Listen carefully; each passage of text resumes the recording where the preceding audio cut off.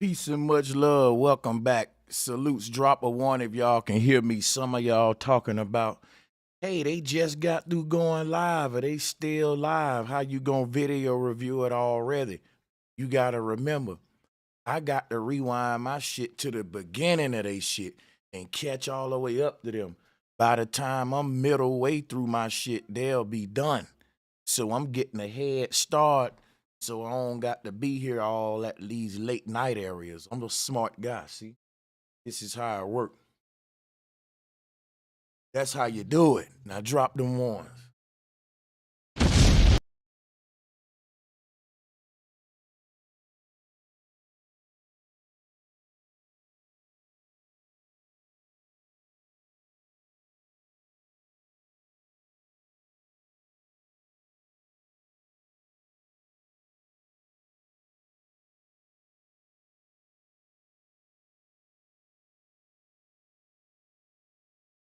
Peace and much love to everybody in the building.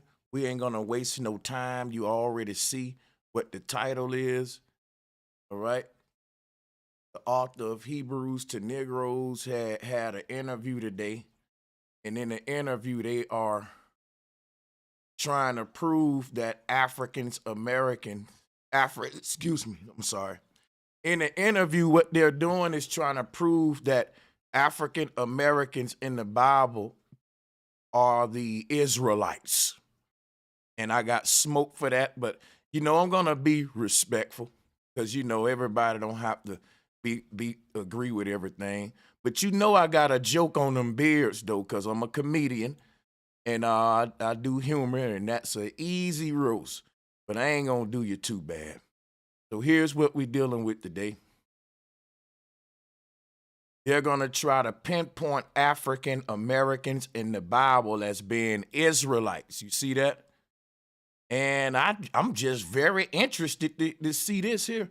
So let's go ahead and start reviewing this and all that good stuff. Already Oh, yeah, I sped it up a little bit too. I sped it up just a tad.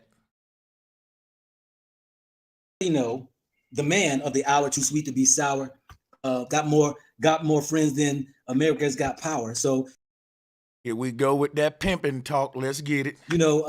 He has been taking a lot of hits for his Hebrews to Negroes documentary, his books that he's selling. And we do know that it's hit the main media, the scene when it came to Kyrie Irving and him sharing this link of his documentary, that many people became very interested in the work that Ron have done.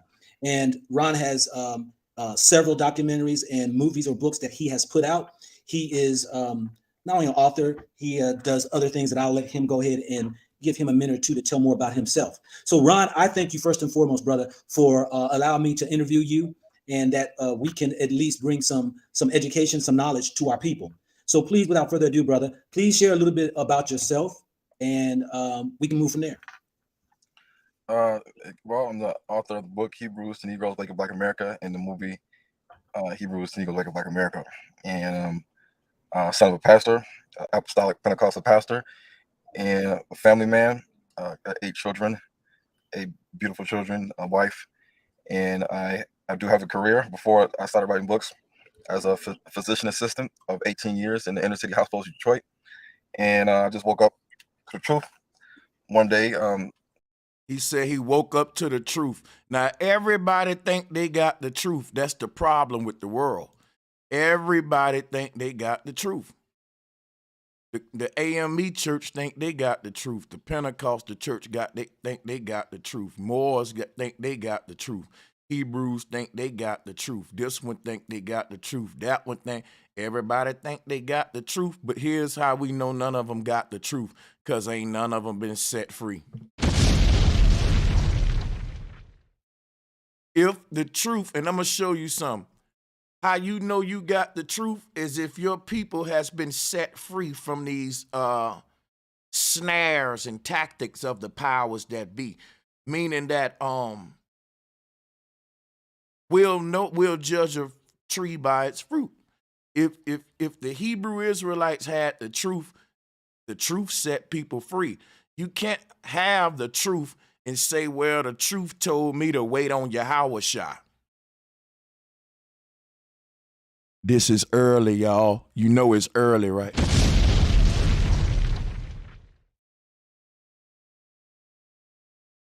The truth will set you free. The truth won't make you wait to get set free. Am I right or wrong?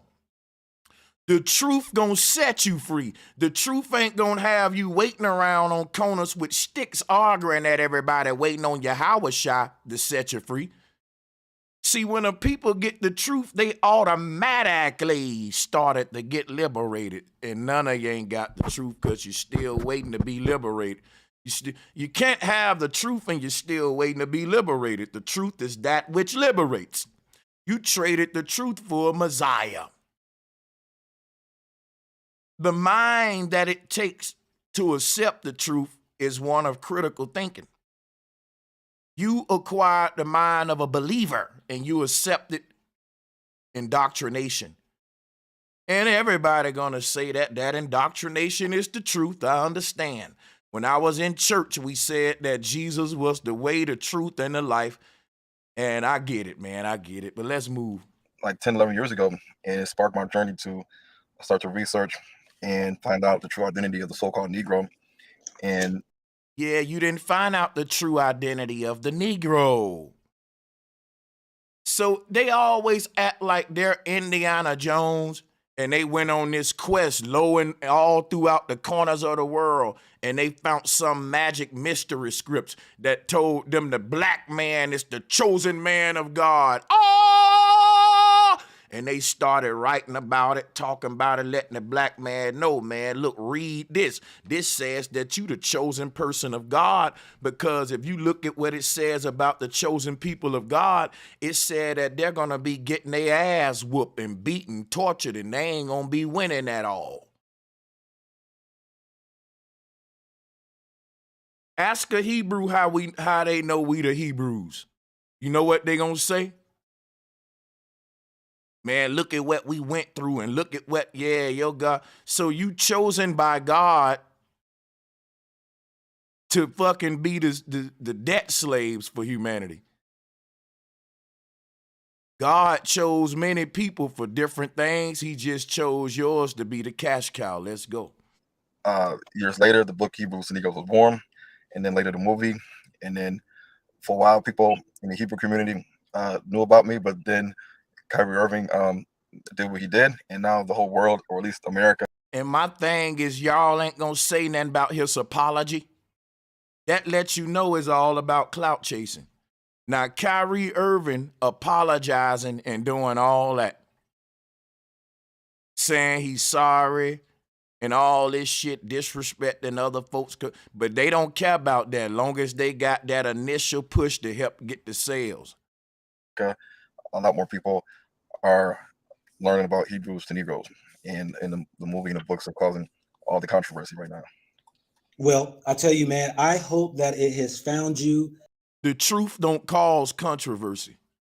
Ain't none controversy about it. Everything about the truth is unifying. Everything about the truth is unifying. It unites people under that one truth that they resonating with. And you have a controversial documentary because anybody coming out with a documentary telling an entire group of people who they are, everybody gonna say, well, excuse the hell out of me. Like, you just smacked my great grandfathers in the face. Like, damn, fuck what they, you're disregarding everyone's motherfucking lineage and DNA. And you're trying to tell them who they are based on a mythological book. You got some goddamn nerves. Like, you niggas are idiots for that. Let's go. To be financially wealthy for or put you in a place of retirement, maybe. But you may mention something interesting that I didn't even know. You said you're an apostolic pastor. How does that play a part in where you are in this information? Now think about that. This man is a pastor in an apostolic church, but yet he's still pushing his Hebrew shit. I was in an apostolic church Pentecostal, and guess what, y'all? They ain't all of this shit, what they talking about, Yahweh Shai, the 6-pointed star, that is anti-apostolic. The apostolic faith is called the Jesus-only faith. Go look it up. All you got to look up apostolic Jesus-only faith. That's what they call us. Anybody from the apostolic church, you know that they say, oh, them the Jesus-only people. And you know why they say that? Because we don't deal with the Father, Son, and Holy Ghost and all that shit. It's only one name that they call under in the apostolic Pentecostal church, and that's Jesus. Like when they baptize you, some churches be like, in the name of the Father, Son, and Holy Ghost. We don't do that in the apostolic church. We say, and I now baptize you in the name of Jesus. Boom. And they call us the Jesus only people because of that. Not the Yahweh Shai only people. The reason he asked them that question is because trying to be in the apostolic faith as well as a Hebrew Israelite is kind of like a contradiction. You can't be Jesus only and adopt some of these Hebraic ideologies as well. So my thing is, you adopted the Hebrew ideology because that's the cash cow. I don't even think you really believe in this shit for real now. You found the good hustles. That's just my opinion. That's just my opinion. Because if you thought any of this stuff was legit, you would give this information away. Because why? The truth will set your people free. You don't want your people set free? If I thought I had the information that everybody needed that's going to free everybody's mind, I'd give it away. And that's what I do, bro. That's what I just give it away.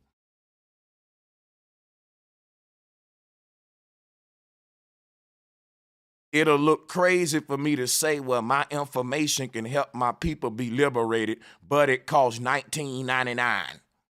My information gonna liberate my people, but cash or credit card. No, any group that think that they got something that's gonna liberate their people, they damn sure ain't gonna sell it to them. Kanye and Kyrie said we need to be more like the Hebrews, more like the Jews. Guess what? When the Jews got some information that they think can liberate their people, they ain't selling it to their people. They'll sell it to everybody else and for a high price. But the Jew will not sell that to his people. He's going to give his brother that because he's going to say all of my people need to be woke and educated on who they are if we're going to win this damn Monopoly game.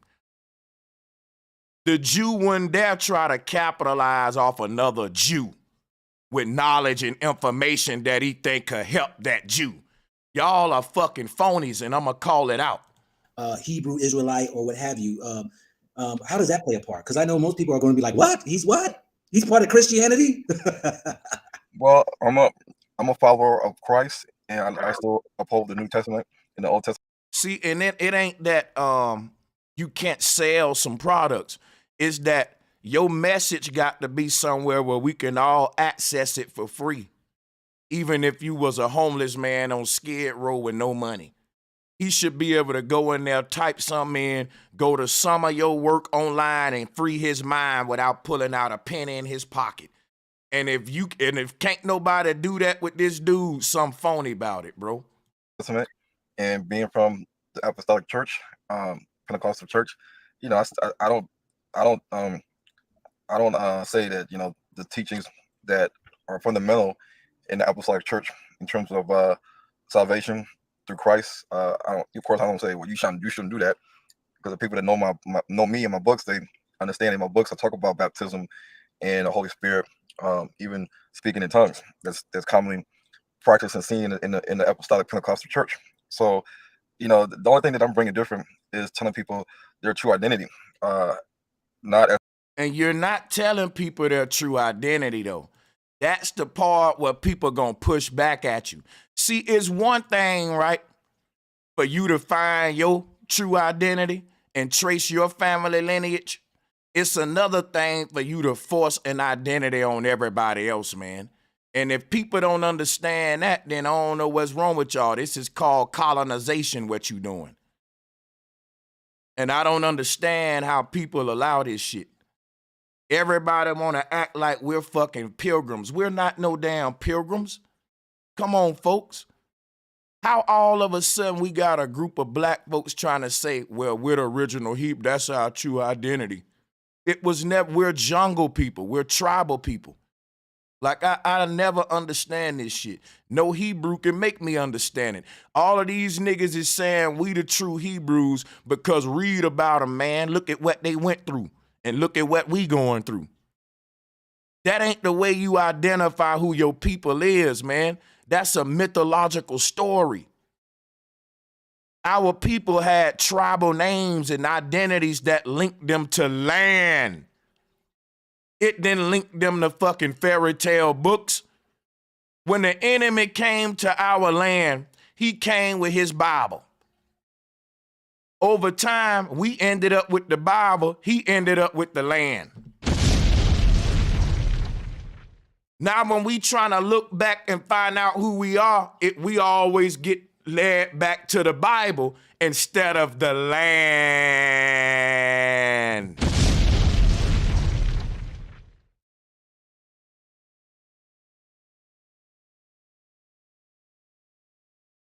As a Gentile or a Canaanite or a Hamite or an Egyptian, but as you know, as an Israelite, as a descendant of Jacob and his 12 sons. So this man think a whole group of people ascended from one family and his 4 sons. This is the fairy tale shit that make me mad at these beard mouth niggas. And he talking with a fucking toothpick in his mouth. And this the niggas y'all learning from. Oh my God. These guys think that an entire group of people originated from Jacob and his 4 sons. And later on in the interview, the Go Black to Africa dude said, do you agree that the black man and black woman started in Africa? We gave birth to the humanity. You can't have them both. If you say that we're progenitors of Jacob and his 4 sons, then everything you saying about out of Africa, that's deleted, yo. Like, come on, that's stupid. That's like they saying we are descendants of Adam and Eve. Guess what? That's a lie. The descendants of Adam and Eve got wiped away in the fucking flood. We're descendants of Noah. We would be under the lineage of Noah, and they would have had a great reset where they deleted all that DNA on earth that was under Adam and Eve. So none of us would have a direct lineage of Adam and Eve. We would be directly connected to the humans that Noah and his family repopulated the earth with this new DNA under the Noah's lineage and his family. And that'll go down into other groups, eventually lead to Jacob, Shem, all these different progenitors. So they're saying, but you got to think that none of this makes sense, right? They're making one family responsible for every fucking human we see on earth. Because it starts with Adam and Eve. The earth is reset with Noah. And after that reset, all of the seed of Noah start to create all the different types of races that you see on the earth today. Now, we know that don't make no sense, though. In order to explain this shit, they're going to need evolution. And this is why the church and the science is fucking uniting today. Let me show you something.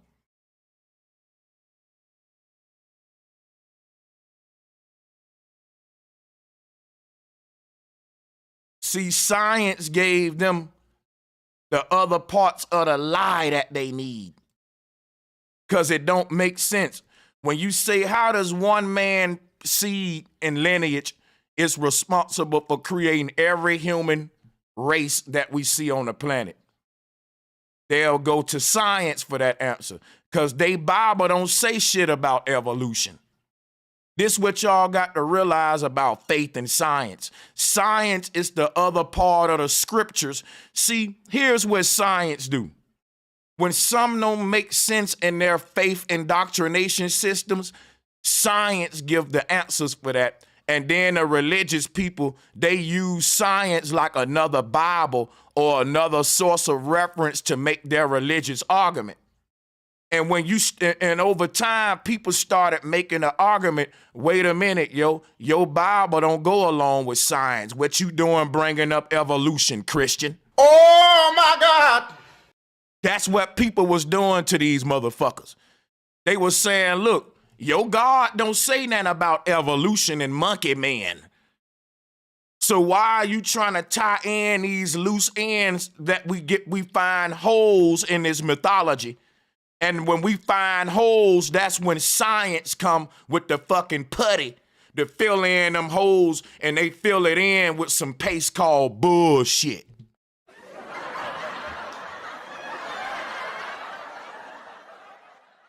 Every time we poke a hole in a wall to keep this whole wall from collapsing, they just filling that in with some bullshit putty.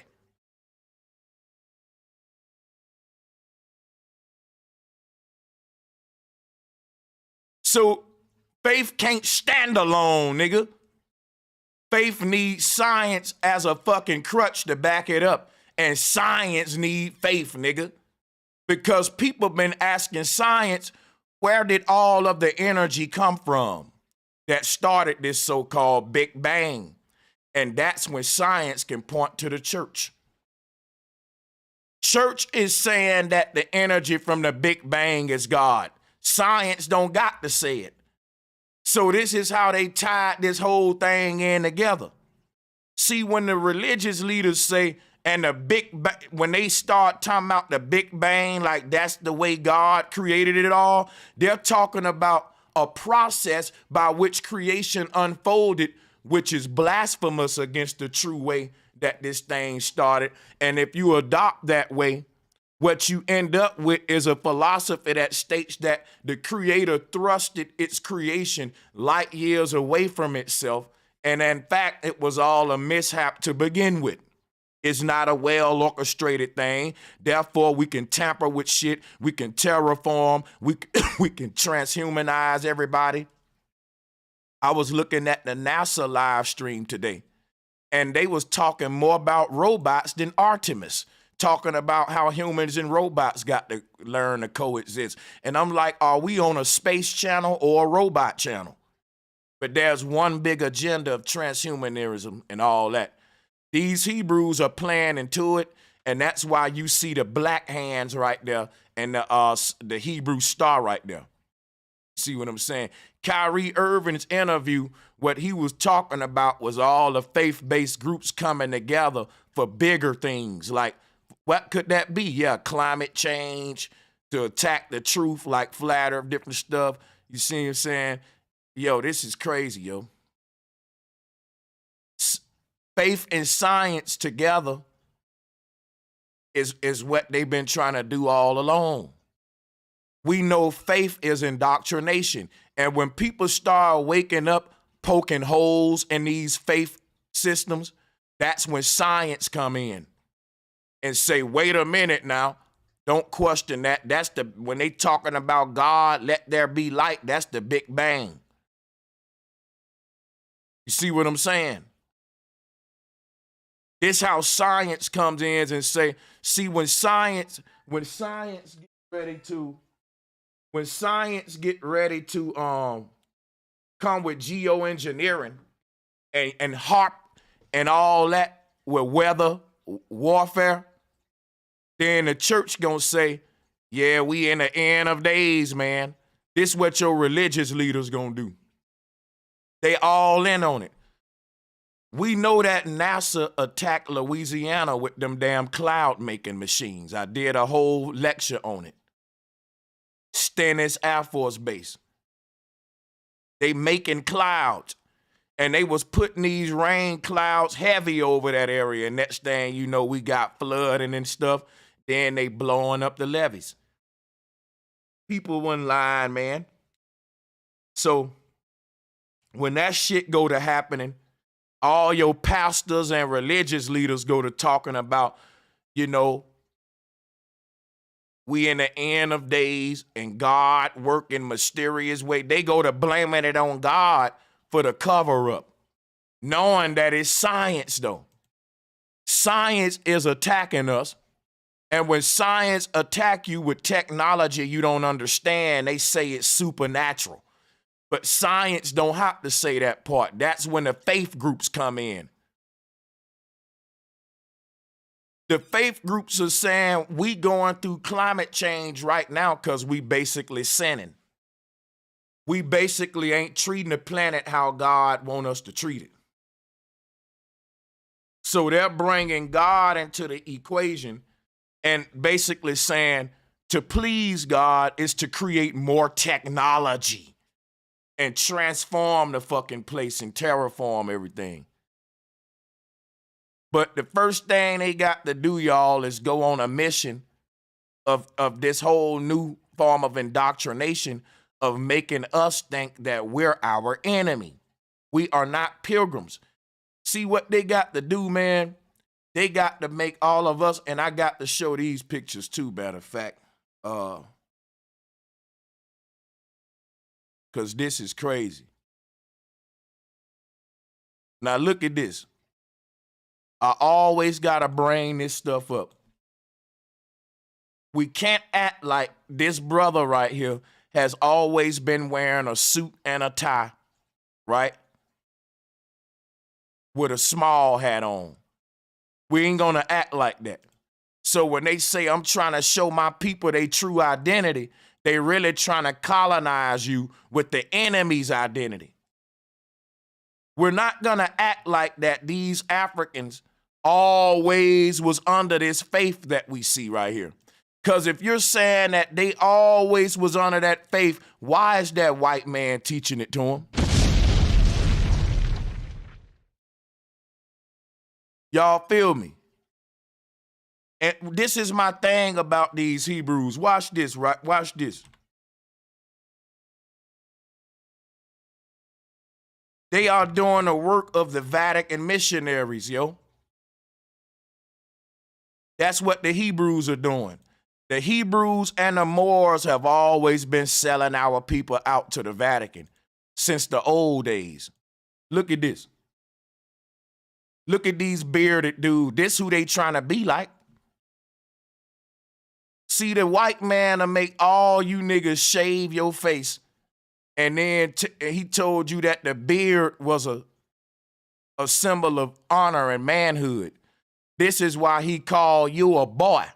It didn't matter how old you was. He made you shave your face like in the military. They make a grown man shave his face and they talk to him like a little bitty boy. I was in there. Bro, I saw little young ass sergeants talking to old dudes like they ain't shit because it don't matter how old you is. It matter about the rank. They make you shave your face. You feel young as hell. They yelling at you like you the daddy. And this is like a psychological thing. And if they see a bit of hair growing on your shit, they will punish you like a motherfucker. Go and shave your shit right now, and it's going to be critical punishment, like in the military. And that's to keep the little boy in you. Only people with the big beards was them. So now we want to be them now. Now we want to fucking, be them. That's all I'm saying. They had to teach us this stuff. They had to teach us this stuff. If you saying we the original Hebrews, why in all these pictures you can see them teaching us this religion? These are the pilgrims, y'all, coming to your goddamn land and giving you their religion. We ain't no pilgrims and never was. We were tribal people in the jungle walking barefoot.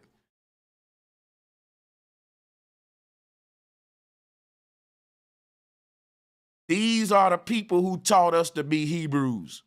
When you say I just learned my original identity, you lying, man. You just tapping into the indoctrination of your slave master. And you trying to put that on all your people. You trying to reinforce the slave master's colonization on all of us. You're trying to make us what they are. And that's why Kanye West keeps saying we need to be more like the Jews.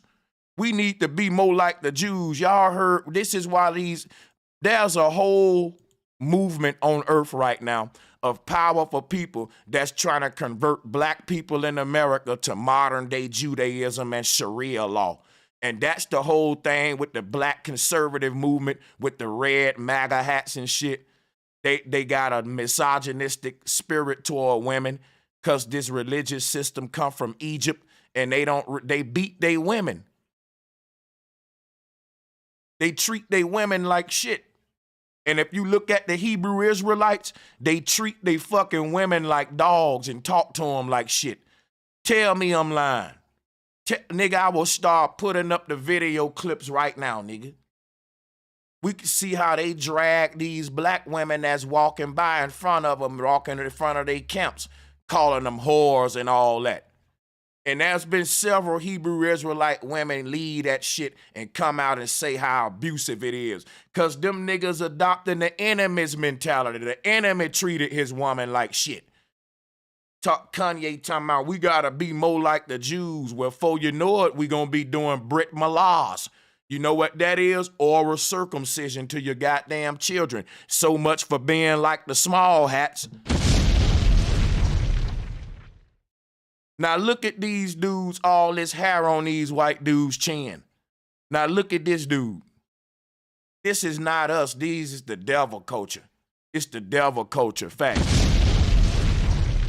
And this dude on the left looks satanic than a motherfucker. No cap though, with salutes, man. Look here, man. I'm just gonna tell you the truth. They're promoting some shit that is not our fucking identity. It's Abraham Lincoln's motherfucking identity. Yeah, let's pull up Honest Abe, Honest my ass. You see that beard he rocking? You know this Abe wore the top hat? Yeah, man, we talking about, bro, we was never pilgrims. Abraham Lincoln is a pirate, a pilgrim. One of the founding fathers, Abba. And now we're fucking trying to identify with his culture as if it's ours. And I'm not going to let y'all do that, man. Look at that young man right there. He's identifying with the slave master's culture, not our culture. And why are we doing this to our people? We setting our people back, man. Do you know this is setting our people back a bunch of years, man, and trying to figure out who we are? You see what I'm saying? These people are satanic than a motherfucker. They know this is not who we are. They're trying to identify with the religion of the slave master. And these folks know better than that. These folks, why you think they getting big media attention and shit? These folks want you to think that you're them. And they love it when people like Kanye talking about, we need to act more like the Jews, yeah, and grow our big old beards and stuff. Rumpelstiltskin and Rip Van Winkle. This is not our culture. Look at these tribal dudes right there. That's our culture. We were family people. We weren't no damn capitalists and monopoly men with a monocle in our eye, counting money and gold, trying to take over people's shit. Trying to cut deals with the devil and swindle people all around the world. Once these people colonized us and taught us money and capitalism and all that, then we became sellers and merchants. What do you think this dude is? He's a fucking seller, a merchant. He's trying to sell you something. He's got merchandise for you. Ain't shit for free when it come to him.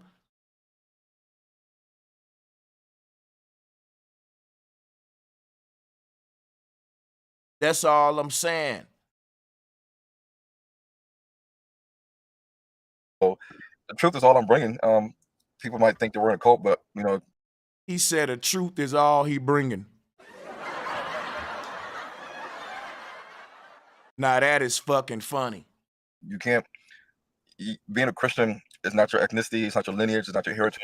It's a religion that you follow, but your ethnicity and lineage and He said being a Christian is a religion that you follow. You ain't said the word spirituality yet. heritage is something that's your birthright, and you can. How can a religious belief system be your birthright?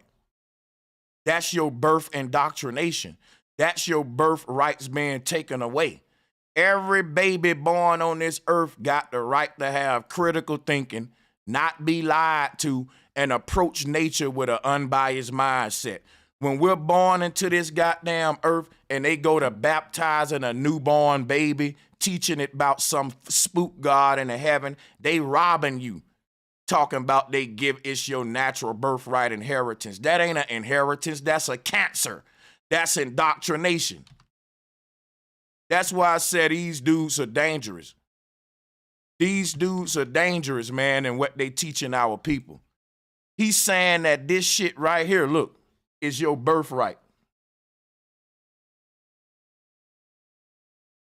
He's saying this is your birthright right here, to partake in this kind of cultic behavior. That baby don't know what the fuck going on. It's indoctrinated at a young age, already telling it how to think and putting a lie into it before it can even begin to question reality. You're robbing that baby of something. And guess what that is? The truth. You're indoctrinating the baby, talking about you giving it its natural inheritance and birthright.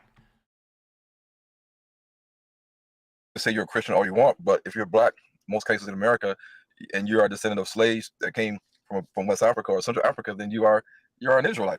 That's who you are. It's your birth. See what I'm saying? Did you hear how crazy that was? If you descended from slavery, you are an Israelite, and that's your birthright. So anybody that went through slavery can be an Israelite, and we went over this a minute ago. We had a couple of Israelites on the channel, and they was like, well, man, anybody can be an Israelite, man. It depends on what your people went through. You know why? Because they get their identity by looking at a fairy tale book and saying, wait a minute, this group of people called Israelites went through slavery like us, so we must be them. Stupid. So, and by that same sense, anybody else that's a descendant of slavery is an Israelite, and you just heard it from the horse mouth, y'all. Oh my God! This shit is stupid. Let's replay. You heard it from his goddamn mouth. Truth is all I'm bringing. People might think that we're in a cult, but you can't. Being a Christian is not your ethnicity, it's not your lineage, it's not your heritage. It's a religion that you follow, but your ethnicity and lineage and heritage is something that's your birthright. And you can say you're a Christian all you want, but if you're black, most cases in America, and you are a descendant of slaves that came from West Africa or Central Africa, then you're an Israelite. That's a lie. That's a lie. That's a lie. Because the tribes in West Africa is not practicing Judaism today. So he's a beard-faced motherfucking lie. Watch this, y'all. I'm going to prove him wrong right now. Don't you know that the Dogon is a West African tribe? They ain't practicing Islam. Let me show y'all some shit, how you know he lying, right? Now watch this. He just told you if you descend from West Africa as a slave, you're an Israelite. But now look, even if we descended from West Africa as slaves, we wouldn't have been Israelites. You know what we would have been? Zulus, nigga. Where the fuck is he getting his information from? And how you just gonna discredit all of this history that we made in the jungle? See, people, here's what beard-faced imposters like him don't want to tell you. They don't want to tell you that black people have an origin story that predate all these fairy tale books. Facts. Black people have some rich history that connects us with the land. But we got to get rid of the goddamn books to see how great we are. He talking about it. If you was a West African and you came over here on a slave boat, you're an Israelite. No. If West Africans was brought over here on slave boats, we got to ask them what fucking tribe did they come from, dummy. And it ain't going to be none of the Israel tribes. How are these West Africans going to be naming tribes from the fucking Middle East if they come from West Africa? Stupid. When you look at the Israelite tribe chart, all of them tribes would have been somewhere in the Middle Eastern area. So how now he going to make it West Africa, y'all? Stupid. Anybody that descended from West Africa on slave ships is an Israelite. No, they would have been from the Zulu tribe. Let's talk about who the West Africans are. They're not Israelites. They would have been from the Zulu tribe. They would have been from the Wodabi tribe, which is this is a West African tribe. All right. Here go another West African tribe right here. I don't know their name. Matter of fact, this is the Samburu tribe. Ain't none of these people practicing Judaism. What the fuck is he talking about? If you look all around West Africa, the people that would have descended from West Africa to America would have been practicing tribalism. And when you look at the Hebrew tribe chart, that's all Abrahamic Judaic faiths. None of these tribes are practicing Abrahamic faith. So what the hell is he talking about?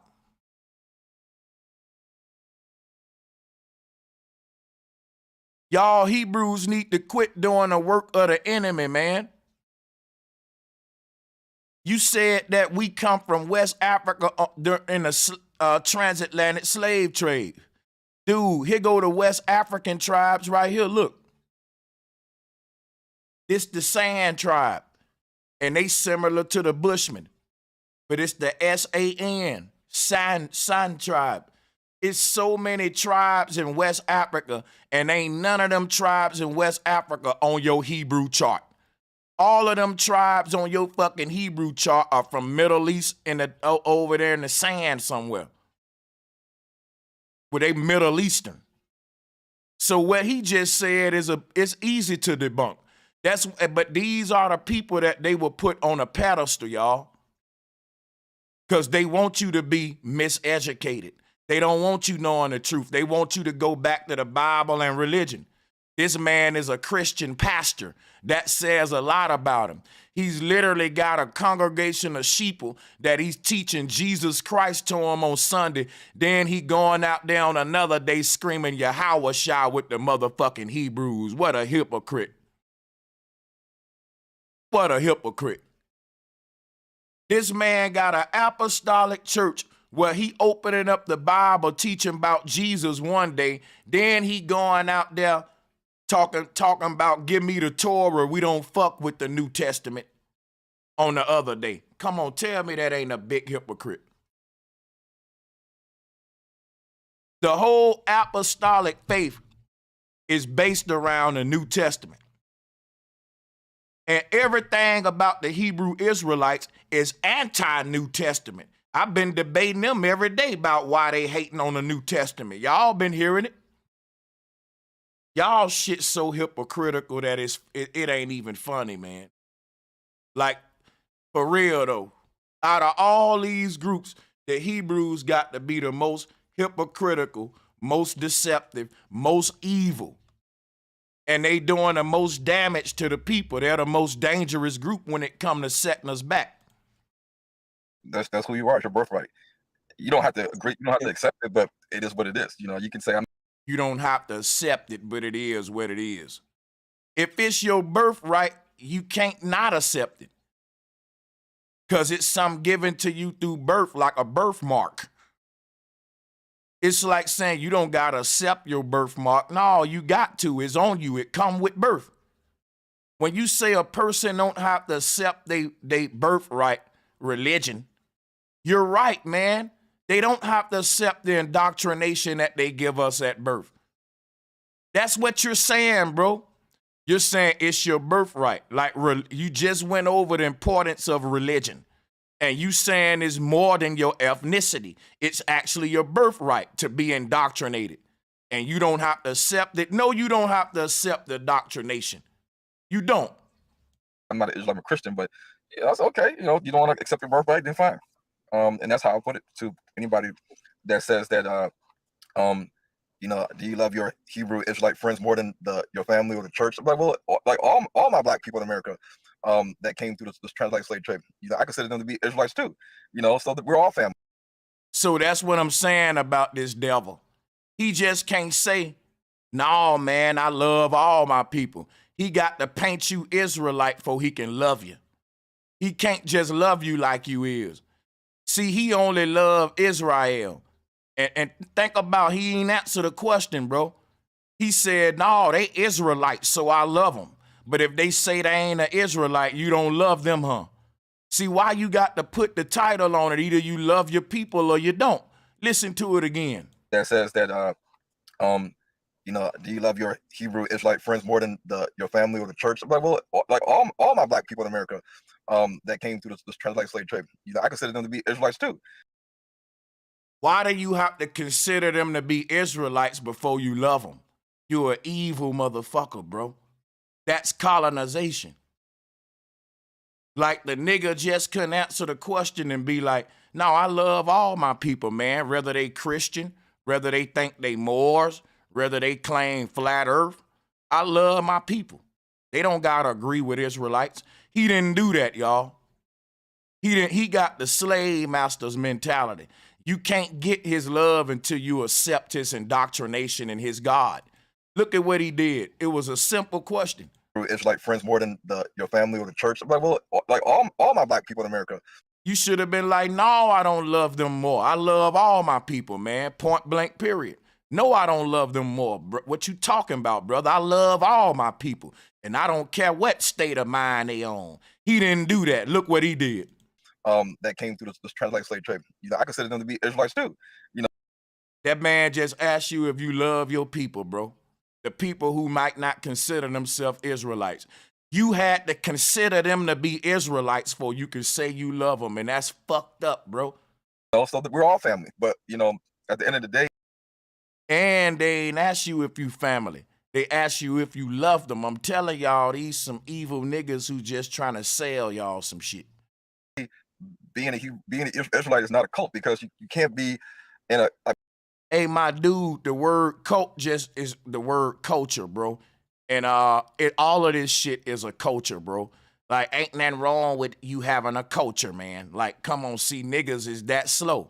I mean, that basically saying that Jesus was in the cult and the disciples were. Jesus, yeah, it was a culture. Yes, they were part of a trending culture that they were pushing at that time. Facts. Facts. Like, people so scared of the word cult. They were all cult members, but that's not true, because they were all of the Israelite stock, but nobody said that Jesus and the 12 disciples were running a cult, you know. So he just said Jesus and them wasn't part of a cult because they was part of the Israelite stock, but nobody said they was running a cult. People, these folks are very ignorant, and you realize these are the people that they want leading and having a big voice.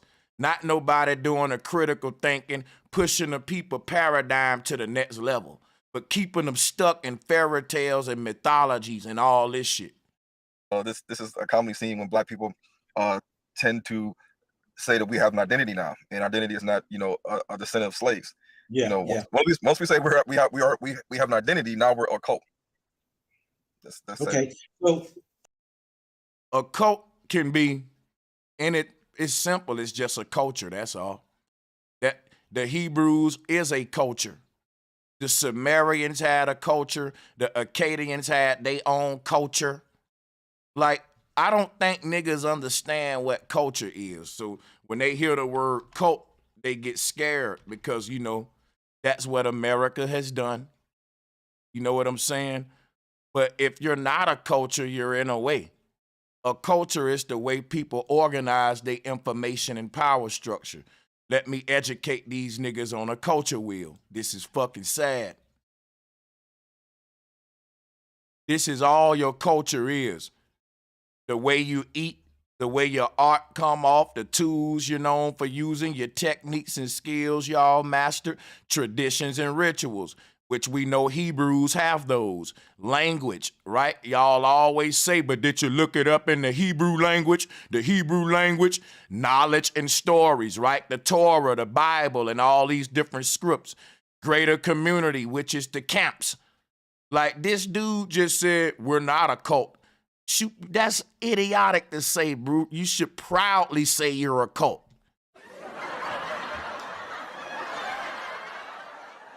Not only should you admit to being a cult, you should say it proud because you are your own culture. That's separate from the culture of the world and the carnal world. You've been called out of the world by your God as a separate cult or culture. Why don't you wear that proudly? Because you niggas is ignorant. That's why. What is your background? I know you did documentaries, wrote books and stuff.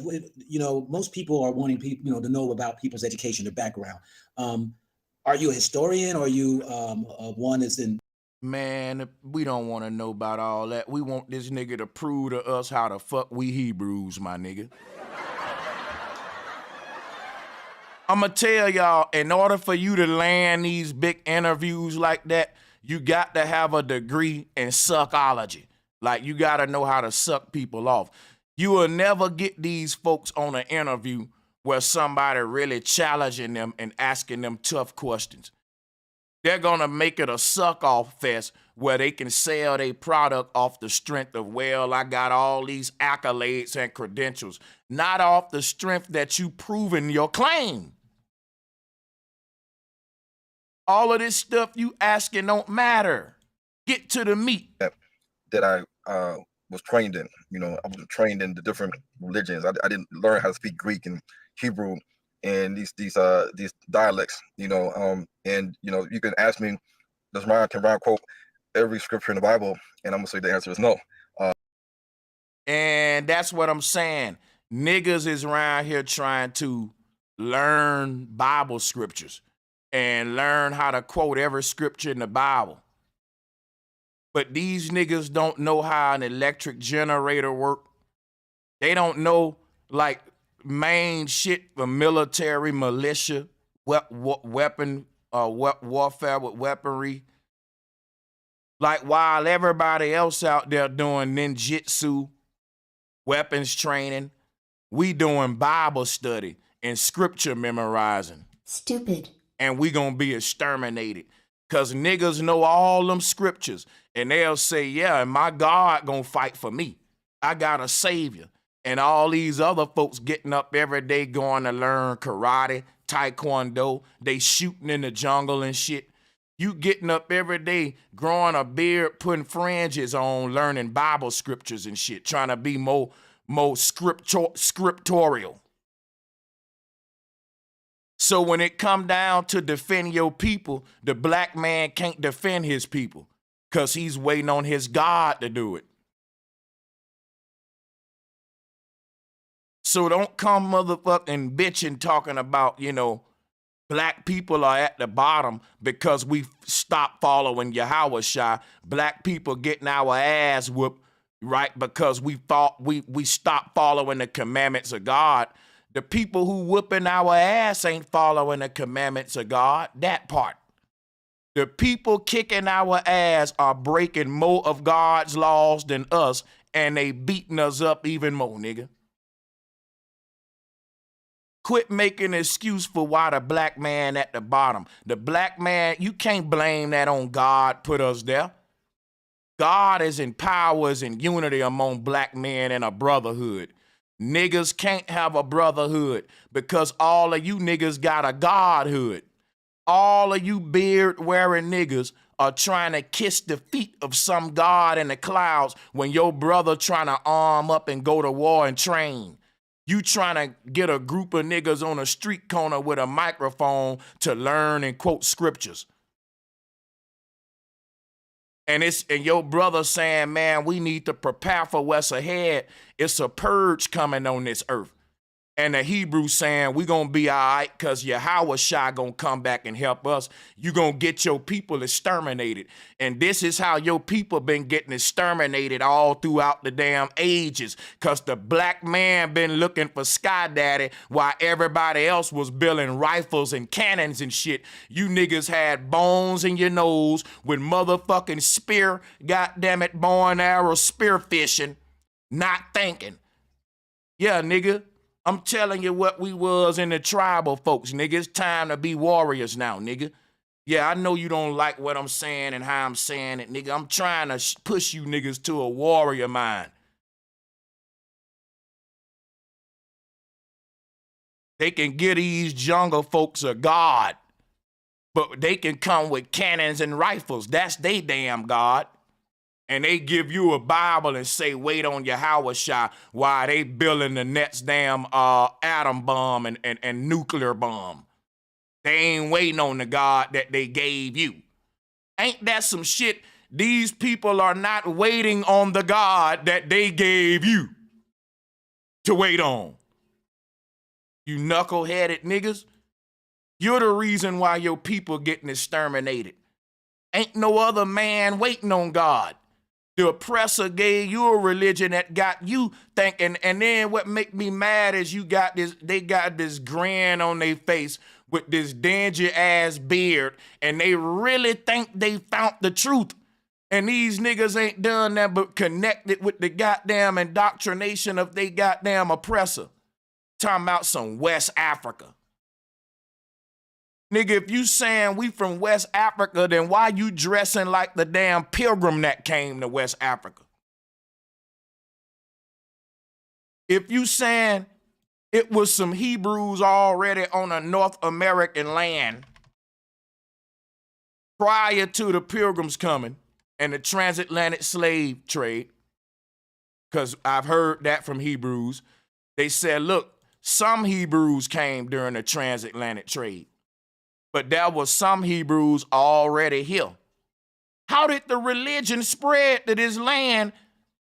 Oh, this just don't make no sense. Because there was no such thing as Judaism on this land till the fucking pilgrims came on their ships. And you're trying to make it like the slaves that they had on their ship are the ones who brought this Judaism here. No, they didn't have no slaves on them ships. What they had on them ships was a bunch of pirates and buccaneers and pilgrims with cannons, and they came with their Bibles, and they turned the people on this land into Hebrew Israelites, just like they turned the people in Africa into Hebrew Israelites. Let me ask you dumb niggas a question. Just like we see these white boys going to Africa today, turning these niggas into goddamn Jews. Show me, see, that's like saying that the white folks brought these niggas to Africa on the ship. That's what they saying about America. These white men did not bring these niggas to Africa. These Africans was already on that land, and the white man just came with his Bible, and now they got him dressing like a foreigner. Listen, I played a video a couple of months ago about these dudes in Africa. They wear the funny suits. Watch this.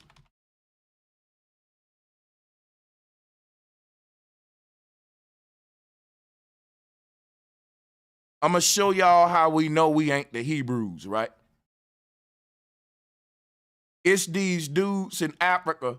I forgot the name of them, but they wear these bright, colorful suits, and they dance around and shit like that. I did a video about them, but I forgot the name and of their culture and shit. Somebody type it in the chat room if you know their names. It was not too long ago. But anyway, these group of dudes was saying they don't know nothing about suits in Africa. They don't know nothing about the Western man suit wearing. And these Africans said when the French started coming to their land, They adopted wearing suits. What was the name of those group of dudes? They in Ghana, Nigeria. They wear the colorful suits and dance like clowns. The Bako, I don't want to mispronounce the name. But I want to, the dandies. Thank you, man. Thank you. Drop a bomb. This proof that we ain't no motherfucking pilgrims.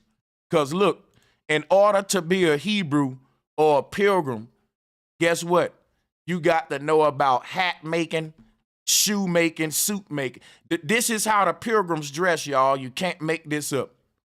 King James was a pilgrim. Let's pull up King James. See how King James dressed? With the fringes on? Look at King James with his skirt fringes on. This is how they wore. They wore them little aprons that the Hebrews wear with the stripe, the fringes. This is how they dress with the pimp hat on, like a pimp with the big hat on. We didn't know about suits, ties, and formal attire. Where is a nigga wearing a tuxedo at in a motherfucking jungle, nigga?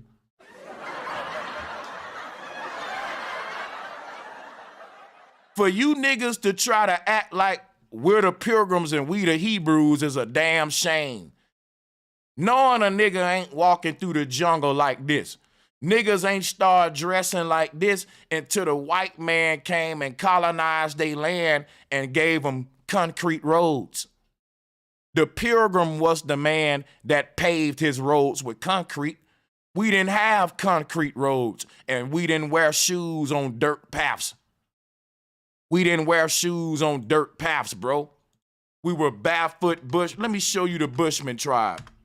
Ain't nobody wearing no shoes because you ain't walking on the street and shit. You walking on soft dirt and you being grounded. It wasn't when the white man come to these niggas' land and turn it into Outback Steakhouse and Walmart and Goodwill and McDonald's. See, that's what's happened in Africa. They got McDonald's, Burger King, them niggas streets.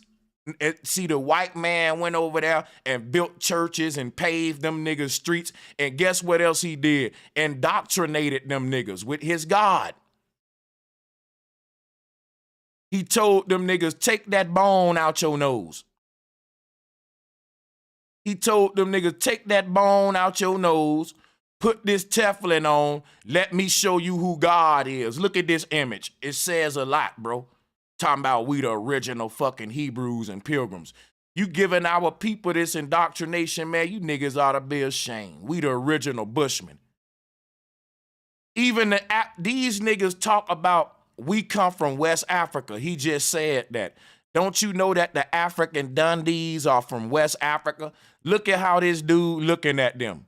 He looking at them like, bro, we don't dress like that. We're not no pilgrims. Because he know that ain't who we are. That's these folks. Look at this dude.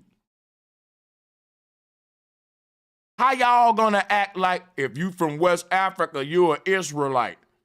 No, you're not. You're a Bushman. You're a fucking Mandinkan.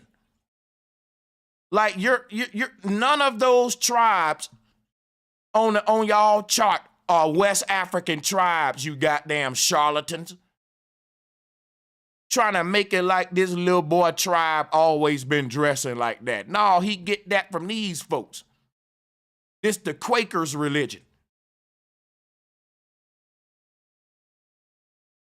The only people that wore shoes with heels on them were the Quakers because they had paving roads.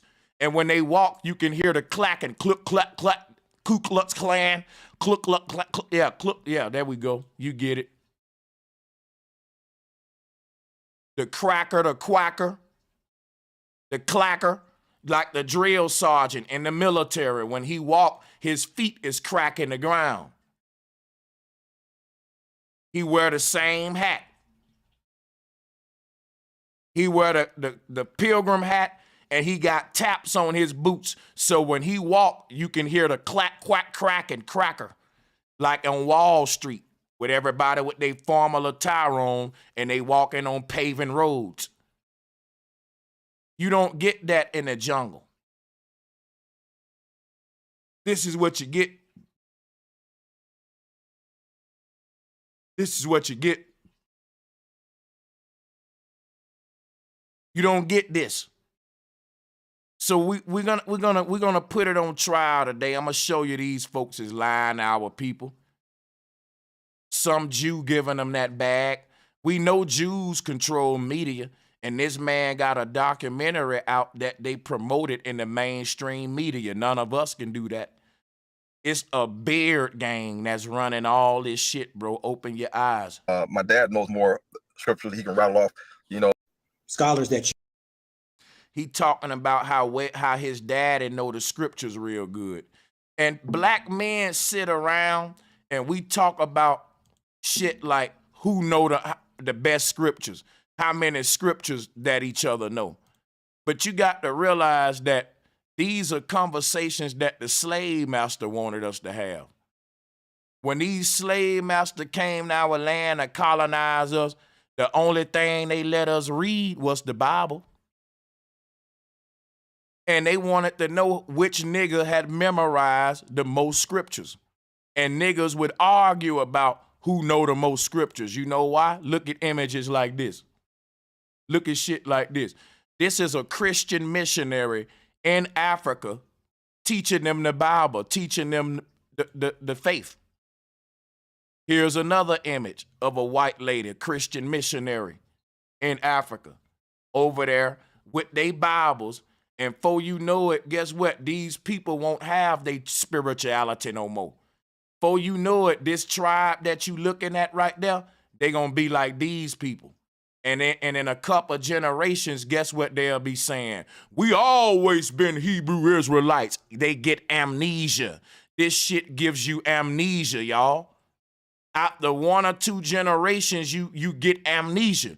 You forget your tribal mother religion. You forget all that. They delete that out your DNA. See, after these white folks convinced these folks that they're pilgrims and got you wearing Teflons and shit, it only take 1 or 2 generations for them to delete that memory out your DNA. Now you got a generation saying, man, we always been the Hebrews. And that's called collective amnesia. You can look this shit up, bro. It's psychological phenomena that happens on a collective level all the time. And I'm telling you that my people, and I love my people, that's why I don't give a fuck about pissing you off, telling you what's wrong, because we got to fix it to make it right. And guess what our problem is? We suffering from collective amnesia. Now let's do a vote and let's see if I'm reaching on that real quick. Because when you say something like that, people can say you a coon, you hate your people. But no, let me see if there anyone else feel that way. Let me see some.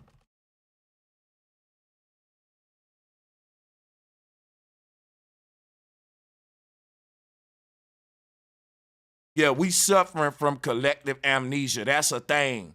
That's when a whole generation of people agree that like when we start saying today, yeah, we the Hebrews. We been the Hebrews. And you got a whole group of our people saying that them people suffering from collective amnesia because everybody know we're the tribal people and that we come from the jungle and that the Hebrews and pilgrims are the ones that came with their big old beards, big old hats on. And now we got collective amnesia because now watch this. Look at this brother. This is a real psychological disorder. That's what I'm telling you.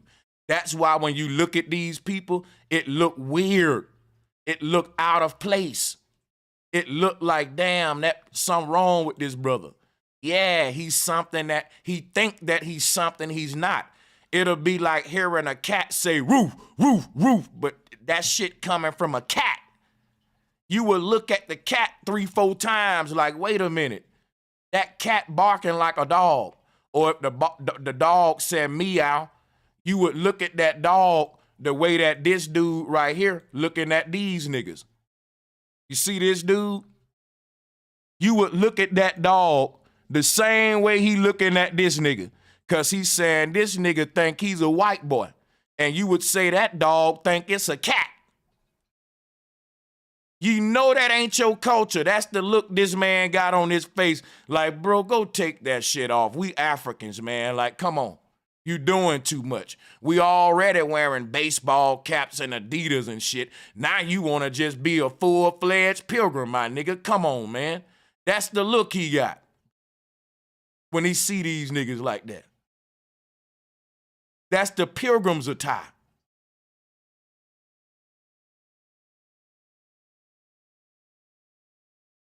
And that's a real psychological disorder.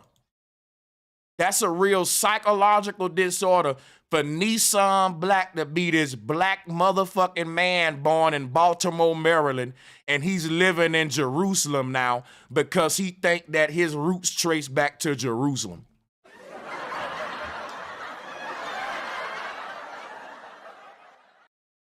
People, when you say Jerusalem, you are saying two words, Jeru and Salem. Winston-Salem, North Carolina. Salem, where it's a city where the witches do their magic at, right? All of the Salems, they got them in UK. It's the city where a lot of sorcery go on because the word Salem is shalom. S-A-L-E-M is shalom, shalim. And Jeru is Heru. The Egyptian god Heru is also Yahweh Shai, Yeshua, Heru, or the hero, the Meshiach, the Messiah. So when you say J-E-R-U, that's the Egyptian bird god Heru, Horus. And they named a city after them, Shalom. You're saying Heru, Shalom. You're basically greeting Heru. When you say that, you're saying Jerusalem, you're saying Heru, Shalom. You know when a Muslim brother say, hey, Shalom, my brother, right? Hey, Sanchez, Shalom. In this case, you're saying Heru, Shalom. And they just say Jerusalem or Jerusalem, okay? Now check this out. Here's why you know a person, how our people suffering from collective amnesia. And you know this is a psychological disorder. Like this is a real mental disorder. Like I told you, this would be like a dog saying meow. It's a weird look. So when we look at this black brother, this is a black brother that's from Baltimore, Maryland. Born and raised in Baltimore, Maryland. And he said he wanted to find his true roots and his ancestors. And it led him to Jerusalem with the white folks, y'all. This is a black dude from Baltimore, Maryland that moved to Jerusalem, and he's surrounded by a bunch of white folks because he's saying he found his true home and his origin and his people. He joined a cult of witches, y'all. When they told you the witches wear the black hat, this man joined a cult of witches, and that's how his career took off. Now, all of these religions that's up under the Abrahamic faith, guess what? They all take pilgrimages. You ever thought about that? Let that sink in, and nigga, I'm a chess player. When what I just said sink in, you gonna say, bro, Sanchez, why you doing like that? And let me go ahead, because it's still going over some of y'all head. All of these religious groups that are up under the Abrahamic faith, they all gotta take a pilgrimage to their motherland because all of them are concentrated in some other land. Like these fake Jews who said that they started off as slaves in Egypt. Or when you ask these Jews that run America, why are they foreigners in our government? And they'll say, we ain't foreigners. This is we native to this land. They stealing your birthright, which is the land. Now, what I don't like about this dude, He said, you're not claiming your birthright. You're not claiming your birthright because you claiming a Hebrew God. That God don't link you to your birthright, which is this land we walking on. You saying that they birthright is the Bible. And nigga, that ain't gonna free our people. This land we walking on belong to us. Land is resources. We need land, not religion. You talking about some birthright and inheritance. We the only people on earth who got a birthright and inheritance, and we born with a free Sky Daddy kit. And that's something to be happy about. Claim your birthright, man. If you black and you a slave, then you come with a free indoctrination kit. Why didn't you claim it, brother? Claim your indoctrination kit. It's free.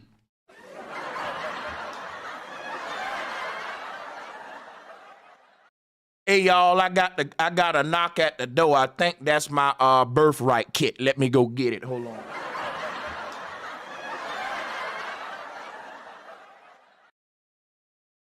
Because if I don't claim it, somebody else will. My birthright kit came. Are you happy? I'm going to claim it now. Now, what all comes in this birthright kit?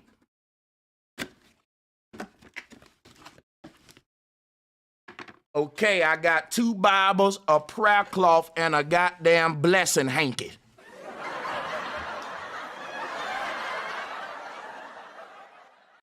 Oh, and a coupon that says if you from the tribe of Benjamin, you get $2 off at Ruby Tuesday. God damn it.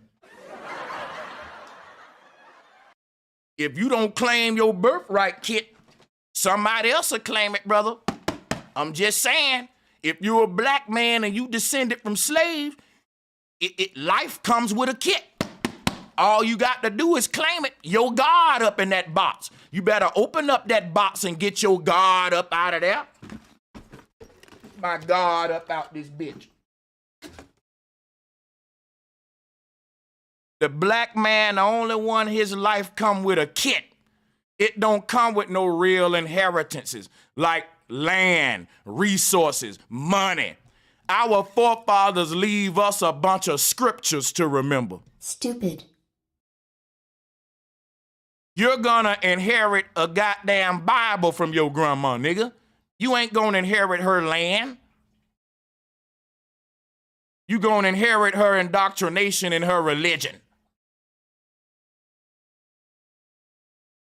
And you wanna know why we behind. You kind of followed or grew with or groomed you, or you kind of I liked Dr. Ben Yakinen, Joseph Ben Yakinen, Dr. Henry Clark, these guys. Of course you're gonna name all of the UNESCO agents. I told y'all these dudes are agents. He ain't gonna name Steve Coakley. They gonna act like Steve Coakley don't exist. He's the realest one. Calling all y'all boule groups out. You gonna name all the dudes that's telling us we're immigrants. You notice that, y'all.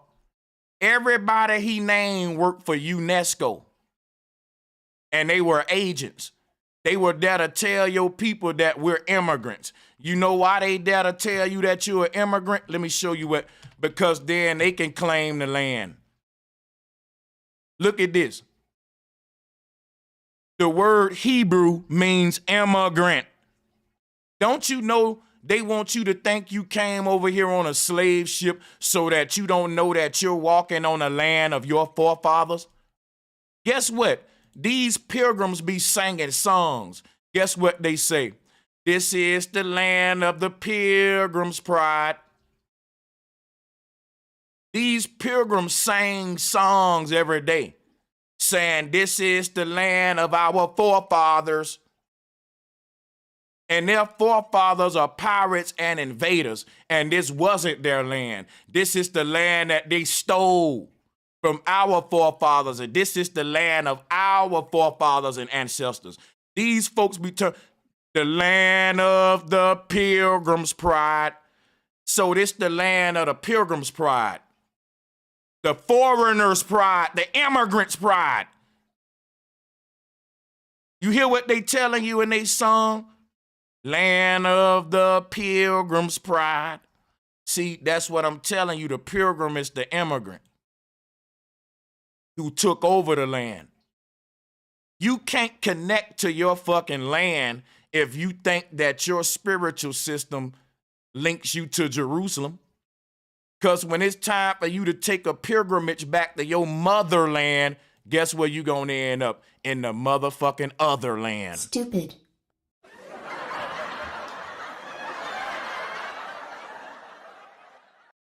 A fucking big misdirection, nigga.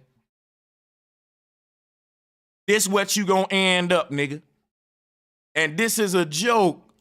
Why you think all the white folks pushing this shit? They know this brother lost. They know that this brother needs psychological help because he's got collective amnesia. They like, yo, this black man really think that his ancestors is from motherfucking Israel.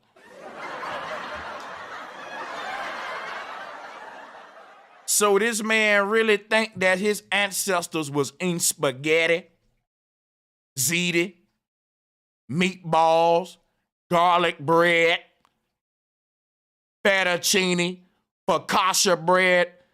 Really? So now we gonna just get amnesia and act like that's us, nigga. Oh, so we was making that ragu, huh? Nigga, do you know what Israel's, nigga? That's balsamic vinegar, nigga. Hey, ain't none of these West African tribes made a fucking pizza yet. Nigga, you can get some of the best pie in Italy and Israel, nigga. Greek pizza, Israeli pizza, the truth. Let me show it to you. People think the Italians make good pizza. All right, nigga. Israel got the best unleavened bread. They make the pita bread, the unleavened bread. See, pizza in Jerusalem, man, I'm telling y'all now, get you some focaccia bread over there. Okay. Yeah, go look at an Israel menu, nigga, and tell me it's the Bushman tribe eating like that.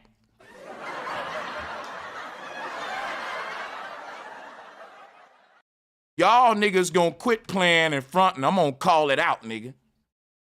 Talking about we the children of Israel. Yeah, so nigga, look at the cuisine. We can break this down just with food and show you that ain't us, my nigga. No, we ain't the pita bread people, dude. Stop. Like, come on, nigga. I know you wanna be Mario and Luigi, but that ain't us. I know you want to be the balsamic vinegar people, but that ain't us. I like pita bread too, but that ain't us. We are not Armenians, my nigga. You niggas need to really get a map because you can't be saying you the children of Israel, but you come from West African tribes. Wow, what the fuck? Stupid.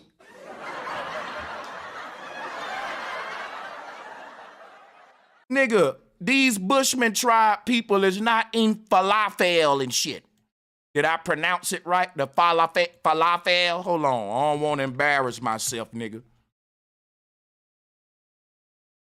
Talking about we the children of falafel. You out of your mind. Nigga, our people are the children of walking through this goddamn jungle, eating these bananas, and at these fruits. Our folks wasn't goddamn making pita bread in that jungle. I bet you if you go down here with these tribes, this is who we are, nigga. Nigga, we was climbing trees getting honey, nigga. We don't know what the fuck you talking about. We was climbing trees getting that honey. You niggas was over here rolling up little pita balls and shit. That ain't you. Yeah, they want to act like they the Panera bread people, Kush King, Sister Betty. They want to act like we the gyro group. Quit playing, man. You do not belong to the gyro tribe, son.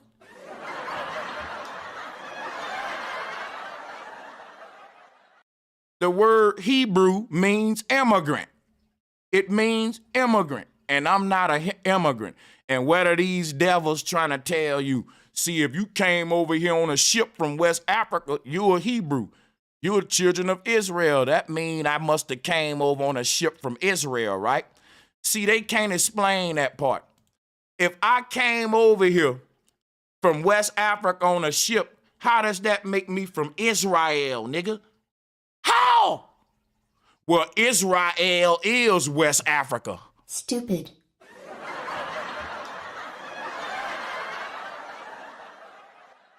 That's the kind of shit you gonna get. You know, kind of was more in the Kemetic, but yet Dr. Ben Yakinen was, you know, he claimed he was an African Jew. And so did you have any scholars or anybody that you kind of, you know, followed and all that? No, to be honest, before when I started doing the research, prior to that, I wasn't studying books like from Bible and Timbuktu and Yohakana's books and other people's books. I didn't read those books. I was in the medical field, so I was reading mostly medical journals and you know, stuff for my CME, for my continuing medical education, you know, to be licensed as a PA in Michigan.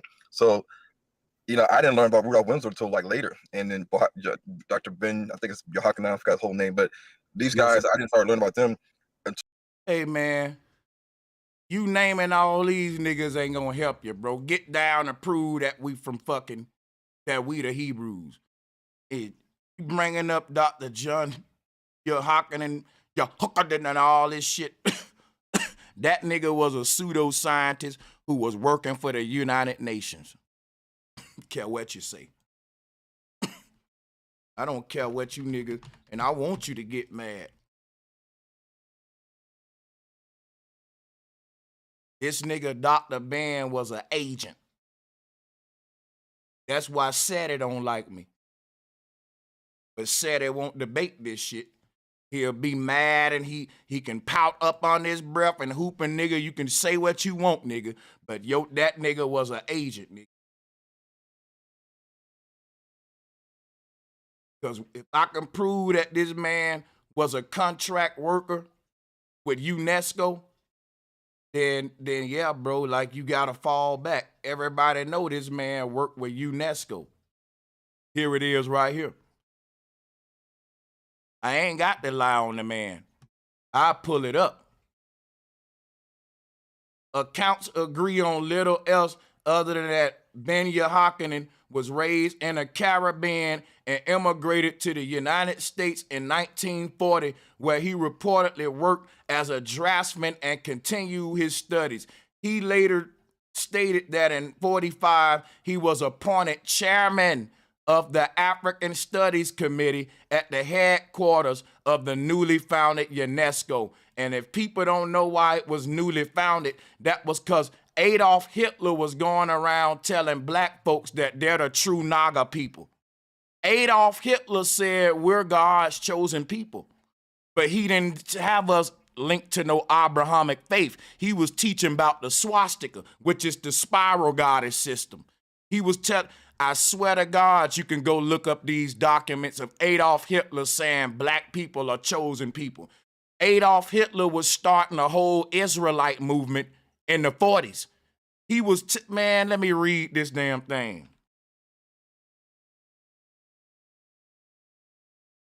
You think I'm lying? Adolf Hitler said that the people in power are the fake Jews and we the real Jews. And he was going around killing them. But y'all going around filling them, trying to do deals with them. But I'm just going to fall back. I'm not going to pull up the shit because y'all know you can pull it up yourself. Drop a 1, y'all, and if there's anybody in the chat room that want me to pull up the Adolf Hitler letter, put the link out there, moderator. Email me to me. I'll show it to you. That's easy work. Now let me show you something about Dr. Ben. I'm going to show you. All of these imposters got to bring up Dr. Ben, y'all. And this is why they got to bring him up. Because, let me show you this first. Look, Dr. Ben was born in Ethiopia, right? Then see, Remember the other day, the brother came up on my panel and he was like, they was paying these people to say that they was from Israel. Think George Macon, somebody came on a call. They put up the paperwork on how these missionary groups will find some sellouts and they'll pay some of the chiefs in your tribe to say, yeah, man, we the children of Israel. We ought to actually give your people collective amnesia. In other words, some people, they will pay off your forefathers and make them change your history for pay. But this kind of like what Dr. Ben did. Him being from Ethiopia, he went and got a job with UNESCO to convince black people that we're the Ethiopians, we're the Cushite people, we're the Kemetic people. And that's making us the pilgrims and Jews. Again, it's making you an immigrant. I don't understand how y'all got smoke for Marcus Garvey, but you don't got smoke for Dr. Ben when he doing the same thing. All of these immigrants are coming to this country trying to convince you that you are a fucking immigrant. Now look at this brother. He way overseas in Jerusalem around some strangers who can do anything to him because he convinced that he's politicking with his people. Tell me that ain't some psychological trauma and illness.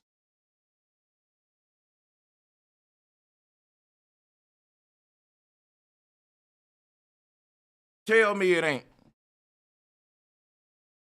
Tell me it ain't. Now watch this.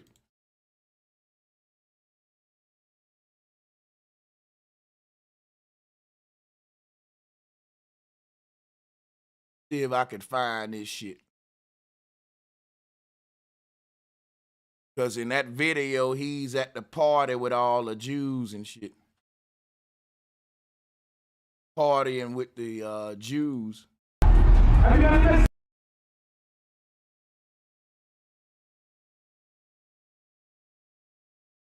Like, you feel me? Now, if black people are the original Jews, why are they making it such a big thing? If we always wore these damn black hats and these black suits, right? If this is who black people always been, why is it so publicized so much?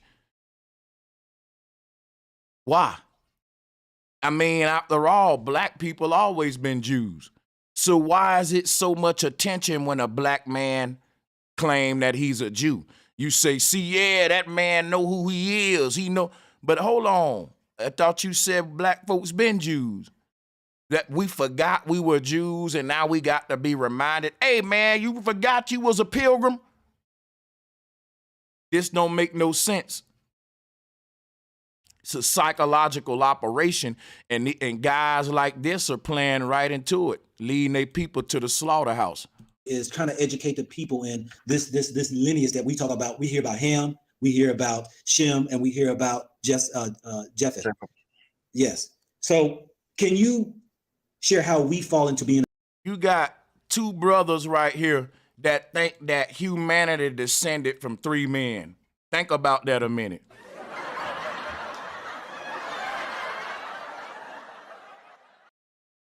Bro, I want y'all to understand the fairy tale mentality of black men and why we at the bottom. He really believed that all of humanity descended from these three men. People that take a special kind of stupid. But see, once you accept religion, it's all based on belief, faith. Once you believe that a snake can talk, once you believe that a man can walk on water, you open to believe anything after that. And you can believe that the whole world was repopulated from Noah's Ark, right? And Noah, let me just show y'all the fairy tales we believe in. We believe that every animal in the world was destroyed, right? And that Noah made an ark and put two of every animal on his ark, y'all, and repopulated the earth. This the kind of fairy tales we believe. We believe that every animal on earth died, every insect, everything. And that Noah had to have 2 of every animal in the world on his ark. Listen, let me show you what this would look like. That would mean 2 grizzly bears, 2 polar bears, 2 golden bears. If before Noah flood, there were polar bears, black bears, right? There were different kinds of that species depending on where you at, right? That means, how did Noah recreate polar bears? You will say, well, Noah probably just recreated the black bear. Then the black bear traveled to the cold spot and turned white. Then you need evolution. Again, and that goes back to why faith and science go hand in hand. Because whenever you point out a flaw in the faith system, they got to go and refer to science after that. And then they got to go with evolution or some other bizarre theory to back it up. See there?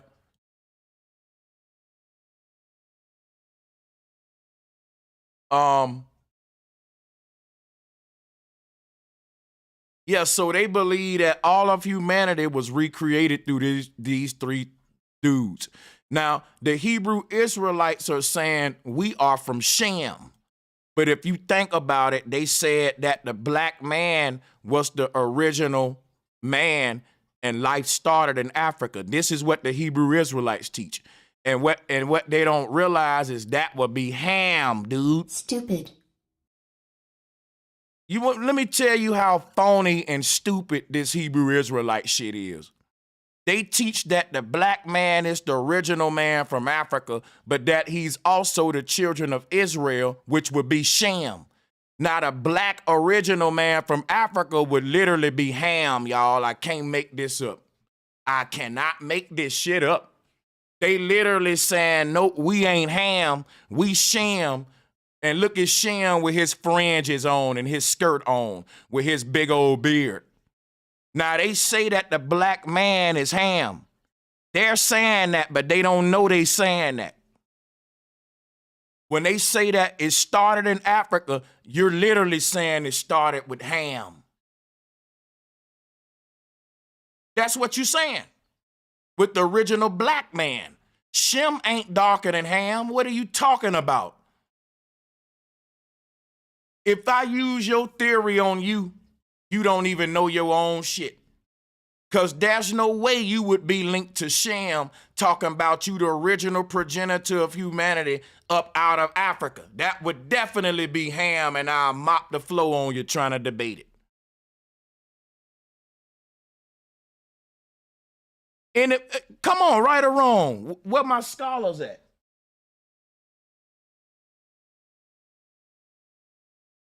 You can't say that you're Shem when God's chosen people would have been the first man created on earth, and that's Ham, Adam.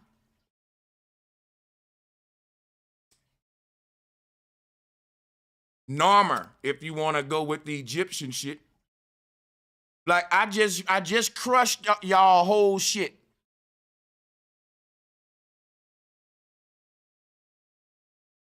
And you can say it's wrong, but you can't prove it wrong. You can't prove it wrong. And these pictures don't got to be in the Bible. They showing you how each one of these groups would have appeared. This come from the Hebrew Israelites. I've been following the Hebrew Israelites a long time. They share this same kind of chart.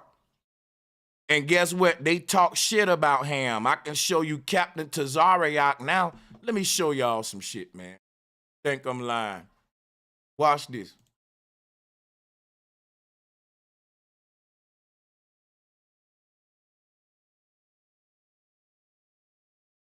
Watch this.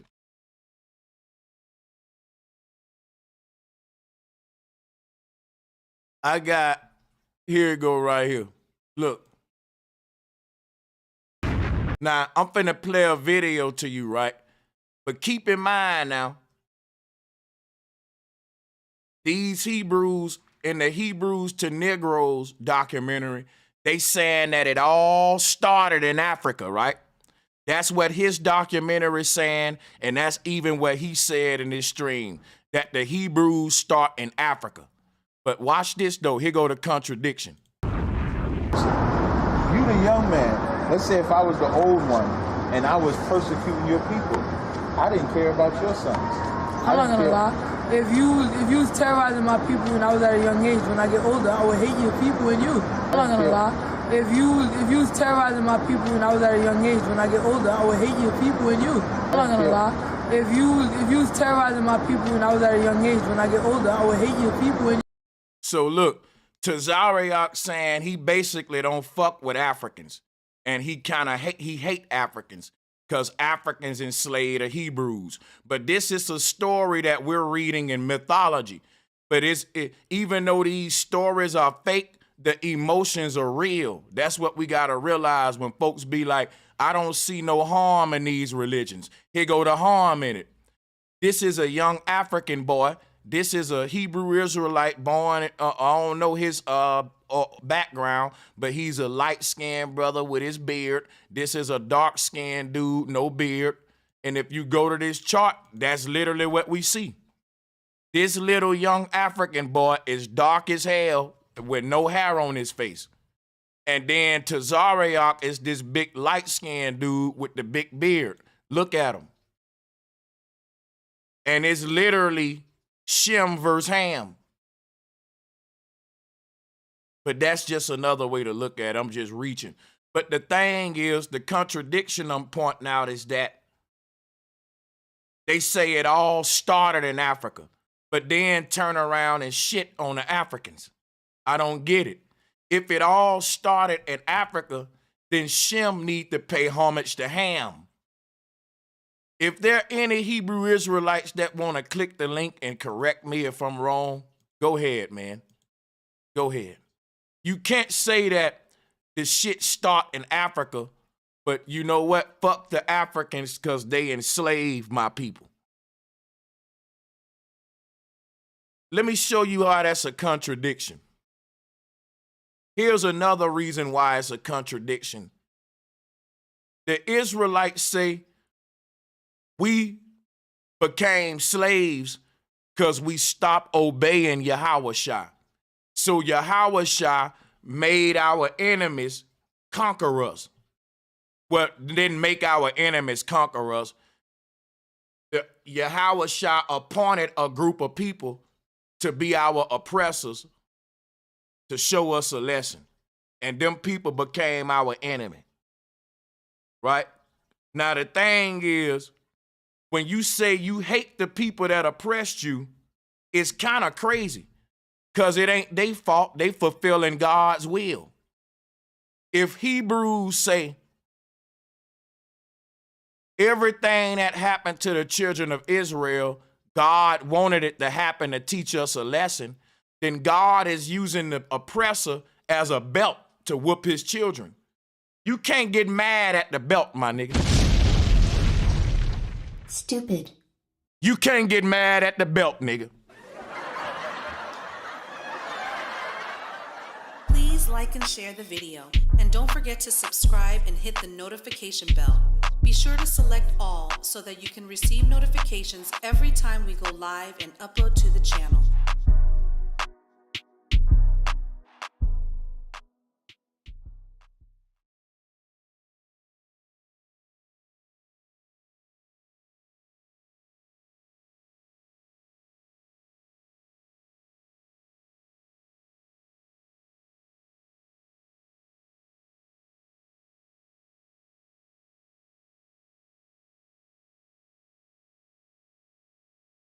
I'm dead ass, bro.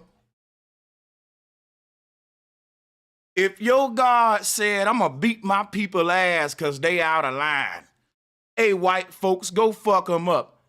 All of you groups, go whoop their ass because they fell away from their God. Beat them up for me.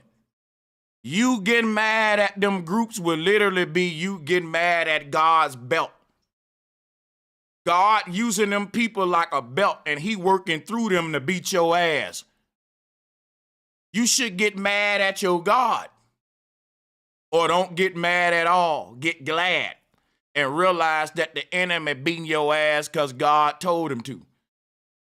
If you saying God gonna keep making the enemy beat our ass till we get our act right, why don't you quit complaining about the enemy beating your ass and get your act right? Instead of keep saying, man, the enemy censoring me. The enemy won't let me sell my Hebrew documentary. Stupid.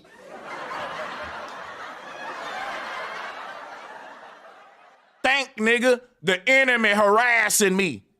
Bro, quit telling us that. We know that the enemy supposed to beat our ass. Until the children of Israel get their act together, this what we can expect. So light the blunt and shut up, man. Damn.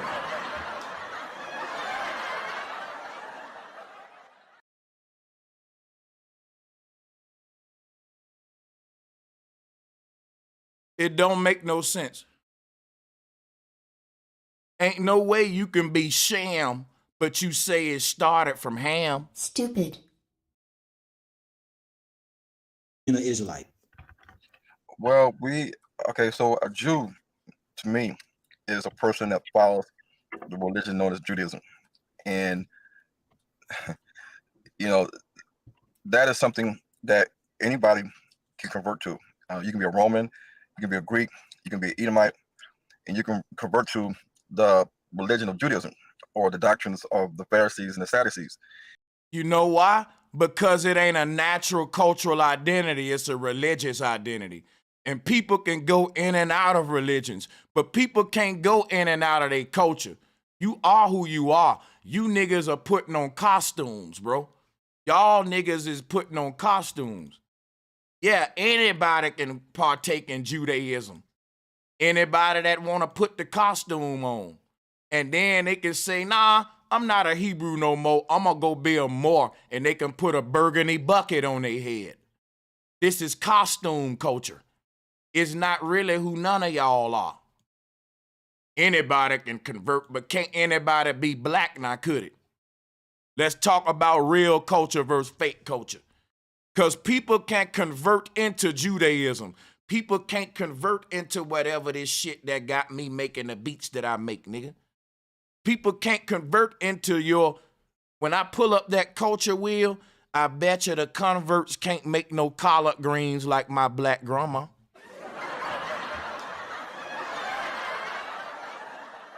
Let's pull up the culture wheel, because anything that you can have converts coming to and all that, that's religious identity. And that ain't really who you are. That's who you want to be. That's a costume you putting on because you hate yourself. Now, here's what real culture is. Can't nobody convert into this. You can't. You just can't. Let me show you why. Let's pull up a tribe and I'm going to teach you something. I'm going to teach you something. You got to be born into this tribe. You can't just convert into this tribe. You know why?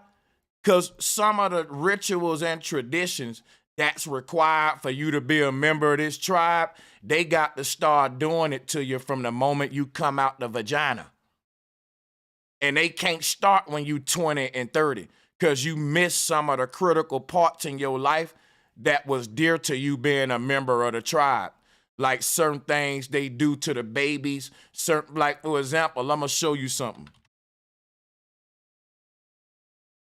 You just can't convert into this tribe. You know why? You'll kill yourself. You know why? For you to start stretching your neck like that, they got to start at a young age. You see this little girl? This got to go with your growth and development. So every time she turn a certain age, they'll put another ring on her necklace. And she's going to grow with this thing. Now, if you just move over there and say, oh, shit, I want to join y'all tribe and stretch my neck, and you 20-some, 30-some, you gonna fuck yourself up and probably end up killing yourself. Because this is something that you got to start doing as a child when your body is forming. You can't wait later in life to start stretching it like that. That's what I'm telling you. It's certain things for you to be part of these people tribe, you just can't be part of their tribe. You need to be part of your tribe and find out your motherfucking shit. Because anytime you got to convert into somebody's shit, you're not going to look like the original thing. You're not going to give off the vibes of the original thing. The people who know that they the original thing going to look at you like you stupid. This dude right here got a documentary of his life in Jerusalem, and you ought to see him hanging out around all them white Jews, and the way they taking pictures with him is like, look, we all get to take a picture with the clown, but he don't get it. He don't get it, though. Go watch the documentary on Nissan Black. It's cringeworthy. He all up in there doing a little do-shi-do, all of them got the big Jew. It was crazy, bro. And there was one more black dude in there with him. It was rest of them, but just Jerusalem white folks. And I said, look, it got to be one nigga per every 50 white folks in Jerusalem. Any nigga moving over there saying, I've arrived at my motherland, ta-da! You really ill in the brain.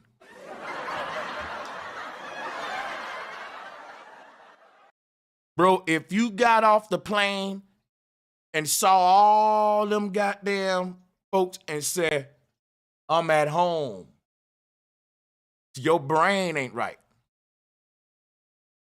You didn't see nothing that resembles anything. You know, let me stop. Let me stop.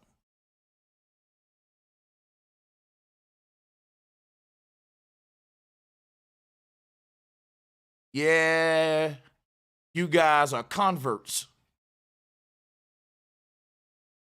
Because look, and what I was saying earlier about all of these Abrahamic faiths got to take a pilgrimage to their homeland. Like if you're a Muslim in America, you got to take a pilgrimage to the Middle East cobblestone.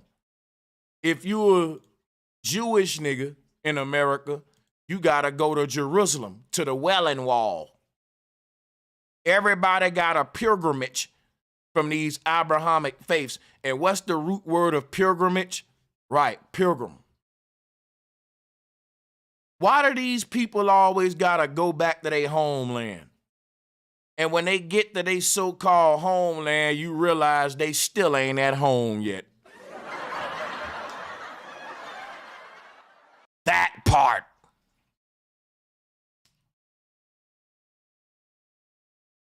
Think about this, right? The Creek Indians and all these Indian tribes that was born on this land, they didn't take a pilgrimage. Y'all, you see how I'm beating these niggas up, boy? I just told you something that ought to make you think, nah, that's a chess move I just played. All of these Hebrew Israelites today know that every Hebrews want to go to Jerusalem, to the Jordan River. You want to take that pilgrimage to the land that you reading about in this book. You got to be an immigrant to participate in this shit. Think about that.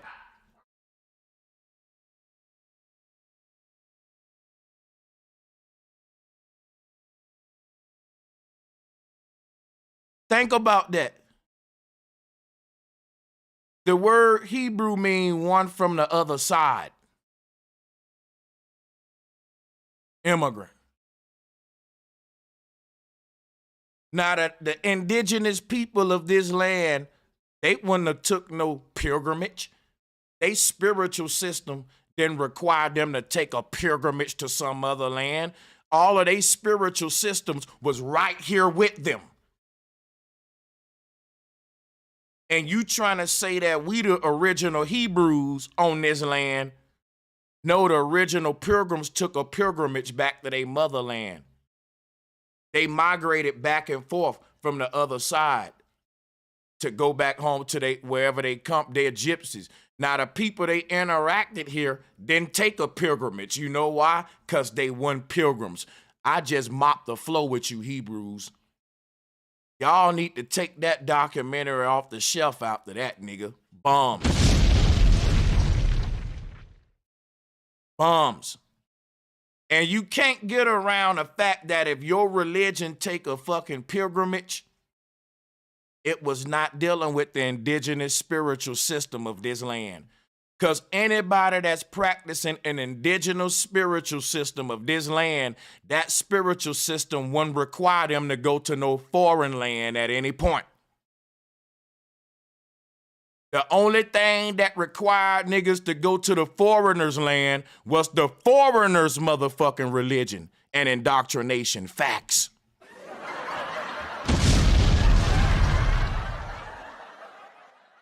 Oh, yeah, I'm gonna mop the floor with you. Oh, I'm talking about these the kind of daggers that you ain't gonna pull out because they driven in so deep.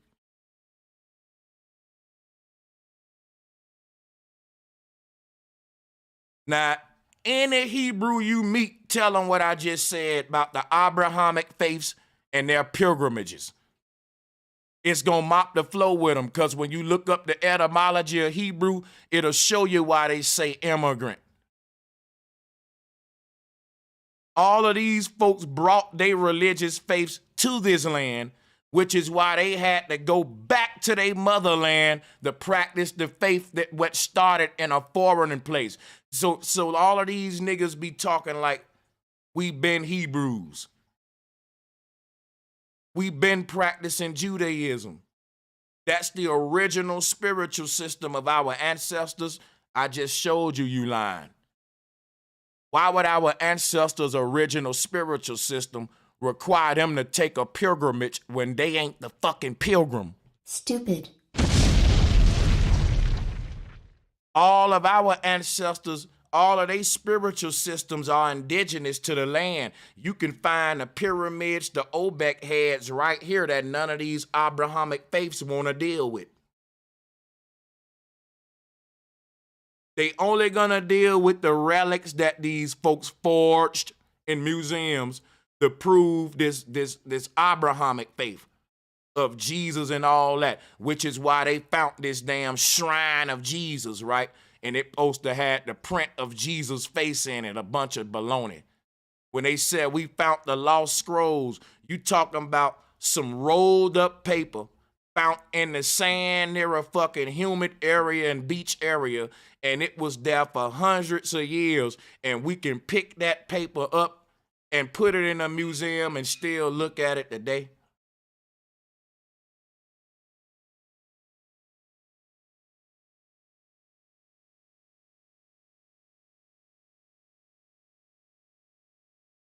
Wow. Y'all really think that it's some papers out there that can survive longer than certain metals and minerals? Stupid.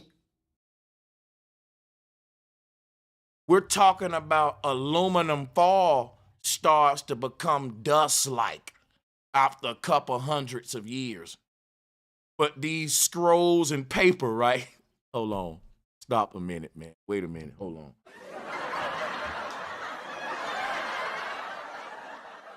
Stupid.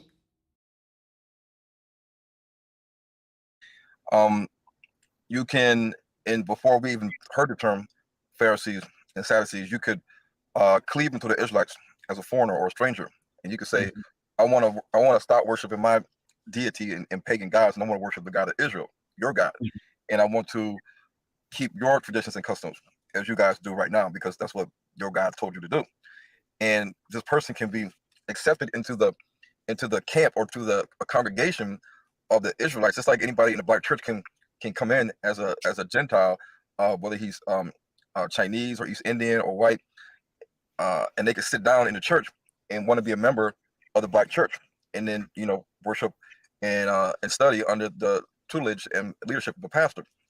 In those days, They didn't have churches, so they had the Israelites were amongst themselves. And if a stranger wanted to come join in with the Israelites, then he had to, of course, adopt what they're teaching.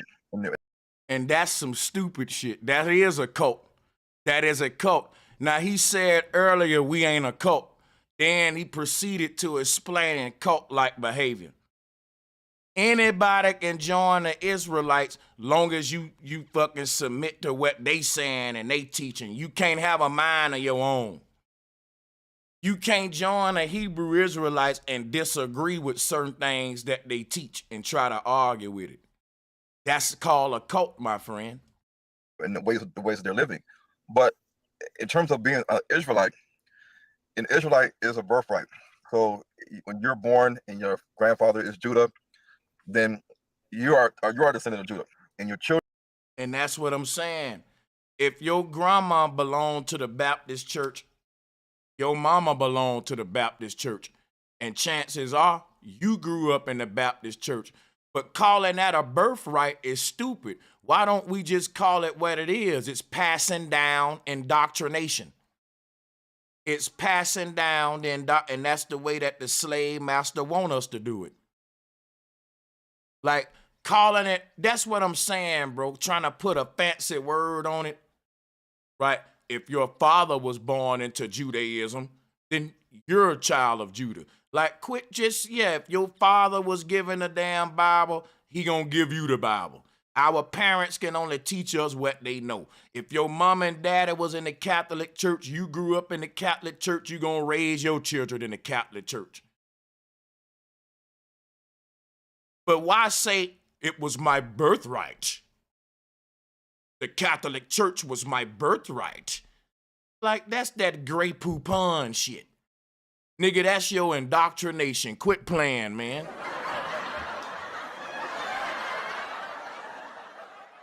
You can miss me with all this Grey Poupon ass shit. Children, your sons are descendants of Judah. If your granddaddy was Naphtali, then you are a descendant of Naphtali. Your children. Let me pause you right there. Let me pause you because we shared about. I was going to kind of interject when I get I want a little clarity because you mentioned Judah and all this right there. Okay, let me say this first and foremost too, because when I first said go back as far as one, let me say it's proven fact that we are the Black people in Africa who was the first that brought humans on the planet Earth. That's scientifically proven. There is no doubt about that. That the oldest bones even. Now, this man said it's scientifically proven, is no doubt about that the oldest bone on the earth is the black man. Let me rewind this now. And these are the type dudes that they put to the forefront. Niggas who's not gonna question none that the slave master give him. Now, let me go and debunk the Lucy bones. Your children. Let me pause you right there. Let me pause you because we shared about. I was gonna kind of interject when I want a little clarity. Because you mentioned Judah and all this right there. Okay, let me say this first and foremost too, because when I first said go back as far as one, let me say it's proven fact that we are the Black people in Africa who was the first that brought humans on the planet Earth. That's scientifically proven. There is no doubt about that. That the oldest bones even found is in Africa, that the human race came out of Africa and migration started. So then we get to a place of now, because I want people to understand now, when we start to get in. See, that ain't true. When he said the oldest bones are found in Africa, let's examine them bones. Let's not just talk about it. Here they go. You notice that all of these bones is supposedly belong to Black people and African people, but they owned by white folks. White people own all our ancestors' bones, y'all. Stupid. Shouldn't it? So we just gonna let them play with the bones of our dead ancestors like that? Ain't none of y'all, the biggest protest on earth ought to be, man, them bones are Black people's ancestors' bone. We should be able to own that, because they got these bones up in a museum making millions of dollars off of it. Y'all Black folks, if you saying these are Black people ancestors, the monkey man, by the way. So when niggas like this say that it's true that Black people were first and we from Africa, that ain't true, bro, because that's Australopithecus. It's a Negroid monkey man. It's why they said black people are monkeys, because you want to be first. And that's why it ain't no black man holding that damn skull. It's a racist white man with a grin on his face who know that the joke is on you niggas. I told y'all about this. This eugenics, evolution, Darwinism. Not gonna keep repeating myself about it. This what these folks think about you. This why they say you only 3/5 of a human, because you're part Australopithecus.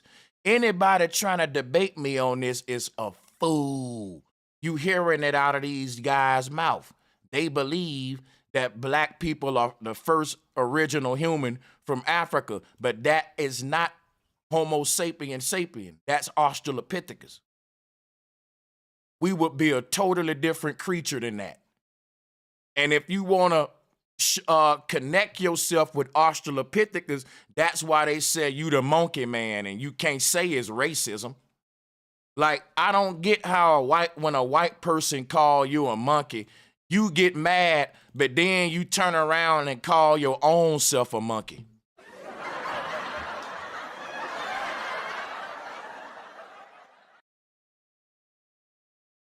It's crazy, man.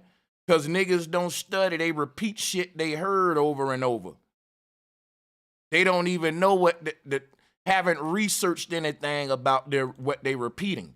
It's regurgitated nonsense that's easily to debunk the way that I'm showing you right now. And I'm giving you so many daggers too to mop the flow with this shit. Here go to Darwin's evolutionary timeline in a nutshell. 5 million years ago, you got Monkey Man. That's who these niggas claiming to be.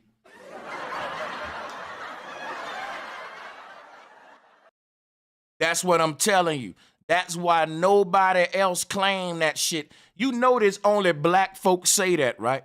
Only black Pan-Africans like to say that. The original black man come from up out of Africa, and science proves that. And when you say science proves it, you ain't telling them science also proved that makes you a monkey man. You can't pick and choose what you want neither. Because I debate so many niggas on this. If you want to use science bones to say blacks were first, then when they put the monkey head on it, you got to take that too, nigga. Got to take that too. And you can't get mad when a nigga say, man, sit your monkey ass down.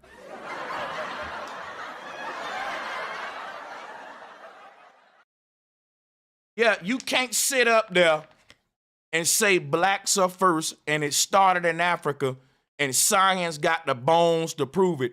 Then when I show you the bones that they proving it with, you get mad and say, no, bro, Sanchez, I ain't no monkey. Bro, you gotta take all of the science, not some of it.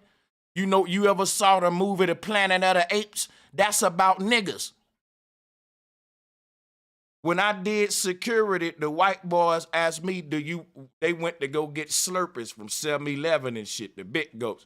They was like, what flavor you want, the banana one? I didn't laugh with them. But guess what? I can't be mad at them either. If niggas like y'all saying the same thing, blacks were first from Africa and science prove it. If a white man say, hey man, you want some banana chips? This my nigga right here, man. Come to our house tonight for dinner. And then when they invite the nigga over, guess what dessert gonna be? You guessed it, banana pudding, baby.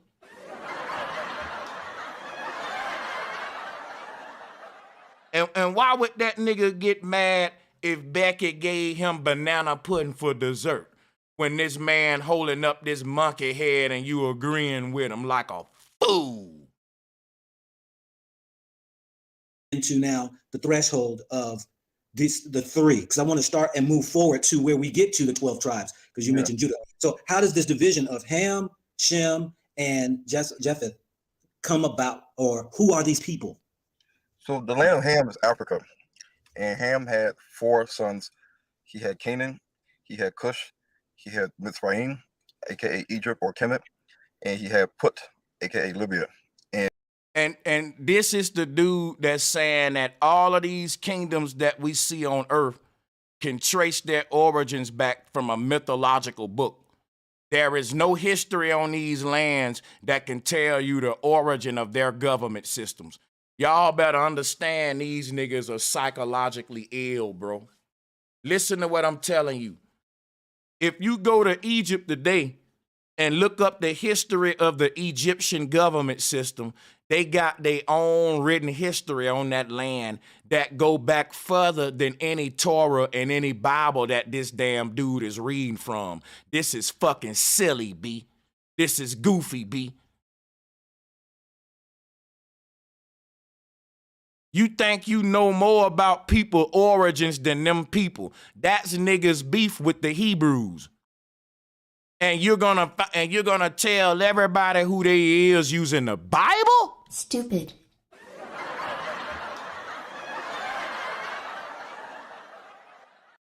You're gonna take a mythological book that just appeared on the earth to tell people about who they are, and the people you talking about, the kingdoms that you naming, go back to hundreds of thousands and fucking years way before the Hebrews even appeared on earth. You got some nerve, B. This is silly, B. I mean, come on. How you gonna use a young script to give the origins of an ancient people? Think about what I just said. You're talking about a people whose history predate papyrus itself by a couple 100,000 of years. Did you just hear what I just said? Did you just hear me? Some of the kingdoms that he just named, that he's trying to tell them their origins through the Bible, through the Torah, through a young book. These are young books, whether they want to believe it or not. Facts. Science will tell them that too, but they won't quote that part, will it? You talking about kingdoms whose history go back to damn near millennia. And you're gonna tell them people about themselves with a book that just popped up on the earth. Stupid.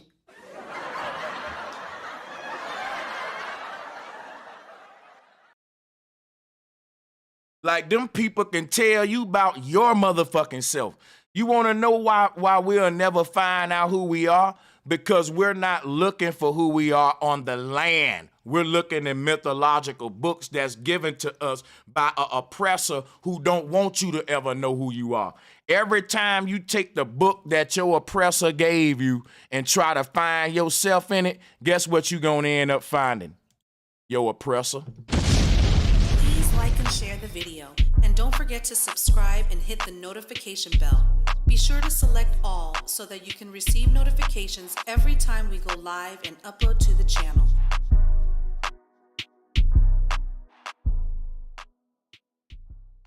I'm gonna say that shit one more time. Anytime you use a book that's given to you by your oppressor to find yourself, guess what you gonna find? Your motherfucking oppressor. Guess who you gonna mimic? Your motherfucking oppressor. Guess who you gonna idolize? Look at Kanye West, your motherfucking oppressor. And you niggas ought to know that shit by now. And you not knowing that by now is dangerous to the people at this point. And they took their portions or lots of their territory, of their people in the land of Africa. So when they divided up the land of Africa, Israel spent over 100 to 200, 300 years in Egypt intermarrying with black women. So prove that the group called the Israelites was in Egypt over 120 years. You a lie.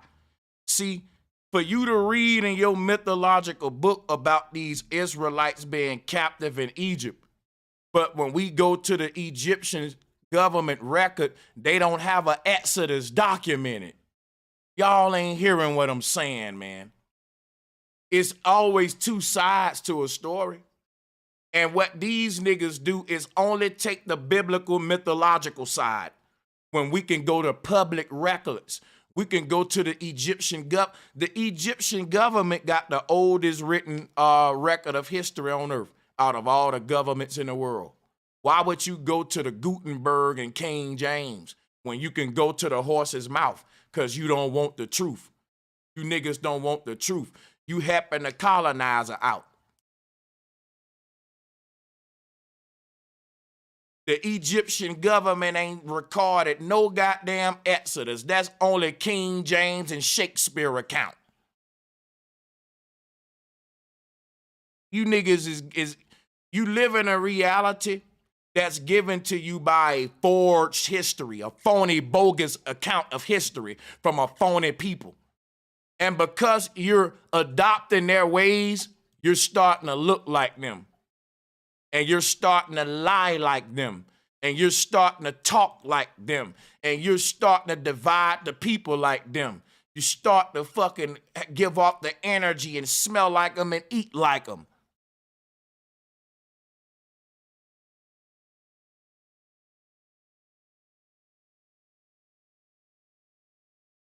Based on what you said, then we would expect the Israelites to be people of color anyway, because you just said it, that, you know, if this is all goofy. Let's fast forward and see if it's something else we can mop the floor with. Hold on. Because it's you know, it's a 2-hour long interview and we obviously not gonna go through the whole thing. So you don't have to see how the level of goofiness that we dealing with though. They have that in their writings.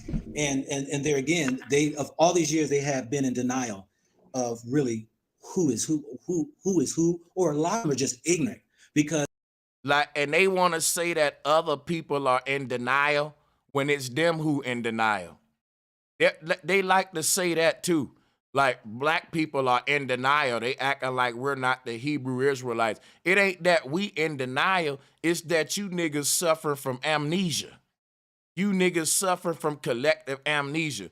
You saying that niggas are in denial. They acting like we ain't always been big hat wearing ass Jews. Now look at this.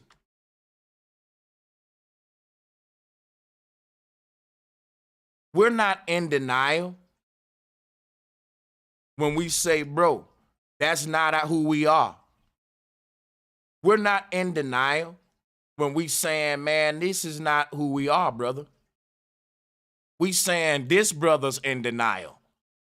I'm telling him, bro, that is not your people. Take that monkey ass hat off your head. Take that big goofy shit off your head. Your people come from the jungle. A nigga couldn't run through the jungle with that on. A poisonous spider will start to get into that hat and it'll bite you.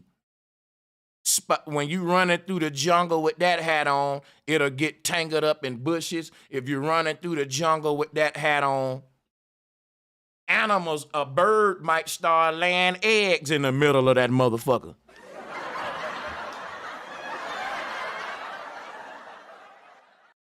God damn. Please like and share the video. And don't forget to subscribe and hit the notification bell. Be sure to select all so that you can receive notifications every time we go live and upload to the channel.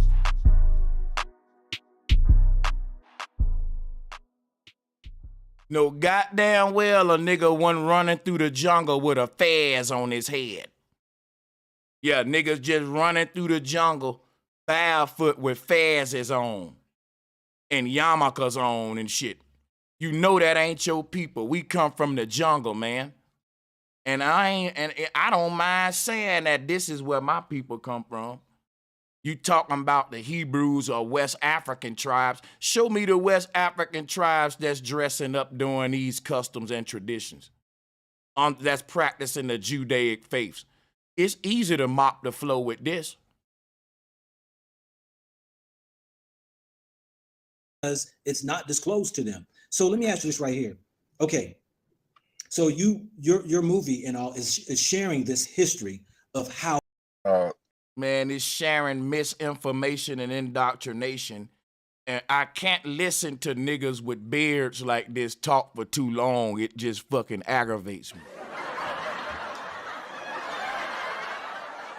Which was them. And that to this day, many pastors who now that I see are being confronted with re-looking at the Bible and now placing ourselves in it to where it describes, you know, those curses. You know, every time like, that's the most retarded shit you can do. You know, re-looking at the Bible And now, nigga, let's get rid of the Bible. Let's get rid of the black man, the only one that's going around arguing about religious books every day. If we re-examine the Bible and build the Quran, if we re-resurrect the Torah, niggas the only ones sitting around having big meetings like that while our communities get gentrified. While our motherfucking enemy is planning the 100 years ahead of what he gonna do with our future generation of children, we're debating about, should we re-examine the Bible? Because if you read Leviticus, I can prove that we the Hebrew Israelites. It's just something that we miss, my brother. We need to go revisit this thing. Let's call a group meeting. We gonna get everybody, bring your Bibles, and let's re-examine this thing. Because I was up last night and I was thinking, I said, baby, hand me that Torah. And I cracked it open. I said, you know what? We need to revisit this thing. Maybe we all Hebrews, man. Maybe that's the part of the Bible that we're missing on. I knew it was something. I couldn't figure it out. We've been doing shit like that for hundreds of years, black man, while the generational wealth gap looking like the fucking Middle Passage.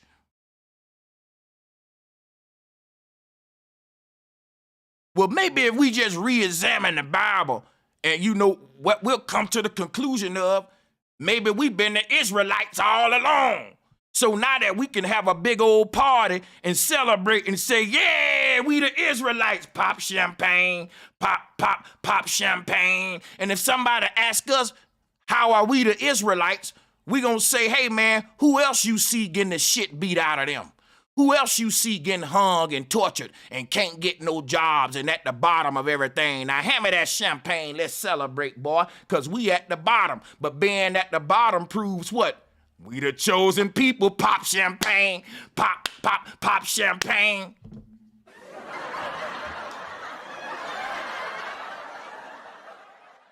I read the curses. It's like, that's us.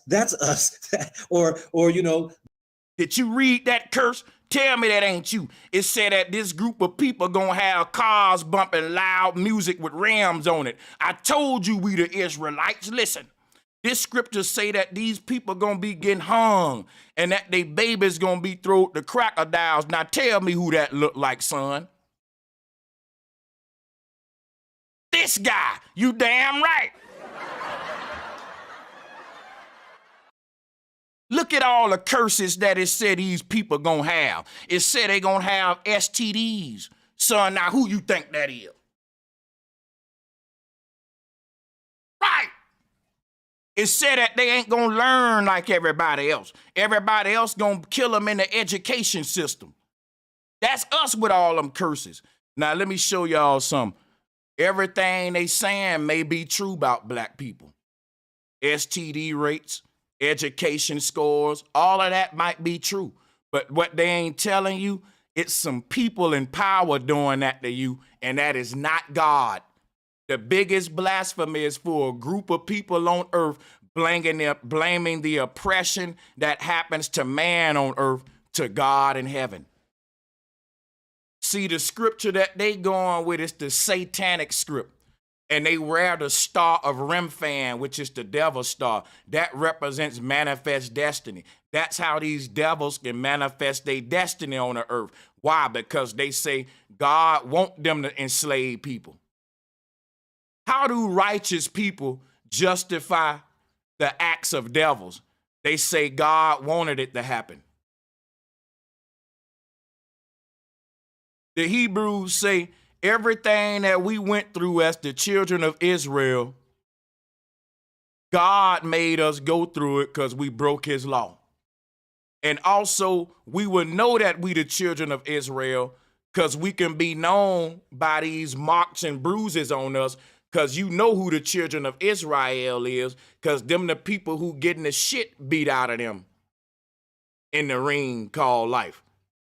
If there's a Royal Rumble happening in the ring, and this one dude, he really getting the shit beat out of him, like he's taking it worse than anybody else in the ring, right?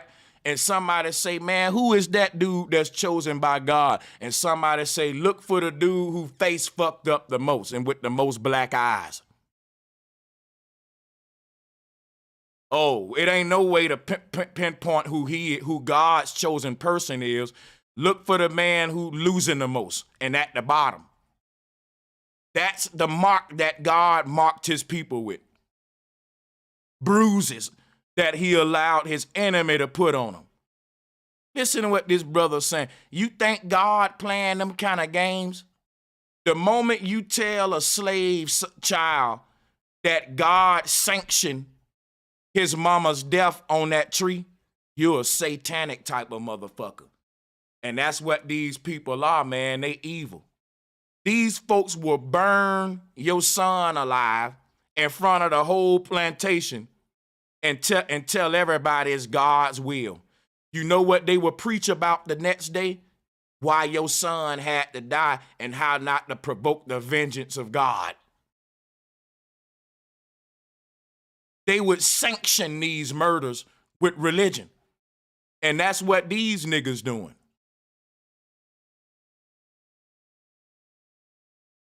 God ain't got nothing to do with all this sick shit going on in the world. And if God was listening to everybody talk right now, if God was standing next to me and standing next to you niggas, God will be on my side, nigga. God will say, you damn right, Sanchez. Tell them niggas quit blaming that shit on me. Because my thing is, I'm talking about the true God. These folks gave y'all a God that's their God. And of course, their God gonna justify any evil that his people do on a foreigner. You the foreigner to them. Even though if you look at history, they the damn foreigners to the land. But if you accept their religious book, they will make you the foreigner.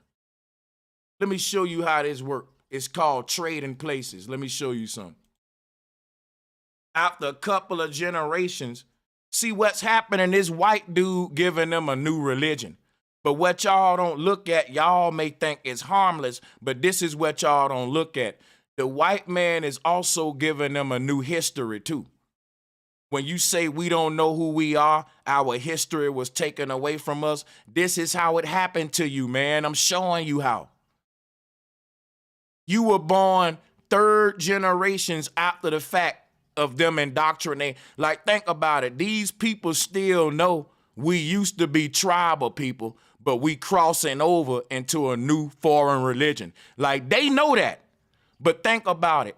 The next generation of niggas are going to keep this religious practice going, and this white boy going to leave. They ain't going to see him no more. They're there to build the churches, teach them the religion, and then these missionaries, they leave. And they appoint other black men to be over these niggas, and they go back to whatever they doing. And so because they don't see the enemy around, like how it is in America, all of these pastors are black dudes. But they learned it from a white man. When you first got captured, and no, we didn't come on ships, but when they indoctrinated you into these systems, we started to keep their tradition going in our communities. And over generations, the amnesia set in. The white man left, and next thing you know, it's just a bunch of niggas keep teaching the white man's religion to each other. And guess what they'll say? Boy, you grew up in the church. You always been a Christian. That might be true, but that ain't still who I am. And that's what the Hebrews doing. They keep saying, it's your birthright. Right? If these two young men have children and they raise them up in the Judaic faith, yes, it's they're born into it, but it still don't mean that it's who they are. Birthright and religious indoctrination is different than who you actually are. So this is bananas. Re-looking at the Bible and now placing ourselves in it to where it describes, those curses. Every time I read the curses, it's like, that's us, or They're reading about a people who's cursed and getting happy. And this is called struggle culture and death culture. Think about this and look at how many thumbs up this got, y'all. We in trouble.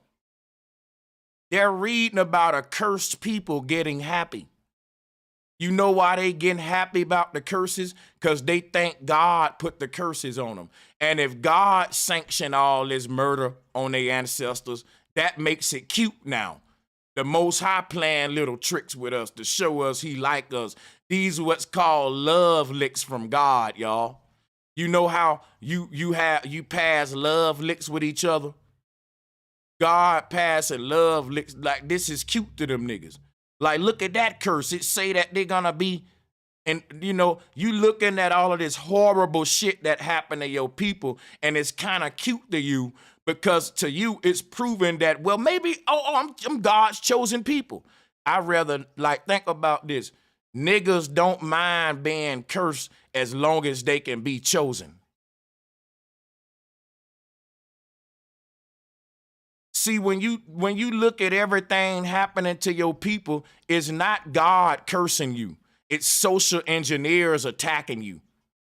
And the fact that our people don't know that, y'all, look at this thing. Look. Look at this. Like, it's more of them than us, y'all. The truth ain't popular. Look at all this.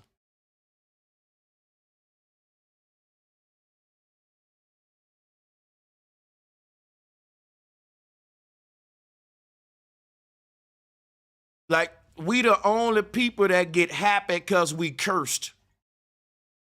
Because that proved us we chosen by God. And that what'll happen is the people don't want to break them curses because they will lose their identity. Every culture is identified by certain things. And if your culture is identified by being cursed, you never want them curses to move. If like when we look at Celtic people, they wear skirts and they blow bagpipes. Every culture do something or they got some shit to let you know where that's their culture, right? Our culture is, well, we struggle. It's called struggle culture. When folks say, how do we identify your culture? We say, man, look, we the ones that get hung. We the ones get beat by police. We the ones that's the sponge for humanity. We the ones that's at the bottom. We on welfare. And that's how you identify my group of people. And the Bible backed me up. See, the Bible said my group is the group that's going to be tortured, beaten, not learning good, ignorant, and all this stuff, man. And see, look at us. We ignorant. We stinking. We stupid. We all that. Look at us. See, that's us, man. Look. We the Israelites, see? See, look at him. He real stupid. Look at how many gunshots that brother got on. Show him your wounds, brother. See, who else people you know got all this? Look at me. I almost lost my life. Look at this cut on the back of my head. See, this let you know we the Israelites, man. Look at all this stuff we going through. Who else you know going through this? Everybody else we want to identify their culture. Like if you want to identify Jewish culture, they say, look at the people who got all the money. When you want to identify Israelite culture, look at the people who got all the gunshot wounds.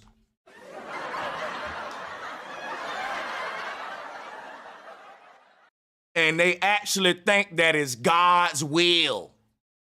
You think that is God's will for your people to be the #1 Crips and Bloods, the #1 music genre, every other week a rapper getting shot. That ain't God's doing. That's the very people that you trying to be like. That's their doing.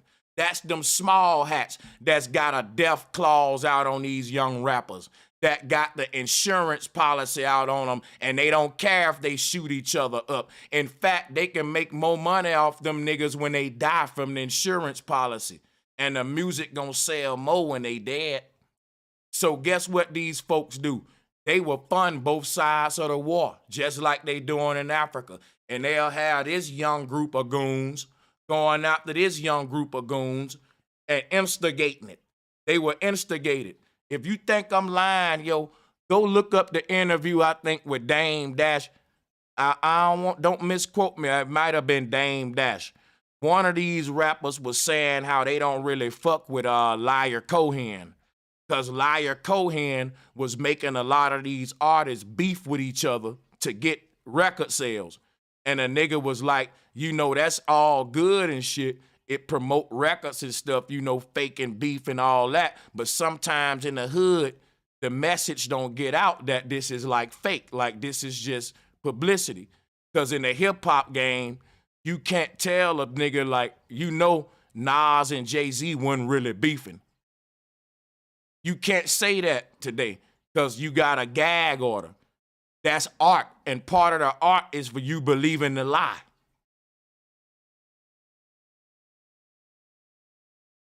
So we don't want to believe Jay-Z and Nas staged that beef, that Drake and Meek Mill staged that beef, and them niggas' album wouldn't have done that many albums without Ether on it, without the takeover on it.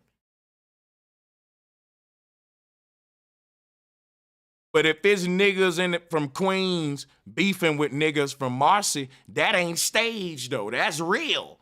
And can't nobody tell them, man, that shit was fake, because they really believe in hip hop. Just like you got wars being fought around the world because of Bibles and Qurans. In the Quran and the Bible, these gods be promising people land. And the people read the book and say, oh, that's my land, but it's already somebody else, so you go to war. It's a lot of holy wars in the world where people literally killing each other because of what some God said and what a God. These books got us going crazy. You got mythological entities interfering with real life events. This is the magic of the pilgrims, man, because what they do, right? They'll have Batman in New York City. Somebody said it on one of my shows.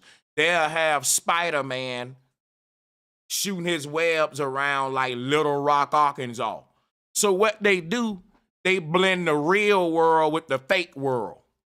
They'll have these fake mythological creatures in real settings. That's what they did with the Bible. They had folks like John the Baptist, Jesus, and all them in like Palestine, Bethlehem. These are real places on the earth, but the characters are fake. The stories are fake. Like how you got Batman in Manhattan kicking ass, right? Fake character, real setting. And that blurs the lines in the human psyche. That's a form of magic. They use it in Hollywood and Marvel and Capcom all the time. That's programming. That's why these folks today, they really don't know what history is. They don't know, like when they read these mythological books, they really think the shit is real because they got real geographic locations in them. And all these folks got to do is go around the world and forge relics in those locations, and it'll solidify their claims. What do I mean? If you look up the paleontology industry, it's all a scam. All of these people go around the world and they dig up everything to support their racism. That's why I was showing you the Lucy bones. Check this out. Check what I'm saying. These supposed to be black people ancestors. So why ain't black people digging them up then? You got black people that's been in these lands for hundreds of years, and ain't no nigga dug up a ape bone in his backyard yet, but the white man did. The white man keep finding your ancestors before y'all, and you don't think something strange about that? If these people want dinosaurs to be real, they can go dig some porcelain in the ground of a dinosaur you think is real bones, it's porcelain. And they can undig that shit 10 years later and say, look what we've uncovered when it was planted there. It was planted there. Ain't nobody else digging this shit up. Only a small group of paleontologists. Now, they finding everybody's history, but these people ain't finding their history. Think about that. The Dogon tribe can trace their history back longer than this white dude right here. And for this white dude to say, nope, listen, Dogon man, I found your ancestor and it's a fucking monkey. Don't you think that Dogon man will get mad as hell at this dude? But that's what you niggas doing. You helping him be racist. And you want to know why niggas mad at you. Because you promoting the same agenda of the damn colonizer. This white man will go over there with his Bible and his monkey skull and try to argue with the Dogon tribe who the fuck they come from. Now the Dogon tribe speak about these spiritual beings called Nomo. They don't say they come from Lucy. And if I go into the spiritual story of the Nomo, that'll be a whole nother lecture, so I ain't gonna do that. I'm gonna stay on subject. The point is, this man is telling the Dogon and the Pygmy tribe, no, you niggas come from Lucy, you come from a monkey. And the Dogon and Lucy saying, no, we come from the center of the earth, we come from Asgard. We're the Hyperboreans. And this man will argue with them and go to war with them. And over time, he will finally indoctrinate them that, listen, no, you're the original man, Adam. The Garden of Eden is in Africa, and life started with you. Watch this. You think I'm lying? Watch this. They did this before. Ashra Kwesi told y'all this. This is an old version of Newsweek, where they was talking about the black Adam and Eve and that the Garden of Eden is in Africa. So if they say that the black man and black woman come first and we from Africa, and then they show you the bones that they found is right here, they're saying you're 3/5 of a human, you part monkey. See, we say that these folks are monkeys and all that, and we joke on white folks that they monkeys, but they get the last laugh because science says that we are. And the facts are in what's written in science, not what's written in your feelings. You can joke on a white man and call him a monkey all you want to, but he gonna get the last laugh because in science, he's saying he can prove you're a monkey. You just joking on him, though. He's saying, no, scientifically, I can prove that you niggas are monkeys. And he's teaching this shit to your children in the school. How you gonna fucking fight that, nigga, when you just joking and clowning? That's what real racism is, nigga. Racism is when you call a white man a monkey, it's just you joking on him. Racism is when a white man call you a monkey, he teach it in the science book, nigga. When a white man call you a monkey, he make your children get an A on it, my nigga.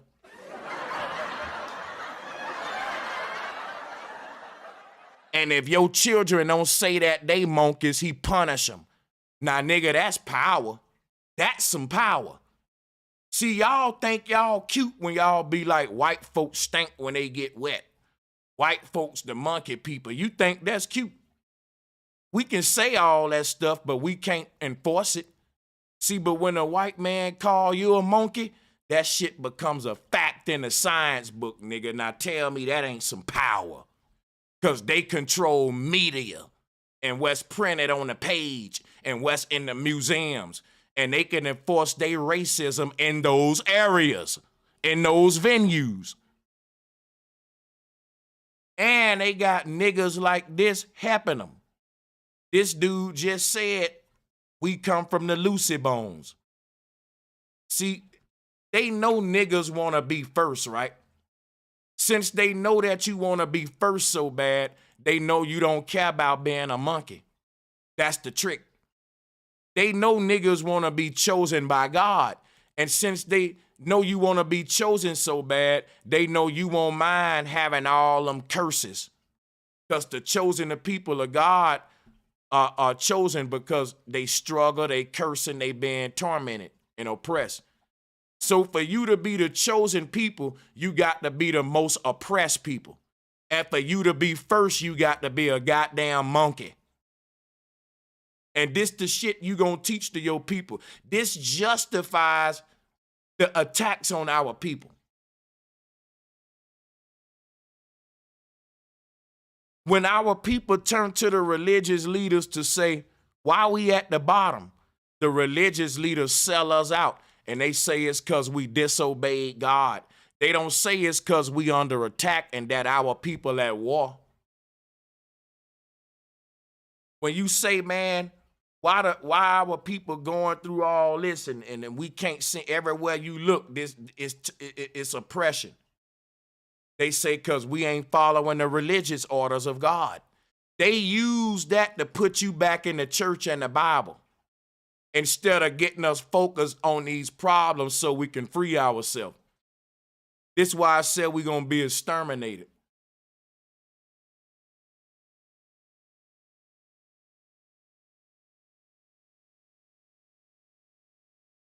You ask these folks, why we struggling so hard? But that's God punishing you. Why don't you tell them, man, that's the people in power doing that. That's misleading these children. I'm going to show you what they doing, right? In Africa, these young men are going through a lot. Most of them won't live to be mid-20. We can't cap, man. These African young dudes growing up in Africa, living a horrible life coming up. Now check it out. They asking why are we so poor? Why my land is like this? This white dude is there to teach them because you need to turn to God. Not because us white folks over here raping and robbing your land. Think about it. The white Jews are in Africa making them niggas dig up diamonds for a nickel a day.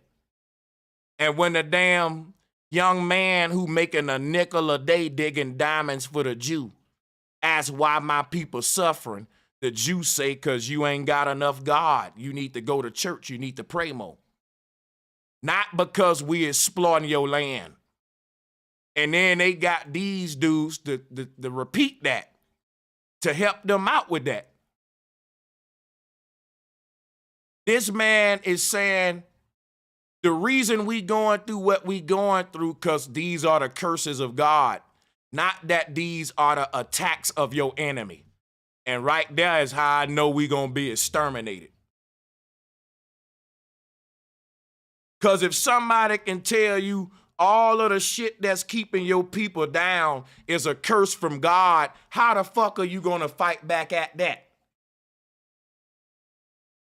How do you solve that? Once you tell a nigga, man, God doing that to you, them curses from God. Well, how do I stop the curses? By going to church, by reading the Bible, by giving me more indoctrination.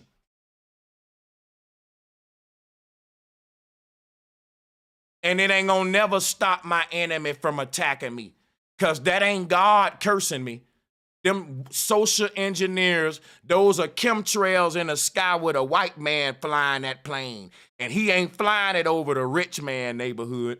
He flying it over the slums and the poor areas. And then when them chemicals make the people in them areas kill each other and get all kind of autistic and anger issues and bipolar, he say, look at them, y'all. We told you that's the monkey man. We told you them the monkey people. We got to get them the Bible. The white man got to go over there and show them monkey men how to act right because they acting like monkeys in the jungle. So we got to go over there and give them God. Show them how to behave.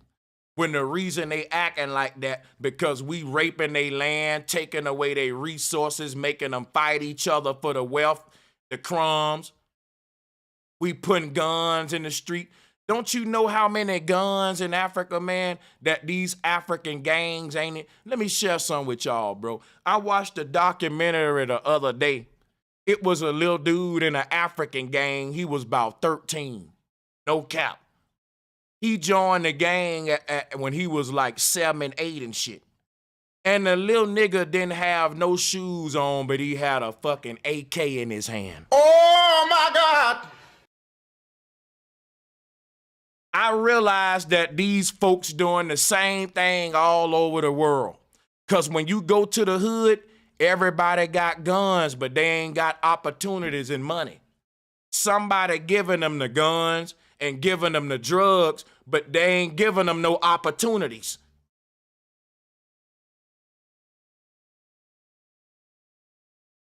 So when you go to Africa and you say, how all of these poor ass niggas got guns, you will realize the French army donated them some guns.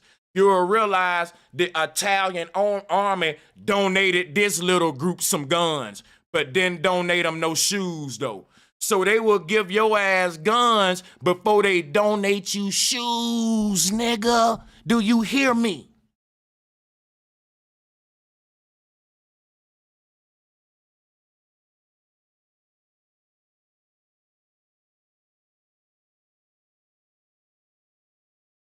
Now, they got your own people selling you this shit. It's called manifest destiny.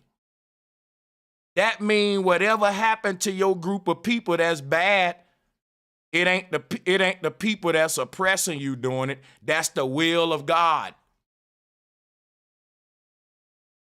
And if we say that God sanctioned the death of all those black people that was hung in the South, right? See, all you got to do is put God's name on it, and that makes it all right. Now, if he was to say that the oppressor did all this to our people, he wouldn't be able to laugh like that.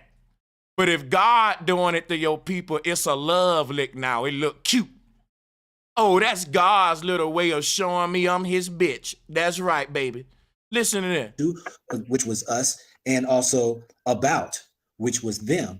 And that to this day, many pastors who now that I see are being confronted with re-looking at the Bible and now placing ourselves in it to where it describes, those curses. Every time I read the curses, it's like, that's us.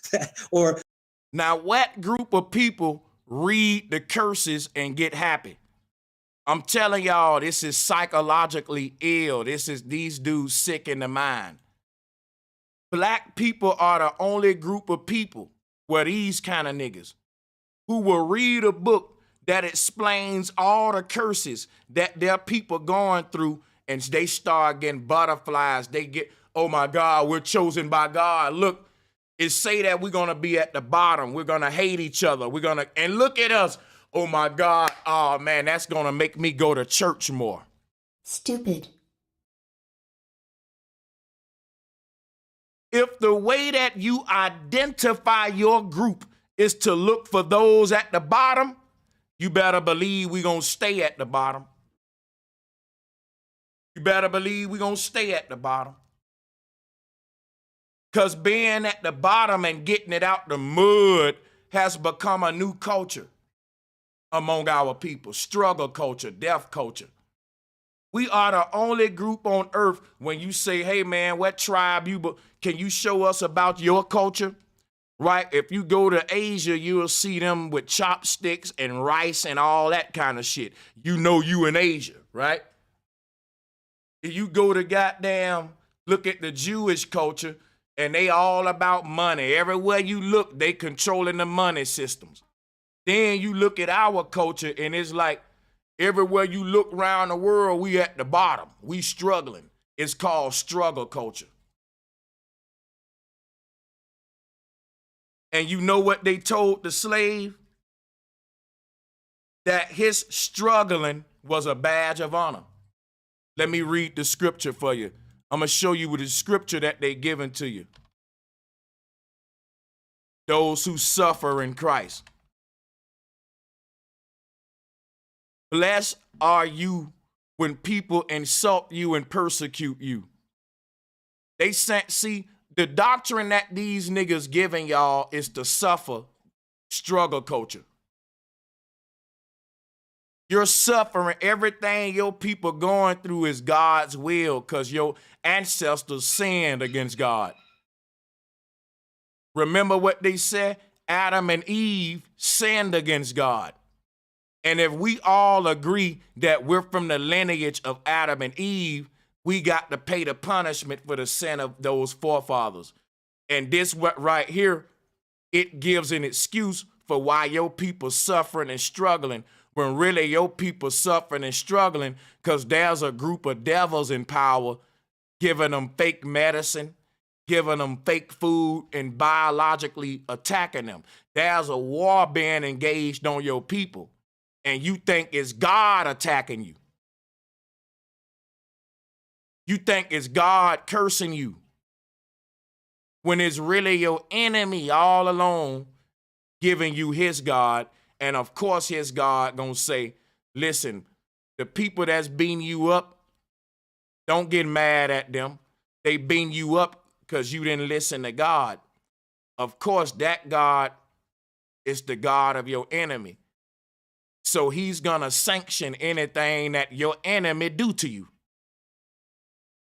Just like this white dude right here, he know that the reason these Africans suffering is because colonizers like his red ass is over there exploiting them and lying to them and get time out. Let me test this medicine on you and let me do this. Monsanto and them.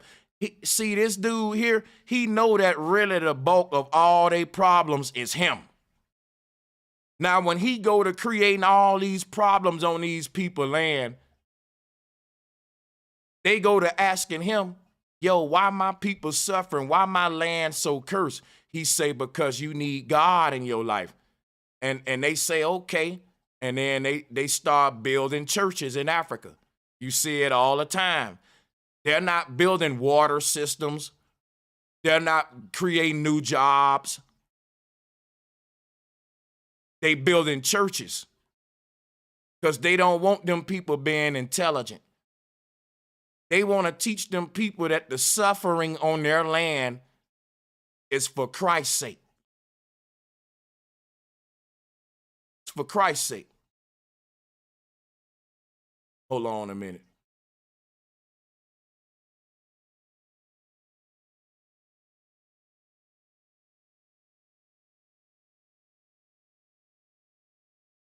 Got too much stuff open. Let me close some of it. Here it is, though. So they went on their way from, it say, for your sake, we are being put to death all day long. We were considered as sheep to be slaughtered.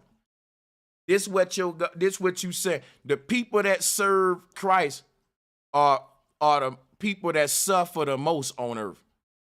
If you look at where all the churches at, these are where the slums at, where the poverty at, and the struggle is at. Because this is called struggle culture. So it say, are they servants of Christ? I speak as if insane, I'm more so, and far more labors and far more imprisonments, beaten times without number, often in danger of death. You get the point. Those who suffer for Christ's sake. What does that mean? Because what that means is no matter what you going through in life, be docile, be a little bitch about it, suffer, and go to church and scream and hoop and holler and get it out that way. That's what it means, because I was born in church. And that is a good doctrine for your oppressor. That is a good doctrine for the government to make a good old boy. Because they was teaching the slave, your suffering is for God, not for the slave master. If that nigga thought everything he was doing was for that slave master up there that's raping his mama, drinking that lemonade, he would try to plot like Nat Turner, nigga. They had to get rid of the revolutionary mindset. The next gen, listen, y'all gotta realize, at some point on a plantation, they started to breed a whole nother generation of slave that was so indoctrinated, it was amazing. It was like The slave that would go out in the field, and every time he want to give up, he'll say, I'm suffering for you, Christ. The old slaves look back at the slave master house and said, man, we out here picking this bitch ass nigga car, and I can't wait till he go to sleep. The new slave said, yeah, I'm picking this cotton all day, and it's becoming unbearable, but I'm suffering for you, my Lord. That spirit kicking him, he'll work for another 2 hours, nigga. Stupid. Like the new slave was an achievement, because the new slave, after years of indoctrination and then collective amnesia coming, you had a generation now, dude, that was going to work that field, and anytime they wanted to give up, they was going to remind themselves, I'm suffering for Christ. But like I said, an old slave knew, man, I got all these blisters in my hand. I'm doing this shit for massa, bitch ass. And then when I get the chance, I'm going to fuck him up. That's the old slave. Massa had to get rid of that mind for the nigga that's saying, oh, even though it's hard, it's for you, Christ. See? A built-in defense mechanism making you docile, making you less of a warrior. And that's how you get a group of niggas called the Hebrews that sit around all day making films waiting on Yahweh Shah.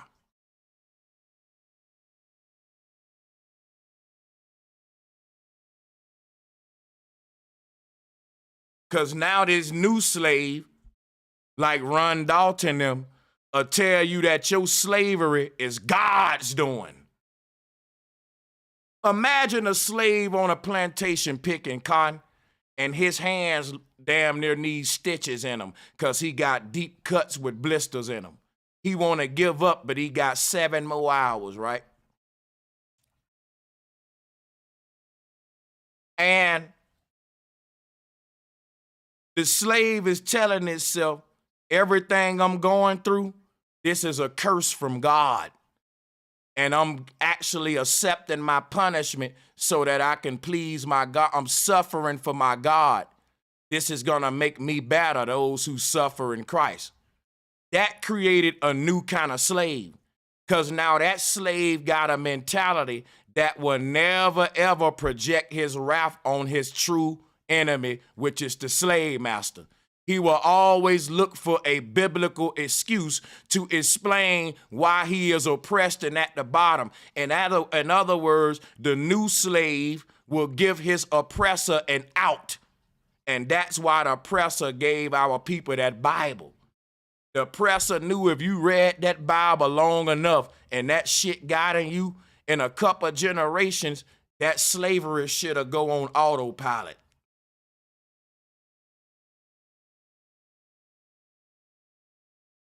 The Bible even tell the slaves to be obedient to your masters. How did they reinforce that obedient behavior? By telling the slave everything he going through, God willed it. God want him to go through that. That's called manifest destiny. You manifest the destiny of God. Meaning you're destined to be whipped and hung on a tree, because it's in the Bible, it's prophecy, and it must be fulfilled, just like Jesus was destined to die on a cross. The God of the slaves is always a God that's willing to fucking be tortured and punished, and then still love the one that caused his torture and punishment. Jesus, the God Jesus served, sanctioned his own torture and murder, but they loved him to death. And that's the mindset that the slave masters wanted in the slave. The slave master wanted the slave to look at the slave master as the comrade and his other brother as the enemy. He gave them a God that was willing to be friends with the one that sold him out, just like Job.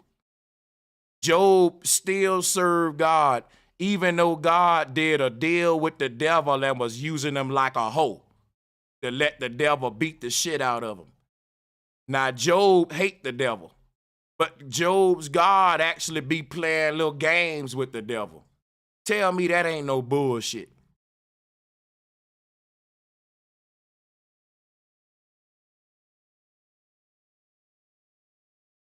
Your God is sanctioning everything evil that happens in your life, and you still want to get mad at the devil when your God is sanctioning it.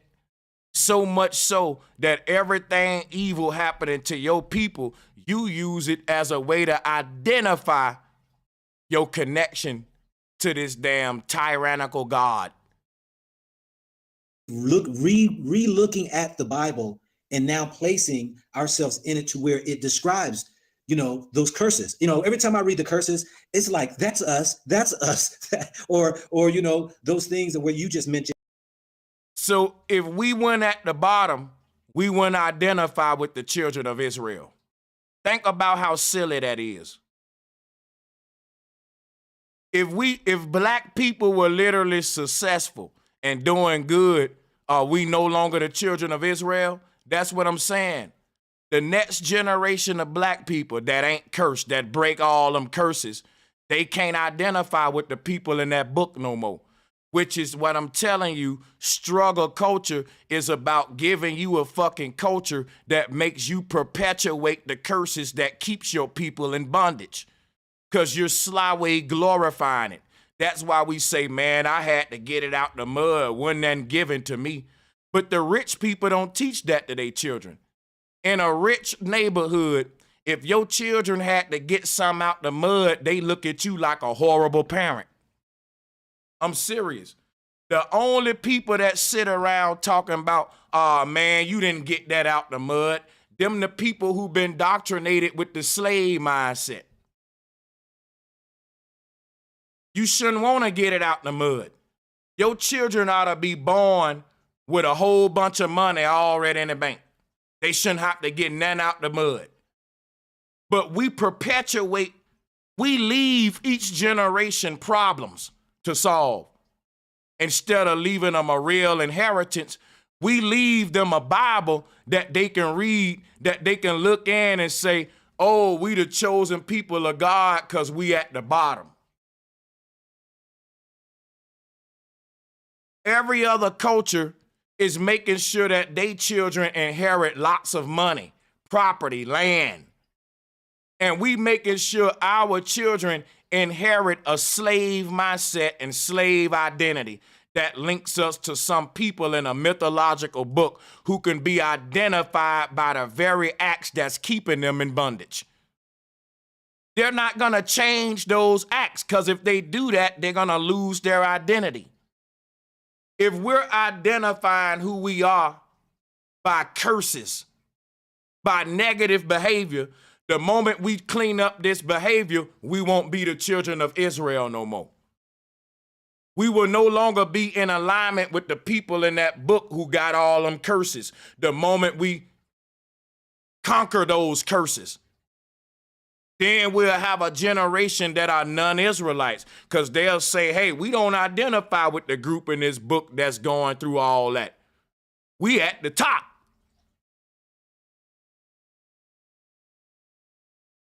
So what they did, they created a group of people on earth that they're going to put at the bottom, and they created them a mental paradigm and a religious group to justify them being at the bottom by sanctioning their oppression by God, by saying y'all going through that because of God.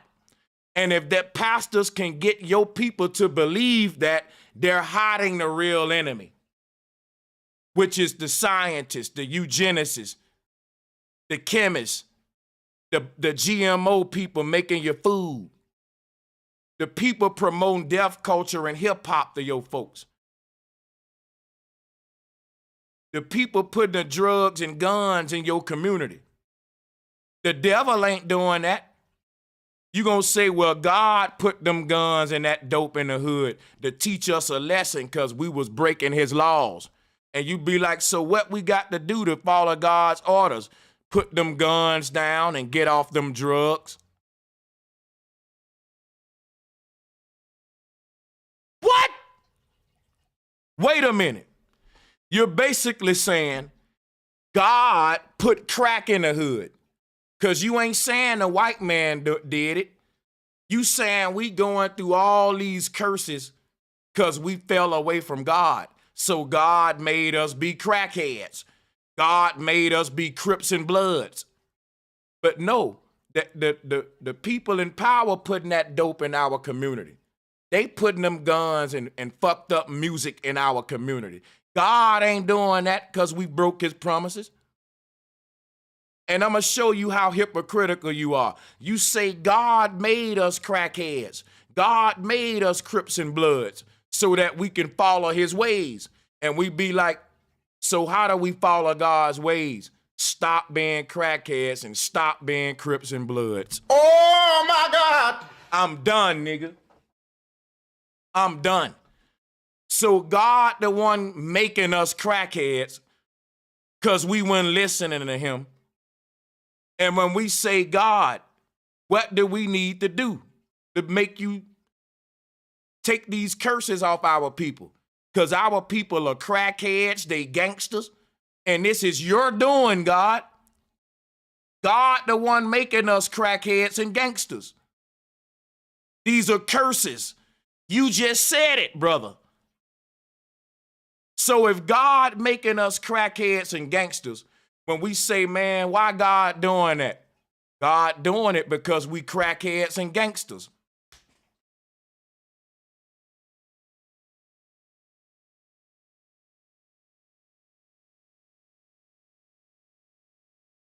Stupid.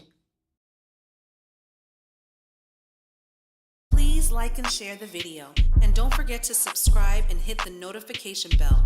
Be sure to select all so that you can receive notifications every time we go live and upload to the channel.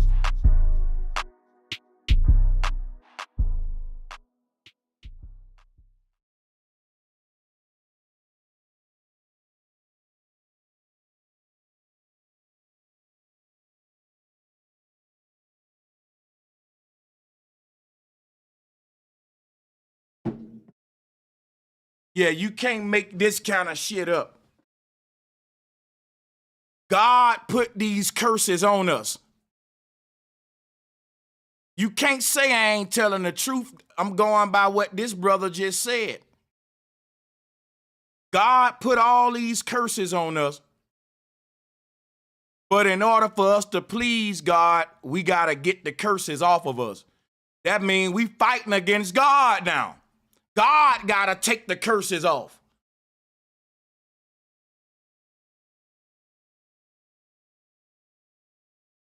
Like, I don't got to play no more of this nonsense. These dudes are ridiculous. Let me see who we got in the waiting room and see if we got any Hebrews. I'm going to mute my mic up and I'm going to let them talk. Y'all can take clips out of this and make some classic clips with this shit. A lot of time the clips go more viral than the big streams. Salutes to Resonating Truths on YouTube and salutes to D's Authentics. Find them on YouTube for Bro Sanchez clips, for short clips. Let's start with 4K because they seem like they ready to go. Thank y'all brothers for joining. And thank you for being ready to go, for being cammed up and being ready to go. Welcome to the show. If you guys are ready to unmute your mic, if you already know where you want to go with the bill, I'm going to just mute up. I'm not going to interrupt you. I'm going to wait till you're done and I'll come in from there. I don't want to run the Hebrews away and I don't want to be divisive. Yo, you can hear us? Yeah, we can hear you. All right, for sure, for sure. I was making sure we was all clear.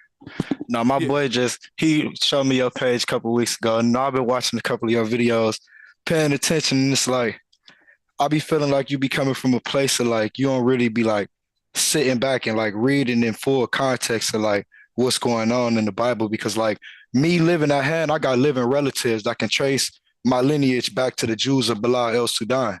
And I don't know if you ever even heard about them. So if you research the Jews of Bala el Sudan, we are a group of people that resided in Western Africa along the slave coast, and we come from the traditional Semitic tribes in the Middle East. And I have living relatives to back this claim up. And you know what? And I'm not going to say you're lying, but see, here's the part that you're missing. All of these groups that including the one you just named, they are groups that was born out of the dynastic age. When we go back to the pre-dynastic identities of our people in the jungle, it had nothing to do with none of these Jewish gypsy folks. That was my point. Yeah, that's I'll say so another thing that you got to understand is basically, like you said, in the dynastic age. So in the beginning of our history as necessarily Hebrews, we started off as a small group of family, and we attained our necessarily like our lineage and our greatness through Joseph, because Joseph was sold as a slave into Egypt, and he rose to power in Egypt. Wait a minute. Can you help me out real quick? Because this is where Hebrews lose me. And if I got to point it out when it happened so y'all can help me with it. Maybe this is where the confusion coming in. Okay, go ahead. I'm looking at a black man who's talking about West African ancestry, but you're using a book that ain't from West Africa, right, to give your origins, when the West African tribe people will get their origin story from a oracle. Okay, I'm doing is I'm showing you how the history of migration works. I'm basically just explaining a story of lineage of, like I said, how me and my family can lively trace our history back. So like I said, we go back to where we start off. We started in Egypt, right? And then if you read, hold on, I got it right here on my phone. If you go and you look up into Genesis chapter, I believe is 41, it shows you in Genesis chapter. Wait a minute. If you're from you say your people are from West Africa, right? Yes, and I'm showing you a pattern of migration. That's what I'm doing. I'm just showing you a pattern of how we grow into a multitude, and then how we expand and spread out throughout the coast. But the thing is, watch this. Here's what I'm saying. You're using a book from foreigners. King James was I got other resources to use too. I got other sources to fact check this. I got sources from the British Archives. So my thing is, if you want to learn something about a West African tribal man from Africa, you go and holler at the tribe, not King James and Shakespeare and them. I'll see what. All right, look, that's what I say. Like, one thing you got to understand is what I'm trying to like build up and get you to see is like how you get into certain places throughout history. Because if you do research on certain countries like Togo, Benin, and all of the countries on the Western Slave Coast, a lot of them don't have history pre-12th and 13th century. They do got it. That's the point. I can pull up their history. That's what I'm talking about. So the point of you thinking that you can pull up history is establishing that you understand that migration happens because we all descend. Okay, like I was just watching your video earlier. Yeah, migration happens. Right, and one thing that you said was that you don't believe that black people can be the original man, but like if you understand anything about like genealogy and genetics, then you can't like that ain't really what I said. No, you said that black people align themselves. Listen, I was debunking the Lucy Bones. Listen, I'm saying if the black man gonna say he the first and original man using the out of Africa theory, everybody gonna be able to mop the flow with that. We gotta come with something better than that. Not using the out of Africa theory, you can use your eyes and common sense to see like you can't make black people from white people, but you can make white people from black people. So you cannot though. Let me explain something to you, my brother. So the albinism gene comes from black people, right? Bro, slow down. Man, you gonna have a good bill today, and this is just gonna be us. Black folks can't make white folks. White folks can't make black folks. Listen to me. Every race can make an albino, my brother. Matter of fact, let me show you something real quick. When you say that blacks gave birth to white people because black people can have an albino, you're saying that the white race is the original albino race. And I'm telling you that the white people ain't the original albino race, because if that was true, you wouldn't have a such thing as a white albino. White people can even make their own albino. Here go a black dude, he's an albino. Here go a white albino. This is like saying, if you saying that white people are the original albino race, they wouldn't be able to make an albino race. Like, this is crazy. Every group can make an albino, even Chinese people, bro. Let's pull that up. Every group makes this white albino race. Here go a Chinese group. In fact, if you study the albinos, you'll realize they debunked the original man theory, because the original man theory is based on albinism and genetic mutation. And these people are not a genetic mutation. That's what science teach about albinism. And this is why albinos are still getting hunted in Africa today. They finding niggas that look like this and killing him to study his blood. Because this science is so pseudo, they act like they don't know the mystery of albinism when everybody know there's an albino plant, there's an albino tree. Watch this. There's an albino alligator. So they can explain it when it come to animals, right? But they can't explain it when it come to humans. We know it's albino alligators. We know that the gray alligator and brown alligator didn't come together to make these albinos. The albino is a phenomenon. He pops up out of everyone's group. There's even an albino tiger. Watch this. You can put in albino anything and you'll get it. Watch it, an albino panther. What y'all want to see? Albino tomato? Let's go. It's an albino everything in nature. And scientists act like they don't know what's going on there. It's because they're using albinism to prove fucking that blacks gave birth to white folks. And they know the world dumb enough to believe that because they ain't gonna do the critical thinking that I'm doing. Now, on one hand, they act like they know about albinism when it comes to fruit, vegetables, and shit. But when it come to human, oh, albinism is the white race. Well, then why the white race can make an albino? If all white people were already albinos, how do they make an albino like everybody else? A white albino. Like, this ain't no arguing around this. Okay, yo, bro, can I make a point to you, bro? Yeah, I think this is an opportunity for me to learn from you, my brother. Okay, now, for you to learn from me. Yeah. I just listened to what you were saying, and I just broke completely down. So one thing you have to understand is, okay, everything that you're saying is true, but the only reason that they're able to make these albinism genes, you feel me, is because they come from one gene like we do. Like I said, you can't see two lighter skinned people making a darker skinned baby, but you can see a darker skinned baby make a lighter skinned baby. That's why I say, like, your theory, wait, hold on, wait. Your theories are fine, but your ideology, but you can't claim that with your eyes, because I have a darker skinned baby and a light skinned baby. Mama have two different children's mothers of two different origins, and my children both came out different colors. Watch this. This is what you missing. I know a dude whose mama is a rat bone and the daddy look like goddamn Chico the Barge. He's so yellow, but the daughter is jet black. And because they are black. Because they are now, wait black. a minute. But no, wait a minute. Stop. I'm debunking what you said. You said two lighter people can't have a darker baby. You got to be specific. Otherwise, I can get you like I just did. You ain't being specific, and you calling what I'm saying theoretical. That's blasphemy, son. This shit is fact. All you got to do is look up albinism. I know you don't like that I'm right. But to say what I'm saying is a theory is baloney, dude. The shit you believe in. I'm gonna end right here. The shit you believing in that Bible is theory and mythology.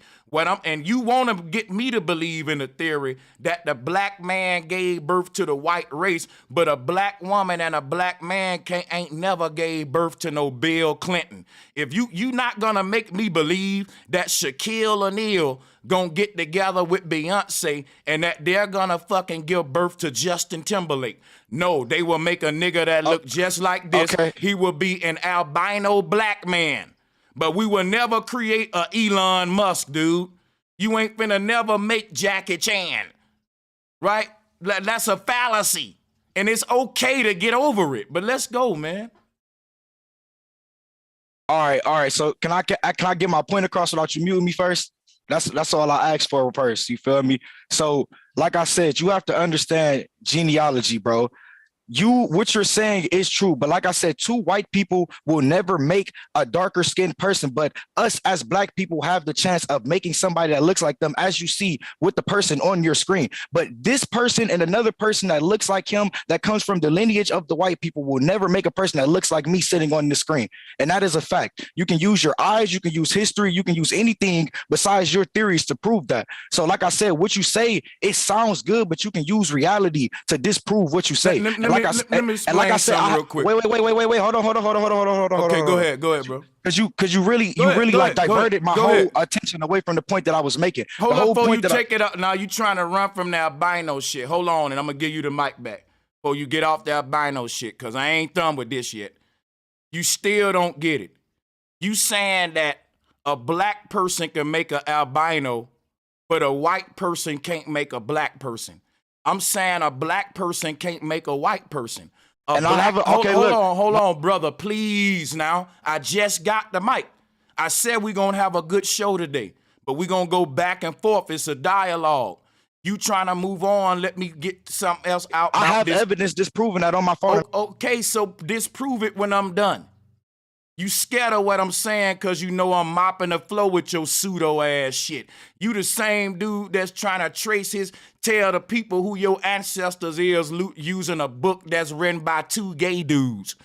You talking about you from West Africa, but ain't told us what motherfucking tribe you from yet, you faker. Now listen to what I'm saying, brother, and we finna ask what tribe you from, and we gonna see if they practicing Judaism. Now, this what you don't get, dude. You asking white folks to do something that black folks can't do. Black folks can't create a white man. So why are you asking white men to create a black baby? Just like Stacy can't get together with Brad and make Tiffany. Tiffany can't get together with Dwayne and make George Bush. Neither one of them can make each other, but they both can make an albino. So they are equal, and they both can do the same thing. The black man can make an albino, the white man can make an albino, but the black man can't create a white man, and the white man can't create a black man, but they both can make an albino. Look, the Chinese people can't create a black or white man, but they can make an albino. Every group can make their own group and an albino. What part of that is theoretical? That's a fucking fact. You the nigga with the Bible. I'm the nigga with the facts. Can you go on Google right now and just type in black people makes white baby, and it's going to pull up. I have all the links right here. Everybody in the chat can go do this. No, you're not. I have it right here. Everybody in the chat watch can go type it in. Black couple makes white baby. I'm not even the one who pulled this up. Somebody sitting in the room. Bro, I did a story on this. So let me and the brother build on nobody else cutting. Can you just type it in so the chat can see what I'm talking about? If you relax, I'm about to pull it up, but just relax. I did a whole documentary on this shit. So the whole thing about this is it's an albino baby. And I'm going to show y'all how fallacious what he's doing, how silly this is.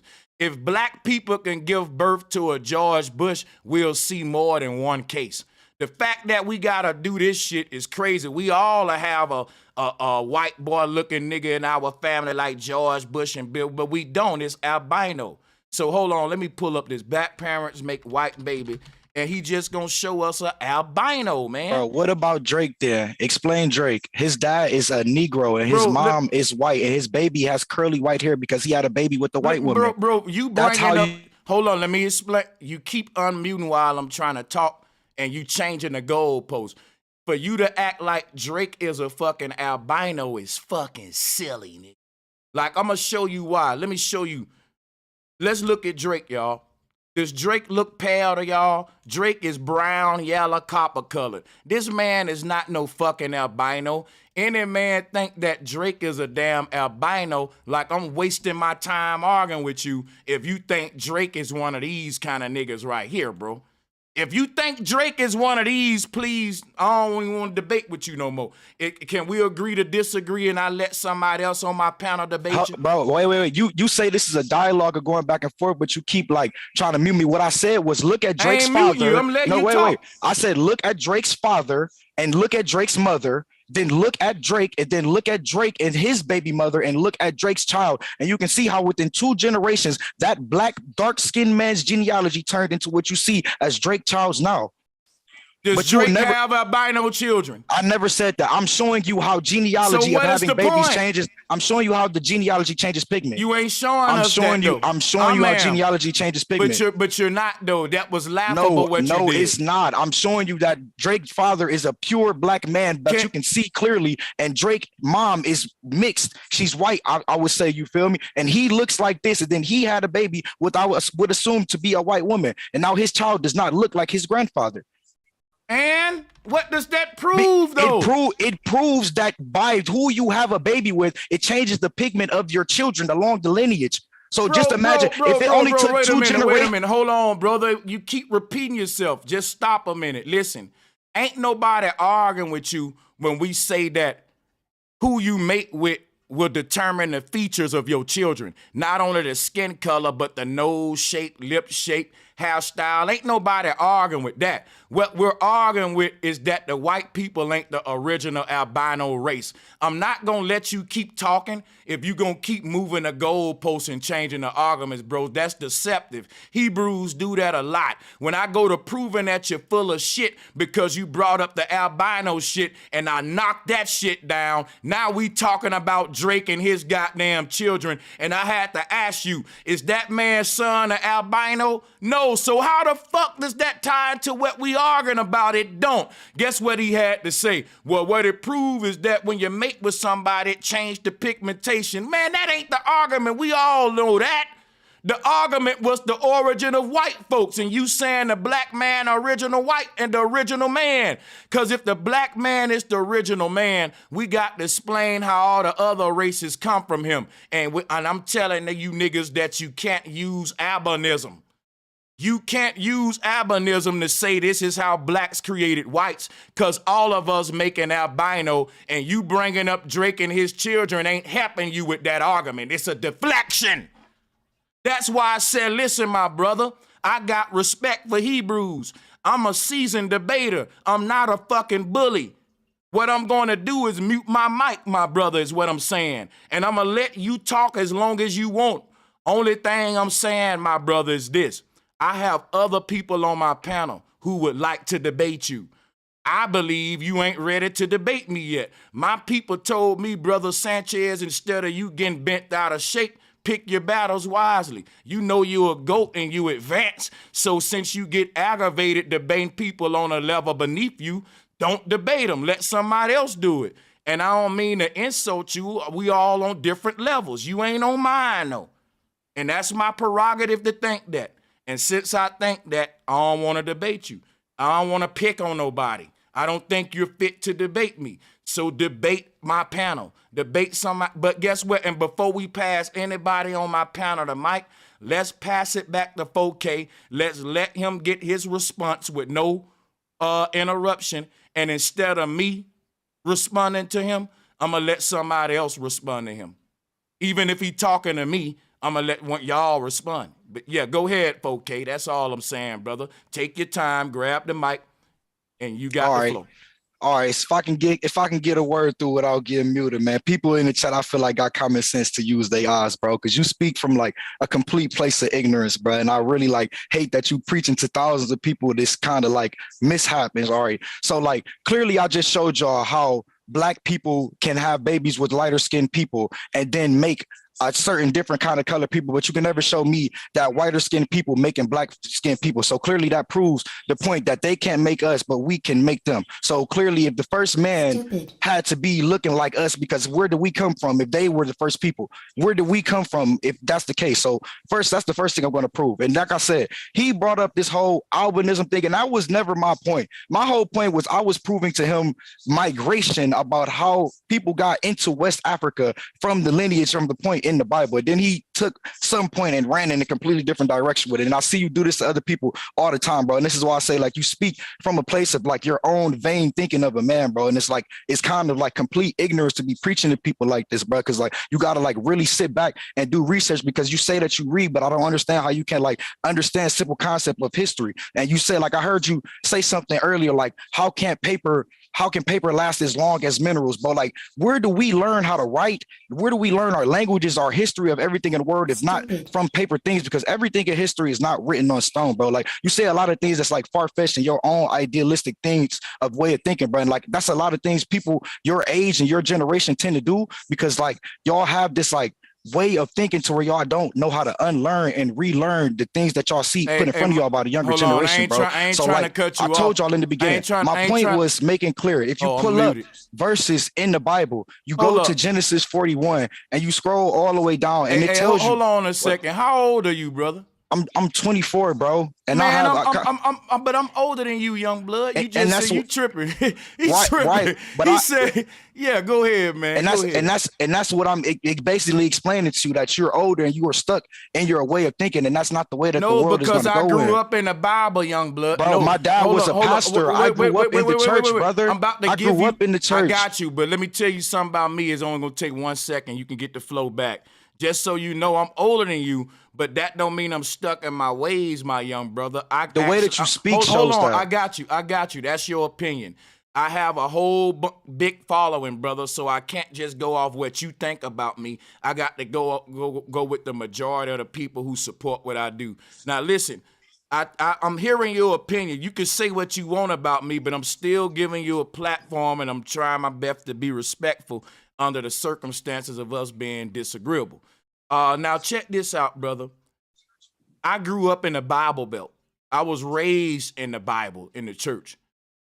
So to say that I'm an old dog that can't learn a new trick, everybody from my generation in the South still in the church. I'm the only one with a new trick. And I started my channel, right? And I started my channel by battling my own people back home. They thought I lost my mind. And you think that's healthy?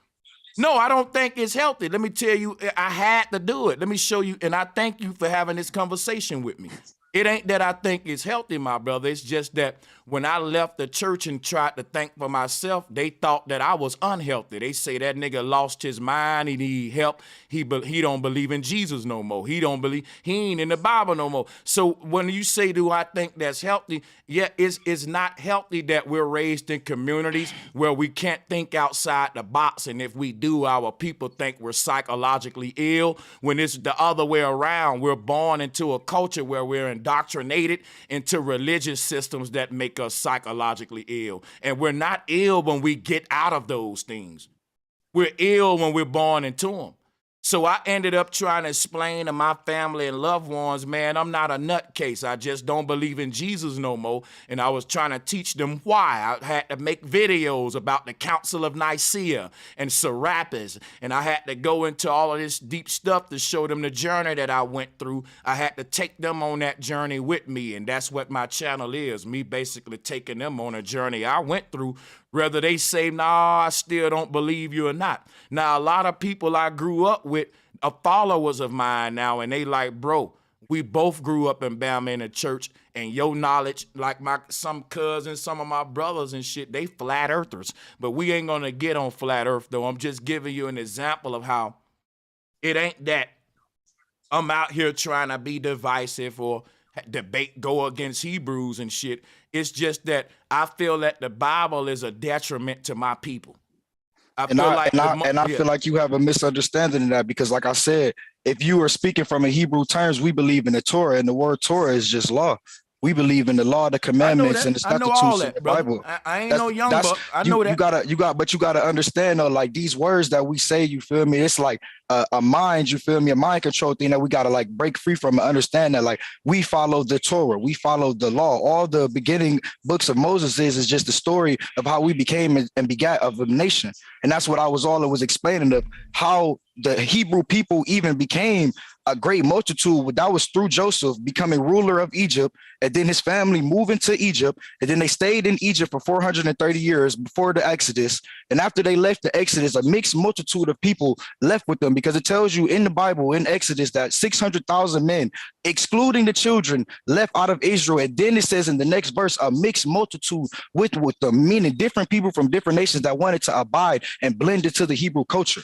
So once you understand that, you feel me, people were grafted in from all different walks of life. And like I tell people, like, all black people in America are not Hebrew Israelites. All black people are not Jews, because to be a Jew means you're from the fourth tribe of Judah, which is the fourth son of Jacob. So what people don't understand, though, is if I was a slave back in the old times and I was taken from my Hebrew family and took it to a tribe of all Hamites in America that were not Hebrew, and I had a baby with a girl and had 2 children, they took my 2 sons away from me and then took me somewhere else, and I had a baby with another girl that had 2 sons. Each one of those babies that I have will be a Hebrew person, because you are what your fathers are, because you are in your father's seed before you were in your mother's pouch. That's why you take the name of your father, and women follow the men's lead, because the babies come from the men first. This is why you are what your fathers are. So if your father is Hebrew, then you are Hebrew by descent. Okay, so let me explain something to you. There's no such thing as you are what your father are. That's the dumb shit that the pagans tried to teach our tribal people. We always taught that you are your mama and your daddy. You got a DNA strand. That DNA strand got 2 strings on it. One of it is your father's shit. One of it is your mother. Look at 100%, right? It's split in 25s and 4 quarters. This is how the DNA works. 50% come from your mama, 50% come from your daddy. The 50% that come from your mama, you pick up her gifts, you pick up her curses, 25-25. Your daddy the same. You inherit your father's gifts and you inherit his curses, 25-25-20, and that make you the 100%. Our ancestors never taught that you just your fucking father. This is idiotic shit that the damn small hat pilgrims taught to they people, and these are the same people that do oral circumcisions on their children. This dude is a young dude who got the Bible, and he think that me at 37 got something wrong with it, even though I grew up in the church since the time I came out with the womb, and I didn't leave it till I was in my early 20s. Now, he says something I missed in it, y'all, and I read the shit from Genesis to Revelation. I built the career off the Bible before this dude, like he in his 20s. I was on YouTube teaching my people about the Bible when he was probably in motherfucking getting out of high school and shit. So my thing is this right here. I say pump your brakes. You just came into the earth 20-some years ago. I've been here double that time, and in the first half of my life, I had the Bible that you got. So for you to say in your 20 years with the book, I missed something, that's crazy. That's bananas. What I'm going to tell you is this right here, man. You're a young dude born into a society that gave him the Bible to learn about who he is. And that's why when I asked you who you were, you said that you was from West Africa. But there's no tribe in West Africa that's using the fucking Bible to tell somebody who they are. You the only nigga from a West African tribe that's using a white man Bible to tell the world who the fuck he is. You don't think that's weird? Hold on, wait, No. We're gonna go one at a time. Nope. I know you don't like what's happening now. That's what I know you don't like this. But when you was talking, it was so hard for me not to cut in. I said I gotta let him build. You know. And guess what I'm going to do, young blood? Since I'm an OG, I'm going to shut up. Let the young nigga grab the mic. Go on, cut in, my little nigga. Go on, cut in. I'll come back to this. First point I want to make to people is, all right, if we were enslaved by Portuguese, Spanish, Englishmen, and all of these different languages of people, why were black people in the slave field singing Kumbaya? Now, kumbaya is the Hebrew saying, means come here, Yah, because the name of God is Yahuwah. And you know the name of God because God breathed the spirit of life into the nostrils of men. And every time you breathe, you say the name of God. Inhale is Yah and exhale is Hu. And in continuous motion, you say the name of God, which is Yahuwah. This is where we get the phrases hallelujah. So explain to me, if we were kidnapped by Englishmen, Portuguese, Spaniards, and Frenchmen, why were we speaking Hebrew in the slave fields? I got you. So watch this, y'all. When the brother said the song Kumbaya, that ain't nobody speaking Hebrew. Guess what? This is a Yiddish song, Celtic folkloric song that is singing about the Lord of the Druids, which is why he left that part out. What does it say? Kumbaya, my Lord. These tribal people, watch this, y'all. These tribal people don't have a Lord, though. They got a goddess. The same, that song one hit with them. Kumbaya, my goddess, and all. And then Yah is the Hebrew God. That goes back what I'm saying. There are no tribes in West Africa singing Kumbaya who ain't indoctrinated. Of course, we know when we go to West Africa today, this is what's going on. But to say that our people been doing this is a fucking lie, because this ain't what our people been doing. This is what our people been doing.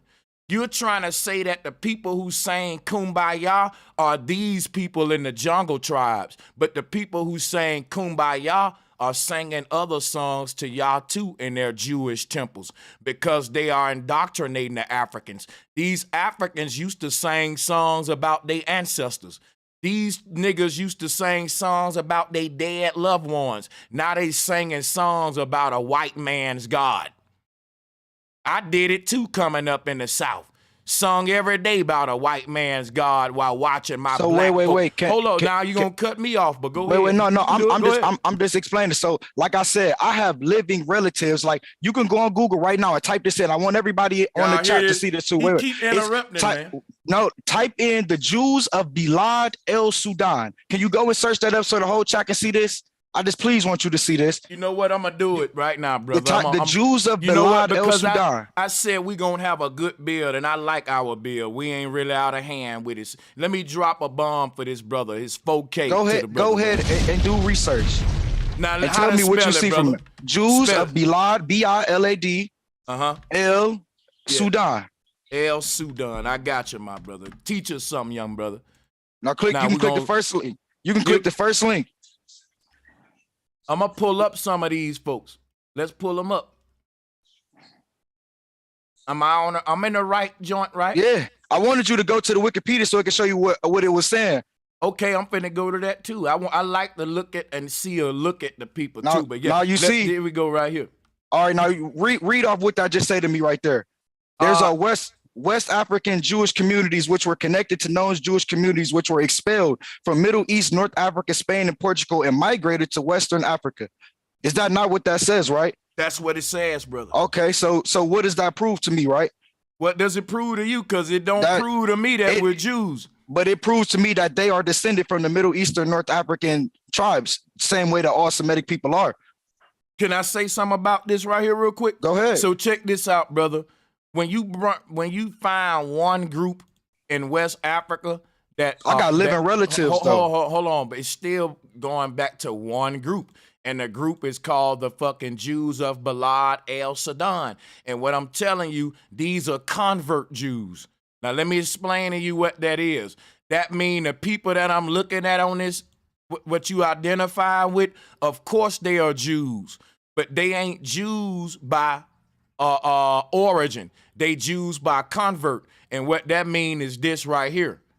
This is how they became Jews, because they was expelled out of their land, like what's happening to these Africans over here. And we can read it again. Let's read it. Describes West African Jewish communities which were connected to known Jewish communities which were what? See, my thing is we keep adopting Judaism through conquest, through expulsion, through exodus, through our slaves in Egypt, our slave over here. Y'all notice how nobody can connect through Judaism without first acknowledging the fact that you're an immigrant who was expelled, or you were some kind of people in bondage. Because when you look up who the Hebrew is, it means immigrant. And most of our immigrants was in governments that was oppressing them, so they went to other governments for better treatment. I debunked that too, bro. I seen that yesterday, and I debunked that yesterday. Hold on, bro. Wait a minute, bro. Stop it. I can't keep letting you interrupt me, man. I'm older than you. Like, I ain't gonna keep, I'm gonna let the young bro build with me, but I'm trying to teach you something real quick. And it's kind of getting like real talk, man. This is crazy because you sitting up here saying you trying to debunk etymology. You can't be mad at the etymology, bro. This is what the word Hebrew means. We're on the etymology dictionary site. Like, come on, my dude. Talking about you debunk the word immigrant. That's crazy. It's showing you the etymology of the word. And like I said, I'm saying your etymology is not showing the true etymology, because if you type in the word Ipiru, which is IPRUIRU, it will show you none of what you're saying is so right let me here get showing this straight. up. You're Type saying, in the word. wait, let me get this straight. You're saying I'm looking up the etymology for the wrong word. And I'm saying that your etymology is not showing enough information. That's what I'm saying. I'm saying hold on. It's showing enough information to let me know that the word means immigrant and one from the other side, and you can't deny that, my dude. So my thing is this right here. It's showing enough information for me to make the point that I'm making. It says probably. It says probably, bro. It says but probably. No, it doesn't. It says but probably. One from the other side. Probably. Listen, brother. Listen. No, probably is not 100%. Stop. It said right here, in reference to the river Euphrates, or perhaps simply signifying immigrant from Eber. This is what etymology is. So my thing is this right here. If you look at the word Hebrew, the reason that they said that the witches was connected with the brewing pots and they wore black hats is because, nigga, we wasn't making no oatmeal. If you look at the dude on that oatmeal box with that pilgrim hat on, these folks came over here. I forgot what you call them, cast iron pots. I keep saying witch pot, but it's a name for it.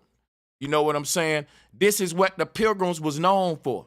They was known for having a black witch hat on. And guess what else they had? You know how they show you the witches with the bumps all on their nose and stuff? What you think that shit is? Smallpox, nigga. They gave us that shit.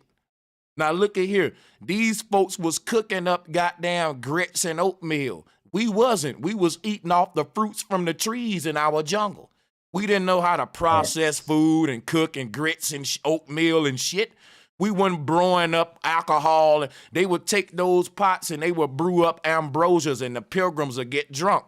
Our ancestors, that's what it's called, bro. That's what they call them, the Hebrews. They was brewing up. Most of their shit come from the pot. And that wasn't our culture, man. Like, here he is with his pot right here stirring it up. This is them people culture while the witch was stirred. That's what I'm saying. You're not going to tell me that we was over here in the jungle cooking oatmeal and shit with top hats and Stacey Adams on. Now, guess what you got to do, brother? I said I agree with you, my dude, that you put up your tribe. And I'm going to say to this brother, is glad that you know what tribe in West Africa your people from. But what you need to realize is your people been indoctrinated. Just like everybody else in Africa. Y'all ain't special. That white man went over there and indoctrinating everybody. And I'm telling you, your people ain't naturally no fucking Jews. They adopted all this from the white man, just like these folks. And right here proves it. They expulsion. These people were, like, when you start becoming a gypsy nomadic people, you start adopting a lot of the Hebraic immigrant viewpoints.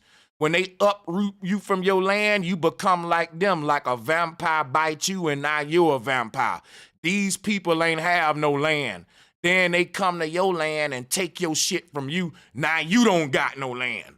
You become a fucking immigrant saying, I don't know where my true home is. And you end up way in Jerusalem as a black man thinking that you at home. That's how you get images like this. When he was at home, he was born in Baltimore, Maryland. He was at home.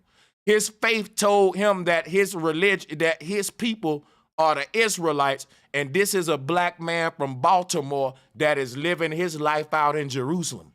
And if you ask him why, he'll tell you, I'm in my homeland, in my ancestral land, even though his forefathers and ancestors died on American soil. He convinced himself he's an immigrant. Can I butt in now? Can I butt in now? You can do whatever you want, young blood, but what you ain't gonna do is pay attention. We know that cognitive dissonance is real. I've been paying attention, but cognitive dissonance, brother. The picture that you just showed of that guy, whatever he got on, that's not in the Torah. Nowhere in the Torah does it tell you to do that. For one, you keep saying Jew.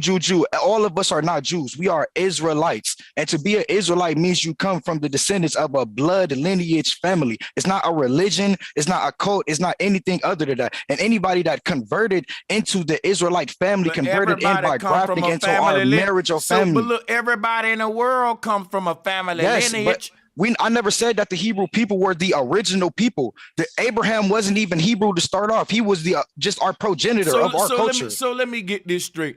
Now, these are your words. This brother said to be a Hebrew, you just got to come from the blood lineage of a family. Bro, that's every animal, every roach, every insect, every human. That's why I told y'all earlier, they don't even know what it means to be a Hebrew.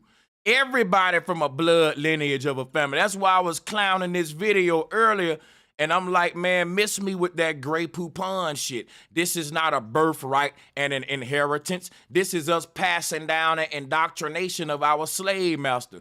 So to say that a Hebrew is just a family bloodline and lineage, anybody from a family bloodline and lineage, that would be all of us.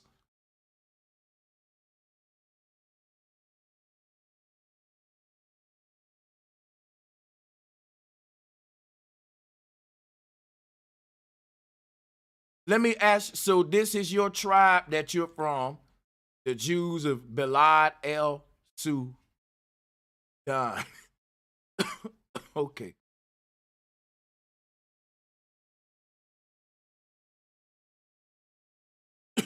Converts.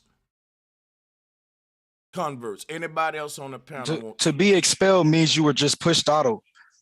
If I was expelled from school, that means I didn't convert to this. That means I was a part of this school and I was pushed out of, meaning I was originally in this and I was expelled from here due to war, slavery, you know, the basic things that get people out of their way the same way we ended up over here. You proving my point.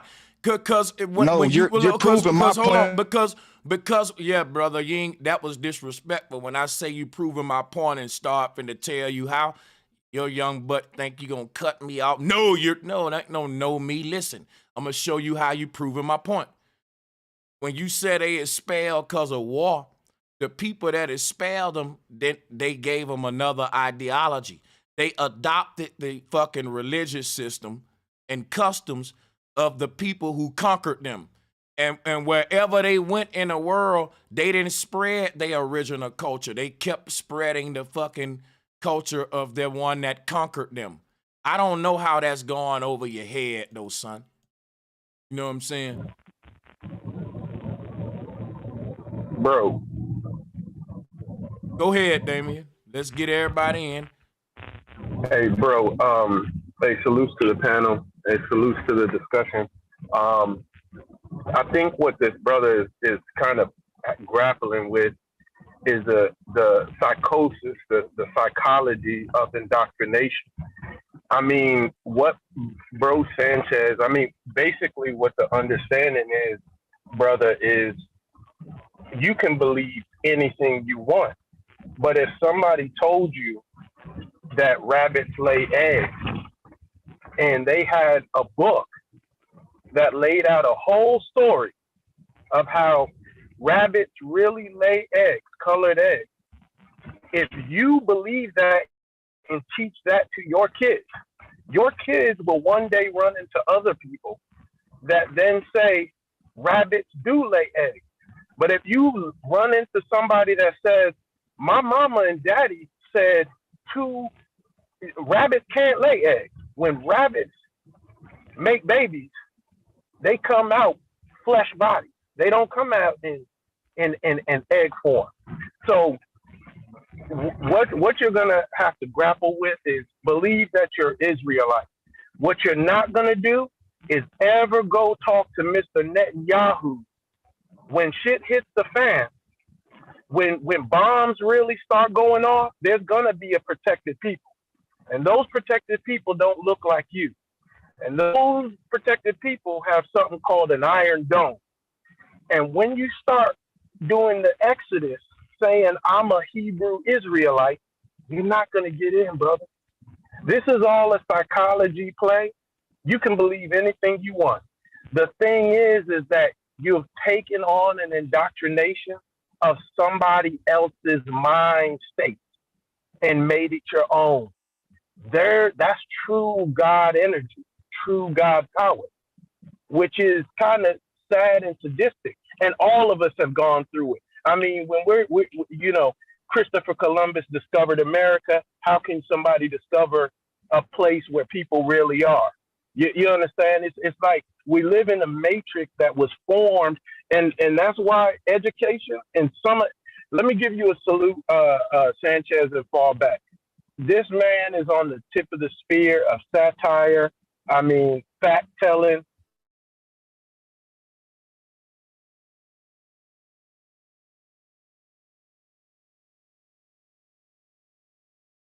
I think you muted up.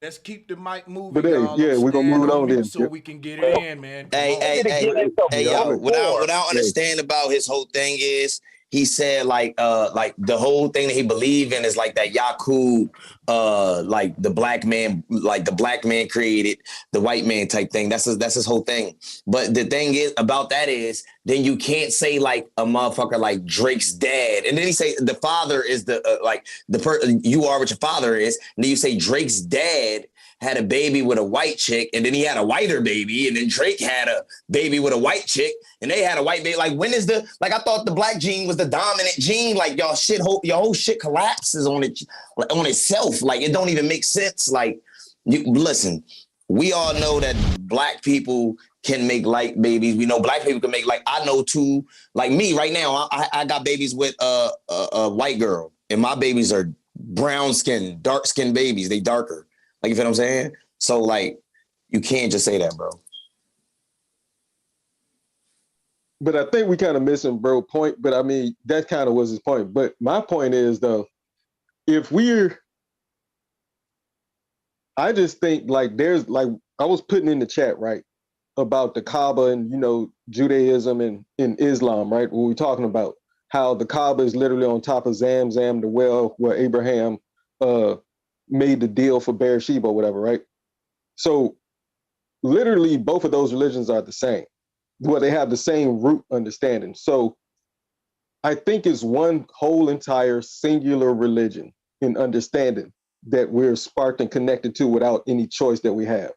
And then it was just separated, divided, and I guess categorized in different languages. And now we're trying to find our way back to the true source, which we would call, like in religion, God, right? But picking yourself apart and saying that you're from this specific tribe and only this tribe, it kind of negates the whole collective point of what God really means. That's just my opinion. But I understand what bro was talking about. Black people can't have white babies or albinos or lighter skin, but albino, that goes into genetics versus like pigment, and then you have phenotype versus hue. So those are two different things. But white people cannot have a darker race baby. So I understand, I kind of get their point, and I know why Hebrews get stuck on that in the Jacobian theories. Let me explain something to you. We have different tones. Let me explain something to you real quick, though. Here's what niggas need to realize, man. And because this shit is really, that's why I said we're going to be exterminated. Watch how crazy this is, right? For a nigga to act like he know what an albino is crazy, because science still telling you albinism is a phenomenon that they yet to tap into, like exploring the ocean and all that. Everybody got theories on what they think about albino people. And because of that, albino humans are humans that still get hunted like animals today. Who know about that? Facts, and absolutely, and those those Khoisan people that you Bro, were let me showing tell you earlier. something. They Yep, got hidden albino communities in the jungle nobody can find. Now in certain parts of Africa. Now watch this. Let me show y'all something real quick. You know why they got the world attacking albinos? Because albinos hold the key to everybody in the world waking up. You know what that key is? Brother Sanchez, the voice of the albino in the jungle right now. Brother Sanchez saying, look, white folks ain't a mutation that come from albinos. Nature just created different colors of everything. That's a simple answer. Now we don't need mutations. Now we don't need long, drawn-out theories. Nature made different colors of things. And my thing is this right here. When it comes to the human races, there is one group called the pale race, and that would be the albino. They skin comes snow white. Now they say to us this is a genetic mutation to make it a disease. But what do you treat that with? Like when you see an albino flower in nature, you're going to say that's a disease? Like these the same people that have a freckle-faced human see a dermatologist. But I can show you flowers with freckles and specks on them. Nature is making these prints. Like we see a cow, right? With brown and white blotches on it. Then we see a person with vitiligo and say that's a defect. You feel me? And look, with the albinism, right? Here go the thing they can't understand. Each parent gotta have the trait of albinism in them. It can't be one or the other. It gotta be both of them to have an albino. So they trying to figure out, well, where do this DNA strand come from? Because it ain't like I can have sex with somebody and have an albino if I don't have that direct trait in me. You gotta have the direct trait. Let me tell you something about albinism. Hold on, wait. Can I interject real quick? Wait. One thing I gotta make clear to people is it's 16 shades to the black, brown, and yellow gene. Y'all gotta understand melanin is just condensed light. And if you understand the light spectrum, it's different shades to each different color of light. Let me answer you gotta remember that. Let me answer him, young man. We know about all the melanin talk, man. We don't get into that. When you talk light, it has nothing to do with melanin or melatonin. When you talking about light, you need to be talking about ether and plasma, young man. Go look it up. Get into electromagnetism. You're going to thank me when you get older. When you get a little older, you're going to say, yo, and hold on, that wait, nigga was trying to put me on this some why shit. I say, like, you got to kind of, like, slow down, bro. You talking to somebody who was, like, getting scholarships from Princeton, Harvard, and Yale before I was graduating high school. That's your problem. No. And I turned them down, bro. Problem, that's what I'm saying. Hey, so, like, I'm highly intelligent. I tested with the IQ of 127 when I was 7 years old. Like, I was that don't mean you Ivy ain't League indoctrinated, bound, so though. no, you can't say that. Like, I'm talking to somebody that's ignorant right now, bro. Like, you gotta understand that everybody my age is not the same, bro. Some of us are born special and born in a different caliber. I don't think I'm talking. Let me just give you an apology. Let me say this. I don't want you to think I think you ignorant.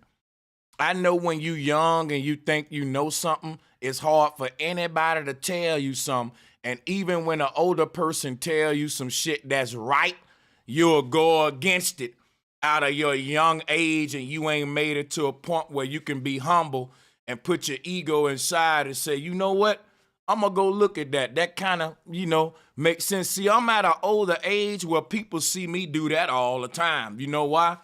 The people support. I don't have an agenda. Whether I'm wrong or right. That's why I say I'm saying you said, because you told me to go research like plasma, but all plasma is just the fourth state of matter, bro. You combine the three states of matter and make it. You just cut me off, young blood, while I'm talking to you to go back about some plasma stuff. You're on an agenda as a young man to show us how much you know. And I've been on this shit for like 10 years and people already know I'm a wise guru.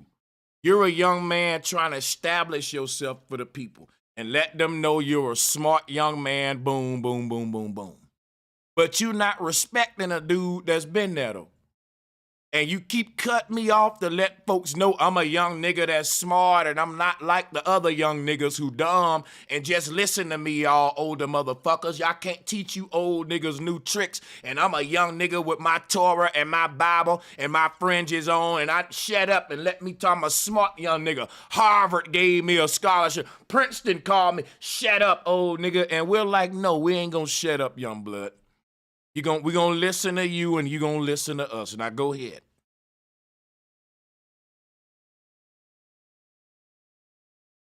You got it, man. You got it, brother. And you ain't nobody said you ain't intelligent. You intelligent. But okay, no, but like I said though, like how you told me, like I need to go study, bro. Like I was gonna go to school for aeronautics, so like quantum physics and all of the things that you think that you then studied, I've already like you made a point earlier, like how you said like.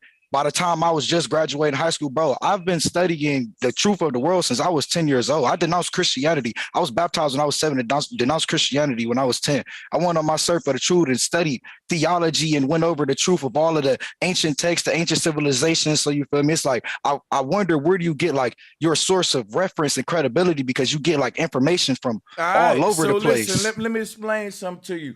That's some shit that a young nigga say. A young nigga say at his age, where do you get your information? Because you all over the place. That's why I'm the guru. Only the gurus can be all over the place. I can go to the Middle East. I can go to Mesopotamia. I can come back to Egypt. If you know a lot, you can be all over the place. If you're a young nigga who just getting his feet wet, who just now learning some shit, you can't be all over the place. Don't get mad. Just guess what? Keep studying. And one day you'll be able to be all over the place. You'll be able to not just tell me about the Torah. You'll be able to tell me about the Quran. You'll be able to tell me about the ancient cosmology as well as the modern. You'll reach a point when you mature that you put your ego aside, young boy, and you realize that you don't know everything for real. You got a lot of learning to do. In fact, you in part of a belief system that might prevent you from ever getting to the level I'm on, to where you ever think you can be all over the place. Because I'm trying to get you just out of your Torah. You in just one place. You can't go nowhere else. You looking at me like this old nigga all over the place. That's a gift you pointing out. If you get to my age and get the kind of learning I got, you'll be able to be all over the place too. So what about people like Flavius Josephus? See, now you bringing up a damn foreigner and somebody that ain't got to do with me. He was Judean who was somebody who ended up serving Titus Flavius, which was the emperor of Rome. You can look up who this person was. His name was Joseph Flavius.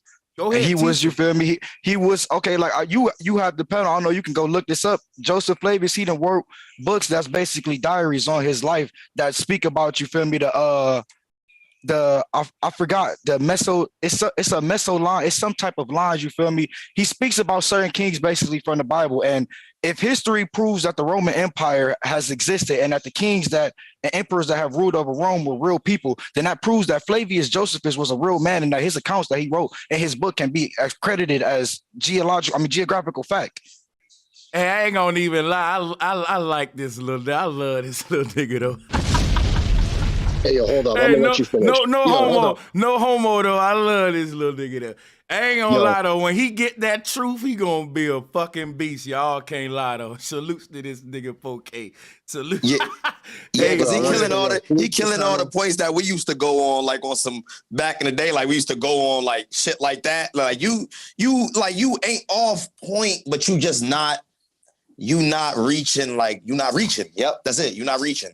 Once you start reaching, then you're gonna see that the shit that you thought was like something. Guess what it is? It's called reference-based information. See, here's what wisdom versus knowledge is. I got living family members. Remember, my references come from living family members. But look, I got you. What did the living family members tell you? First off, my great grandmother, she doesn't have a birth certificate. She was born in a row house and lived with 10 other people in a row house before she moved up north. My family is Togolese and Beninese, and my dad's side is Nigerian. I understand exactly where we come from. That's how I was able to trace back my history to the Jews of Bala el Sudan. I ain't gonna lie, man. Don't let nothing happen in the night that you on the right path, 4K. The fact that you's a young brother with this kind of passion to be around us old heads talking this deep shit, I gotta drop a bomb for it, man, for real. You know what I'm saying? Because your generation on some other shit. So even though I don't agree with you about the Hebrew shit, man, stay with what you got. Keep your Bible. Keep learning. If you with a group, stay with them. It's keeping you out the streets. You know what I'm saying? But don't never stop fucking questioning shit, though. You know what I'm saying? But I'm going to fall back. Hey, I don't know if you can hear me, but you speaking facts, 4K. Yeah.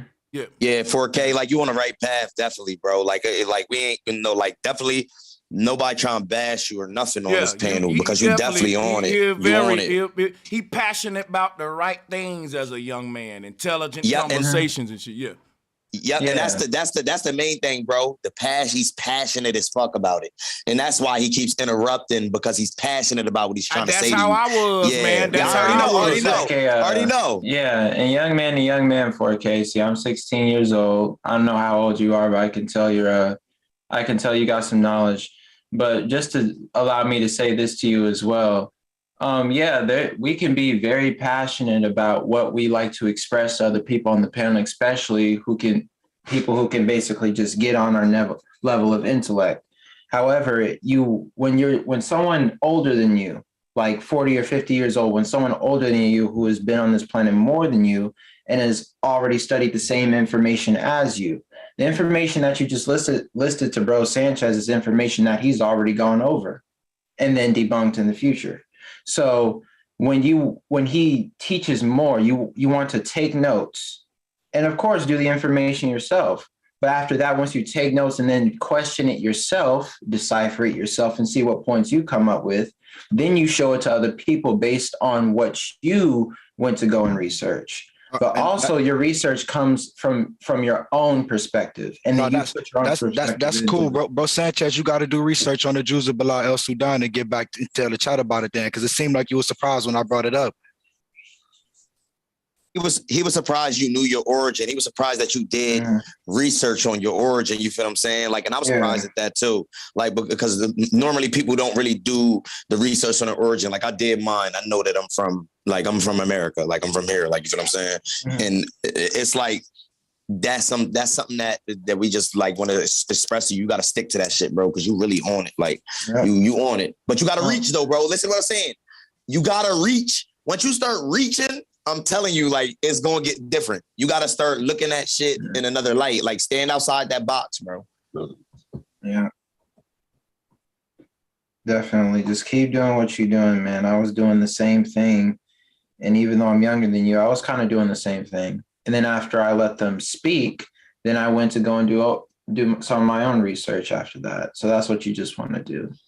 Okay, now let's get back on topic. Hey, 4K, listen, this is what I'm saying. You said that Drake had a baby and it was lighter, so that basically proves that we can, like, basically white people come from us, right? No, that proves that dark-skinned people can have lighter babies. That's all that I was proving that. But it could go the other way around, though, right? Within 2 generations that you see that black man would not be hair turned into a light-skinned person with curly hair. So just imagine if you just keep going down the lineage of having a baby with a woman that's exactly. That's how you feel me it came about. And then you got to take into account migration and then how much sunlight people are getting in certain regions. That's what I want to factor into a lot of different things. That's what I want to. This is what I want to school him on, man. There's no such thing as a race being bred out of existence. Because here's what happened when 2 different people mix together. The baby becomes 50% of each race. Now check this out. If a black man got with a white woman and the baby was 100% the black DNA, they call that the dominant gene theory. Guess what? People who believe in that, they used to say that black men, the best thing that you can do is get hold to your white woman, and in a couple of years, we will breed them out of existence. I'm finna school y'all on something. This whole dominant gene thing, people was literally encouraging interracial dating because they were saying that the black gene is so dominant. If the black man go to a white man's country and start mating with his woman, the white man won't exist no more in a few years in that country. Tell me I'm lying. Yeah, they used to do. That's facts. They used to do that around. They used to spread that kind of information around the 17, 18, and 1900s. Definitely. Now, guess what? When they see a black man with a white woman, guess what they tell them? Man, if you keep dating that black woman, you ain't gonna have no more black people. Wait a minute, you just said that our gene is dominant and that no matter what we date, the baby come out black. You didn't say mulatto, mixed, binary, none of that shit. That's the dominant gene. Specific. Right, that's the dominant gene theory. See, now you gotta abandon that theory and say that, and you're gonna have to come with something else because you can't have one theory to support why you should date them, and that same theory be the same one to support why you shouldn't. That's contradictory. That's what I just pointed out. Hey, bro Sanchez, let me ask him a question. What do you think happened then, young man, when two albinos, that means there are two albino people that have a baby, what do you think happens then? What do you think the offspring? I believe that they have a 70% chance of making somebody that's dark skinned because, like I said, I believe albinism comes from the black gene. Okay, so let me explain something to y'all. Hold on, no. Hold on. Somebody asked me a question, and I want to answer them real quick. Let me explain something to you. An albino Chinese woman getting together with an albino black man might give birth to a jet black Blasian, nigga. What I'm telling you is the children of two albinos that baby might not have the albino gene. This albino thing is somewhat of a mystery still to science. And what I'm telling you is because the albino, I'm going to tell you right now, if we start studying albinos, all of the answers and mysteries about this shit will come true. This why they targeting the albinos and shit, nigga. But hey, bro. Look, oh, my bad. No, go ahead. I'm gonna come back. I was gonna say, because I've been thinking since you said it, and you was like, that's like the albino shit is the key. And once you showed the tomato, like it started coming together. Listen, that shit might be the thing that shows us that everything, like it's no difference between us for real. You feel what I'm saying? And that's why they get it hunted like that, because they know that the albino gene probably connects everything. You feel what I'm saying? Everything has, bro. I never knew it was a fucking albino tomato, bro. Like, what? Yeah, if you really, hey, listen, that's the point I was trying to tell y'all. To have an albino, you gotta come from the descendants of two albinos that had a baby. If you ain't coming from, you can't have an albino. But go ahead. Yeah. Well, what I say about the like, but that's what I'm saying. That's what we think. That's what I'm saying. That's what we really don't know about albinos. For example, right? You can get with a certain female, and depending on what black woman you get with, you can have an albino. Because the albino gene is in every group, but it's just depending on. No, not if in my, you know how babies have babies. Not if there was two. Not if my blood didn't come from two albinos 1,000 years ago. You have this what I'm saying. It ain't about you. If that woman that you dating, if somewhere in her family that was an albino gene, it can pop up in y'all's. This is how the albinism work. No, we both gotta have it. Is what I'm. I'm telling you that you both don't gotta have it though. That ain't the way it worked though. Just like listen. Yeah. Listen. Hold on a second. The way that genetics work, your mama and your daddy don't got to have AIDS for you to get it. If your mama got AIDS and your daddy don't, the baby gonna still have AIDS. If the daddy got AIDS and the mama don't, the baby still gonna have it. It only take one of them for you to pass it to you. You get what I'm saying, guys? Now, anybody telling you anything different is stretching and reaching, bro. Like, I don't get this shit. It's very fucking simple. Any gift of flaw that you get, can pass down from just one of the parents, and that can be some. If your mama was smoking crack, your crack habit as a crack baby can come from her, and your daddy could have been drug free. Right. That's what makes this a phenomenon. They don't understand why albinism is the only thing that's breaking this law. You have to have the direct thing in your gene. Both parties have to have it in albinism. There's no like if I don't have it in me, then it's sort of like twins, but 10 times stronger. You understand? You know how like they be like, well, yeah, twins in your family that goes through the DNA. This DNA, you have.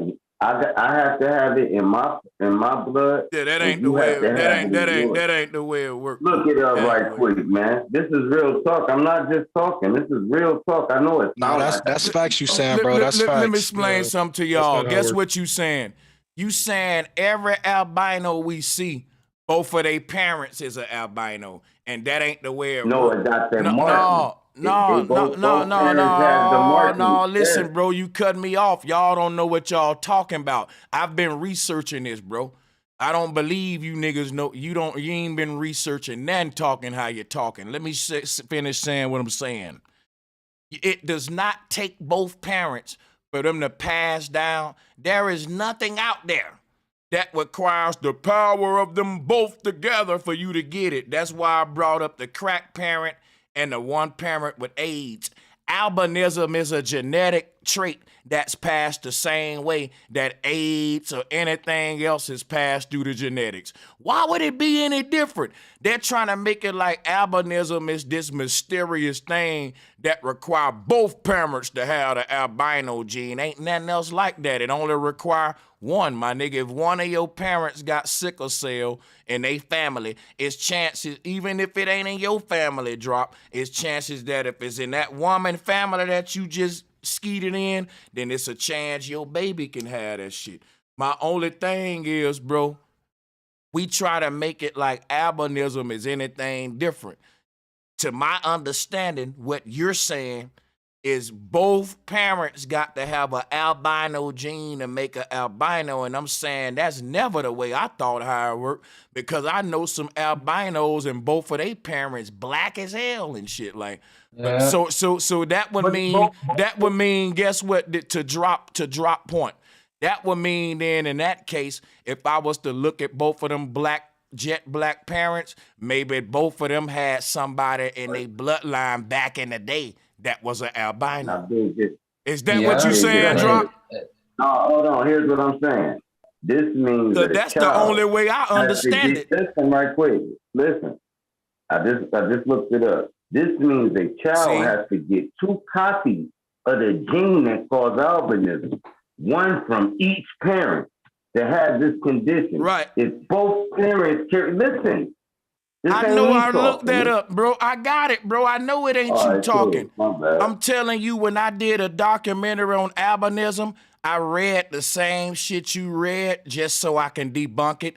Just like I look up gravity and I read it to them what science said about that, then debunk it. Just like when I look up when these science say a man could be born gay, and I go in my own critical thinking and show you fuck what you look up and read. That don't make them people God. Them some sick people. They lying about these albinos, and I'm here with my knowledge to prove to go against you, science, the Bible, any references you quote from these devils. Gravity, albinism, melanin. That's what I'm telling you, brother. Sanchez energy don't change. So hold on. Wait. Why I can't finish? Real quick, let me finish. Only thing I'm saying is anybody can Google what they saying about albinism. But I read a whole article from albinos that's telling you they are anti-science because they don't agree about what science say about them. There's whole communities of albino people and people with vitiligo who saying my skin is not a defect, it's a beauty statement. Let me show you some. There are vitiligo communities. There are albino communities that's saying the same thing about science that flat earthers are saying. And we been divided, and we going along with science to divide everybody and tell these people you're a mutation. In order for you to have vitiligo, your mama got to have vitiligo and your daddy got to have it, because y'all own little recessive species. You can't mix them on humanity. When that's bullshit. All of these people with these so-called, hold on, this ain't a debate. This just, see, you know what, man? We gonna be exterminated. Fuck it, I'm yelling the mic, nigga. Oh, no, I was disagreeing with you. I didn't say, I was saying that's what they say. I didn't say that's what it is. I said that's what they saying. So, yeah, we're and on the same page. I've been debunking what they saying for years. For you to ever think that you can read what they saying against your boy and think it ain't gonna be easy for me to mop the floor with is ridiculous. I love it when the globalists read what they say about gravity. So I can say, okay, you read that right. Now let me, my turn. You already know it's finna go to bananas after that. Hey, Drop, you should have read a little bit more down in that John too. Like if you look up on it, they start talking about melanin and all types of shit. My boy, like they like it start getting goofy. But you know what? But just saying reading all the goofiness to me ain't really gonna help. Guess what we gotta do? I always tell you, critical thinking. Cause check it out. I didn't come up to none of this shit reading the goofy shit. I looked at these skin conditions. I said, this ain't a skin condition. It's articles where people with vitiligo are making their own beauty little. These people saying, look, my shit ain't a defect. Like, I don't know what you talk about. So show me a white person with the reverse happening to them. Hold on a second, bro. Why the hell is this man want to talk about white people when I'm talking about our people? Because like, I'm just asking wait. Let me pipe down, young man. Look at what I'm showing on the screen. We want to talk about this being a beauty statement and not a defect, and that's when you want to talk about the white man? Come on, man. Like, bro, let me tell you what they doing to our young men. They making our young men stunt their growth by having this deep hatred toward the white man, and when they should have a deep love toward finding the truth. Hate for the white man ain't gonna free you, but love for the truth gonna free you, my young brother. Quit looking for every opportunity to make the white man look like he ain't shit, because the white man running the world. Let's talk about the knowledge, brother. We dealing with vitiligo and science, and you want to find an opportunity to get a stab at the white man, young blood. That's what the Hebrew camps do. It wasn't a stab. I'm trying to compare. You feel me? The difference. If this can happen to us, can the reverse happen to them? We see vitiligo is a condition. Like hell yeah, white people can get vitiligo. So show me. Let's show us. Let us see. No problem. Oh no. No problem. Yeah, just show him. No problem. I got him. Now watch what's gonna happen when I show him. He ain't gonna want to accept the truth though. It's called cognitive dissonance. Like everybody know white folks can get vitiligo. Let me pull up a whole bunch of pictures of it though. I want to show him a bunch of them. Cause I'm gonna tell you something, like the fact that this young man said that it hurt my heart, it let me know our people don't really know a lot. We don't travel a lot. For a young man to think that a white person can't get vitiligo, hold on a second, y'all. For a young brother with his amount of passion and ego and ambition to think that a white person can't get vitiligo. They just look Italian with vitiligo. Bro, like I said, it's sad. I think we in trouble. Like for him to think that white people can't, and then you know what's crazy, man? They use vitiligo to say that blacks with it have some kind of defect. Then when I show beautiful black people with vitiligo, he say, but can white folks do it? They got these young people mind fucked up. I'm showing them so many pictures of white folks with vitiligo, just like the black ones, and he ain't gonna accept it, y'all. Just like black people can make vitiligo, white people can make it. Just like black people can make albinos, white people can make albinos. Every group can do that. Every group can make a vitiligo person, and every group can make an albino person, and every group can make themselves. But no other group can make the other one. No other group can make the other one, no. Borax powder.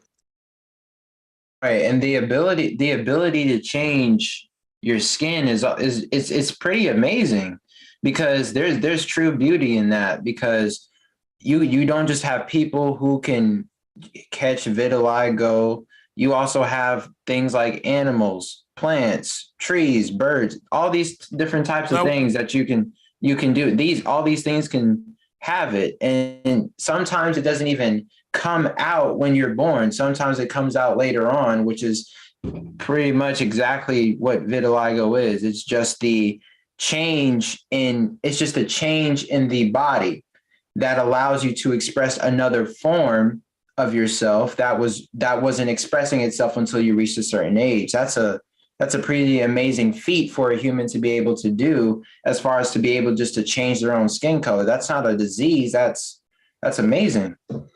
And watch this, y'all. There are several things in nature, right? There are several creatures in nature that develop the same kind of patterns over time. Even though they same species, you may get a red rose, white rose, pink rose. Now, some of those red roses may develop white blotches on them, but it'll be very rare. And you know what? Those will sell for more money. You know what I'm saying? But in the humans, it's a deformity. But in plants and shit, it's the rare one that we need to buy. Like, for example, an albino tiger costs more than a regular tiger. But you to buy an albino alligator, the albino alligator gonna be double the price of the regular one. But in humans, oh, you got a disease. But in nature, oh, you a beautiful rarity. That's what I was pointing out, the stupidity. And they don't see the shit. Mm-hmm. It's like, why are you trying to preserve another species other than human? So you're trying to preserve one, but you want to get rid of the other. And then they've got this thing called, now natural selection does have a few points, but they're trying to use that, but on humans. Man is using man is using the purpose of natural selection and performing it on humans by trying to not necessarily just kill them. They're doing it in a way where it doesn't seem harmful when it really is. It's simply trying to, trying to express the fact that you should have sex with a different woman who has a different skin color. Or two, you should basically date outside of your race like it's okay. And it is okay, but that's not the problem. The problem is thinking that, okay, the only way to get rid of this change is if we mix it up. So if we mix it all up, then there's really no telling what connects us together. So basically, it's also, they've got two sides to this as well.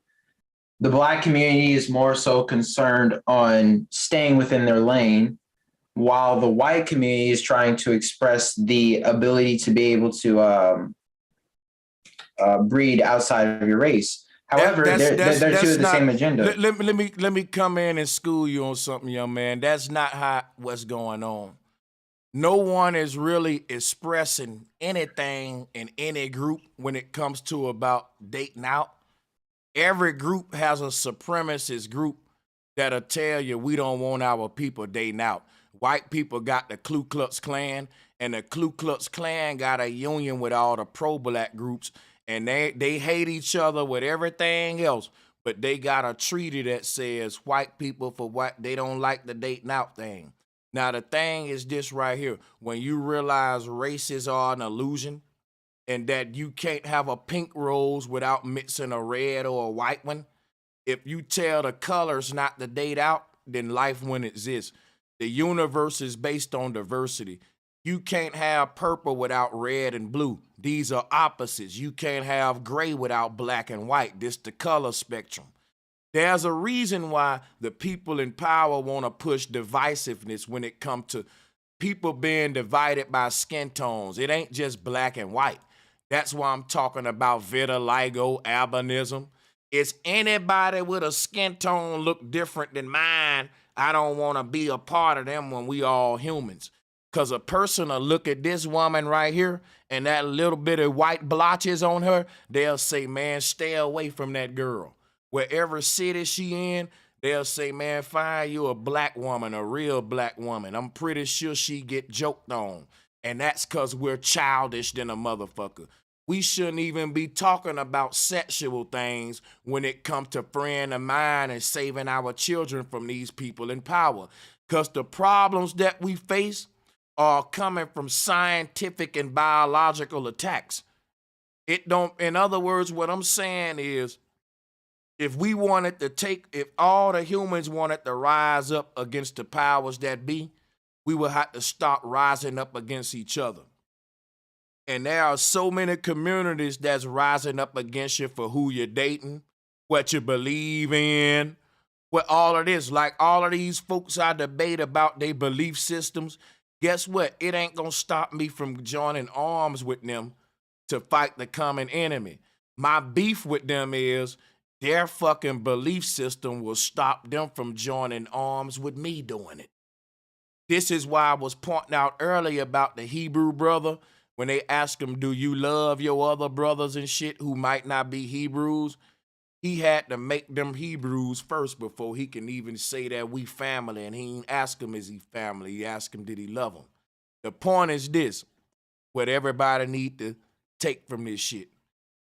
Vitiligo and albinism is not a result of mutation. It's not a result of race mixing. Because a person can say, well, people who got black and white skin got a black and white mama mixing together. Like if you take a brown cow, white cow, and get this sort of pattern maybe, but that ain't how the brown and that ain't how that cow is made. You can have a black cow and a white cow, and they'll give birth to a cow with brown and white pattern. And if you look at humans, it can happen with like the way you may have a black cow with a black cow, but they give birth to a white cow, or a black cow with a black cow and they give birth to a brown cow, or brown cow and a white cow give birth to a black cow.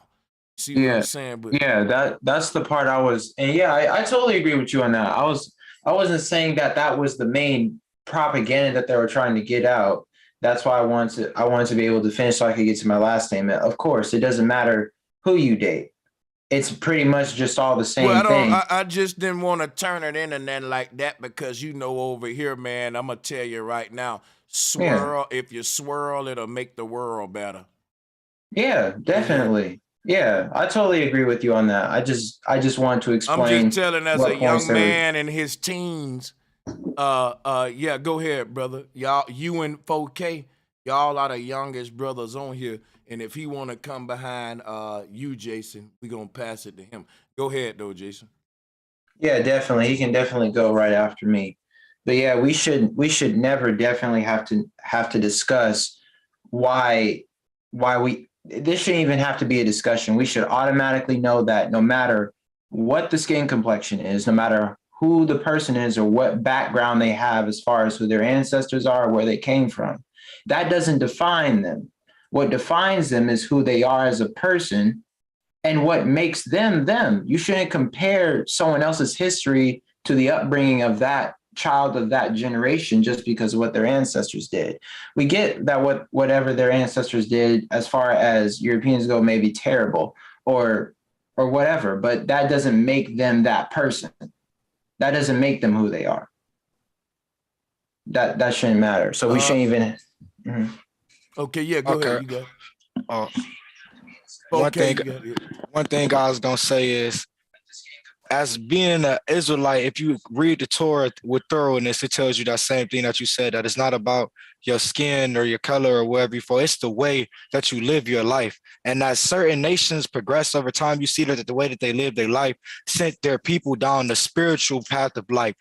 necessarily recessiveness. And I should say, like, the Torah is just telling you to follow the commandments that God gave you, which is basically telling you to be a righteous person, which is to not steal, not kill, not to worship false idols, and basically to be a righteous person, not to lie to strangers that you meet and treat them as equals. People just have this misunderstanding because the people that are in control of who preach and teach about the Bible are misconstruing the teachings of what it really is. And this is why you have to listen to somebody that is Hebrew and have a good understanding of what it says in the Torah. Teach me what it really is. How do I be a Hebrew, brother? To be a Hebrew is by following the statutes. According to you. No, it's not according to me. It's according to the Torah. According to the Torah, it tells you just have to follow the commandments of God, which is placed. And then it tells you to follow. Let's take a look into this Torah. But wait. Let's take a look into this Torah real quick. Free Navi. Check it out. He been repeating that the whole night. Now you gotta take what he said and then and he gonna stand on that, and then you got to battle him head on with that, because he been consistent with that the whole night. But yeah, you got it. Go ahead. That's all I want to say. All right, so now let's go into this Torah. Okay, go ahead. So, according to the Torah, what law, what land are we on? What land are we on in America? Yeah. I wouldn't necessarily say that it speak too much deeply, because the Torah is a book about the Israelites and their interactions with the rest of the world. It tells you about the beginning times and then how God.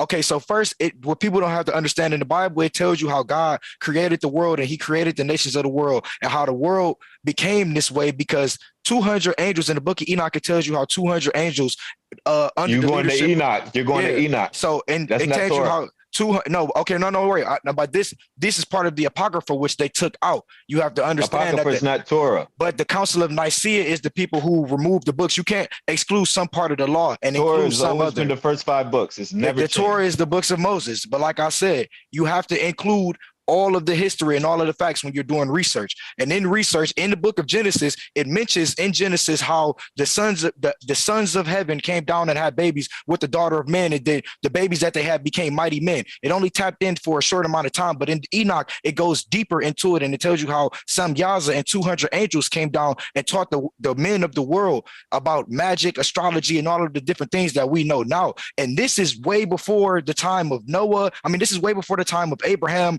Jacob, or anything. So God flooded the world during the time of Noah and then restarted the world, and then the world again went basically to shit, and he had to make Abraham and his descendants basically the family that is going to be the head of the world to keep the rest of the world in check under his law, because he clearly started the world 2 times and it didn't work out by letting men do what they want down here. So he had to appoint a group of people that were going to be above the rest, basically as a set of decree and basically enforcer of his law on earth.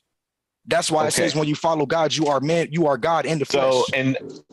So according to the law, are we foreigners on this land, or we're foreigners in our homeland? Even the land of Israel, it was the land of Canaan at one point. Our progenitor Abraham was from the land of Uruk, and he migrated to the land of Canaan.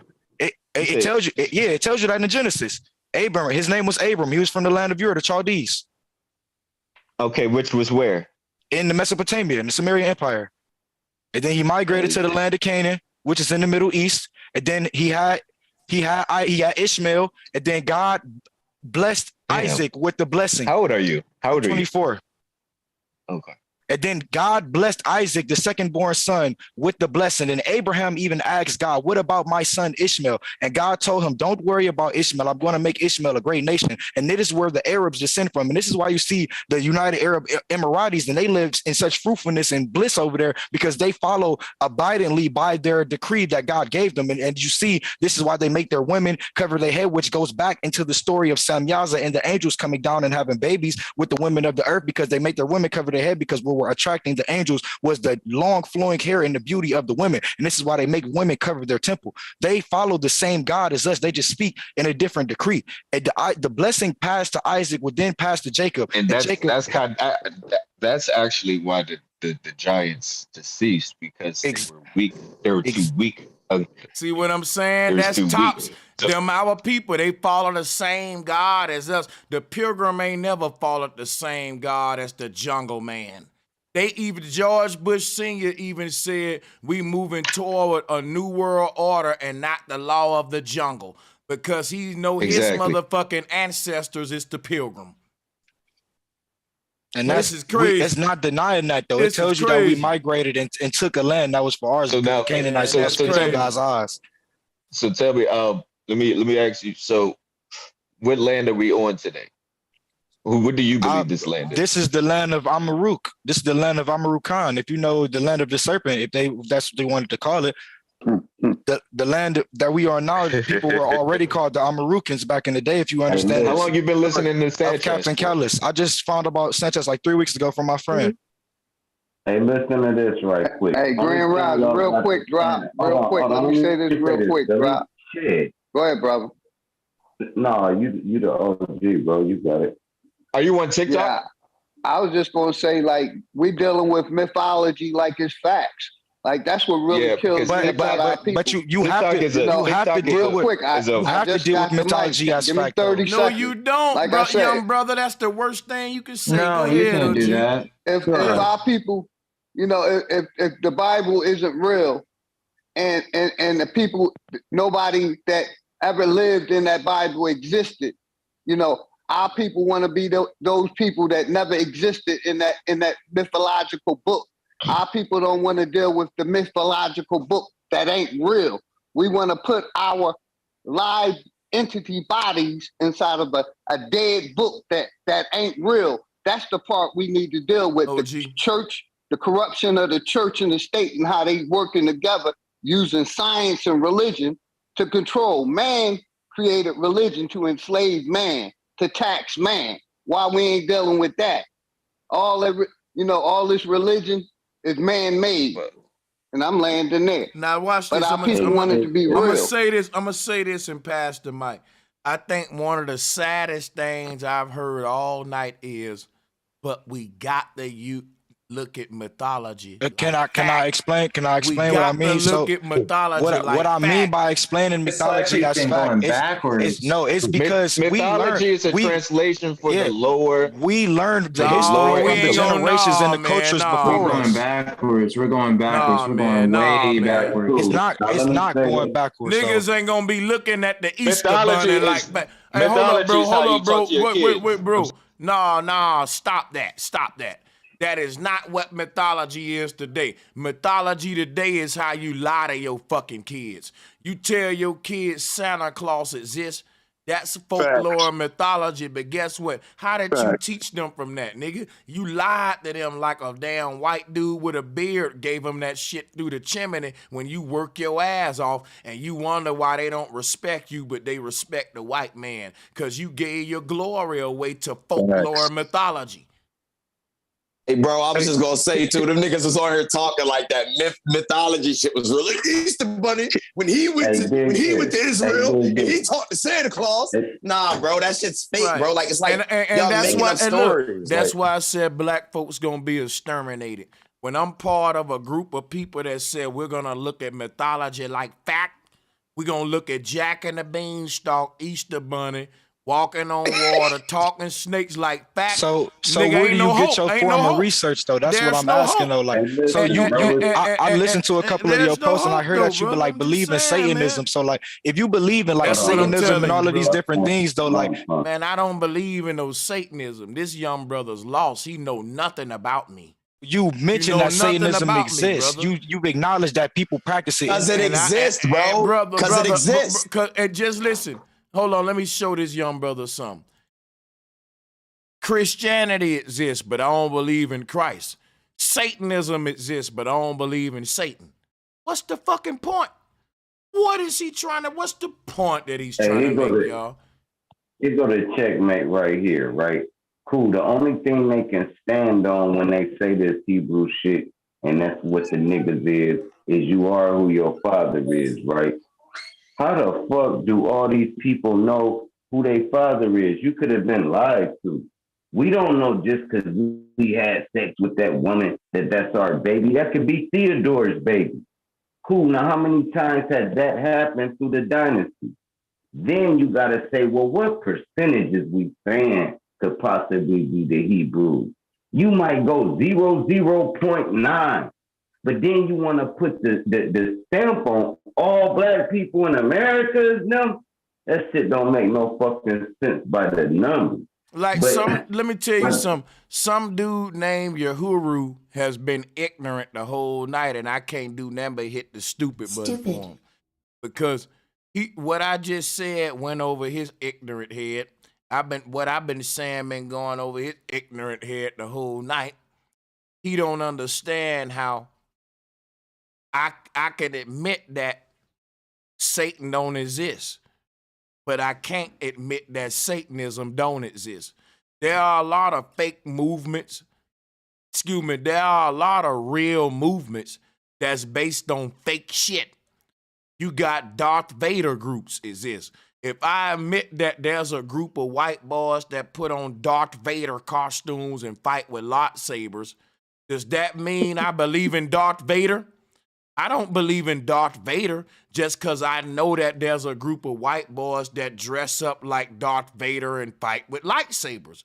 I don't believe in Satan just because I know that there's a group of dumbasses who link up every other day and believe in some shit that don't exist. I'm saying I know that these dumb groups exist. That's a reality. But just because that's a real group don't mean that the group ain't based on some fake shit. Same with the Hebrew Israelites. Hey, can I ask him a question? I guess 4K.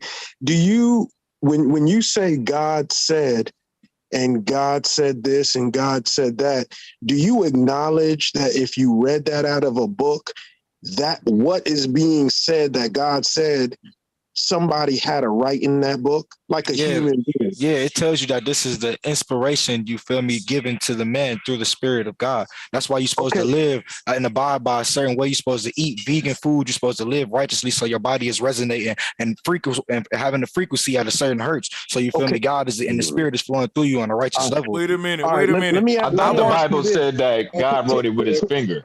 I thought the Bible said God wrote it with his finger. A person can't talk to me about veganism when Jesus fed the crowd with fishes and loaves, but we're going to keep moving on.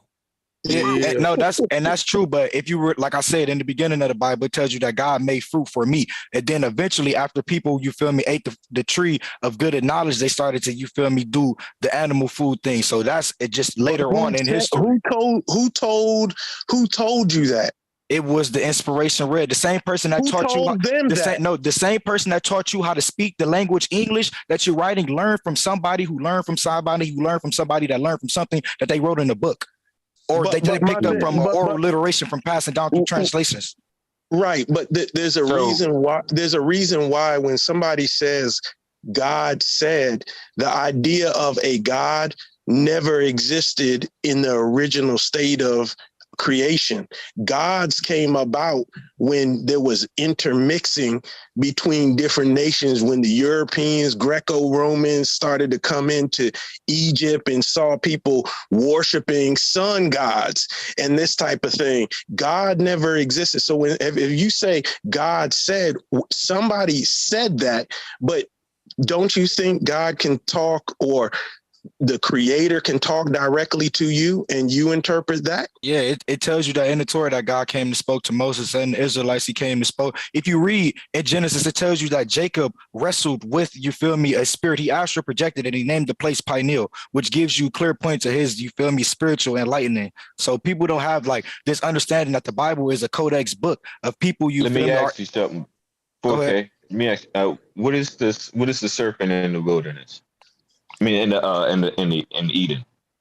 The serpent in Eden is okay. So what people don't understand is like, even what y'all believe is science, you feel me? Science tells you that 99% of the world's populations and species have already gone extinct. And I can see ravens, parrots, and all of these different animals that can communicate and be taught speech now. So it's like, for people to, you have to have like some type of fathoming. Like I seen y'all talking about Darwinism earlier. If I was to give y'all a piece of paper and a pencil to draw the most imaginary things in y'all mind, y'all would still draw something with human capability and fathoming. Y'all can't draw something that's out of y'all comprehension. So we're along the lines from being a microorganism to an amphibian to a mammal to a monkey that people get magic, dragons, werewolves, and all of the different occult things that people have knowledge of now, to have all of these different things on top of the different civilizations that have these same parallels that never had interactions with each other. And I told you this all goes back to the story in Enoch of the 200 angels from the Bible coming down and spreading across the face of the earth, teaching men the ways of the heaven. And this is how we have all of this knowledge about how the Star of David was around before the Hebrews and all of it, because they were taught. I don't believe in those things. Hey, bro, you believe in Darwinism, bro? Yeah, no, I don't.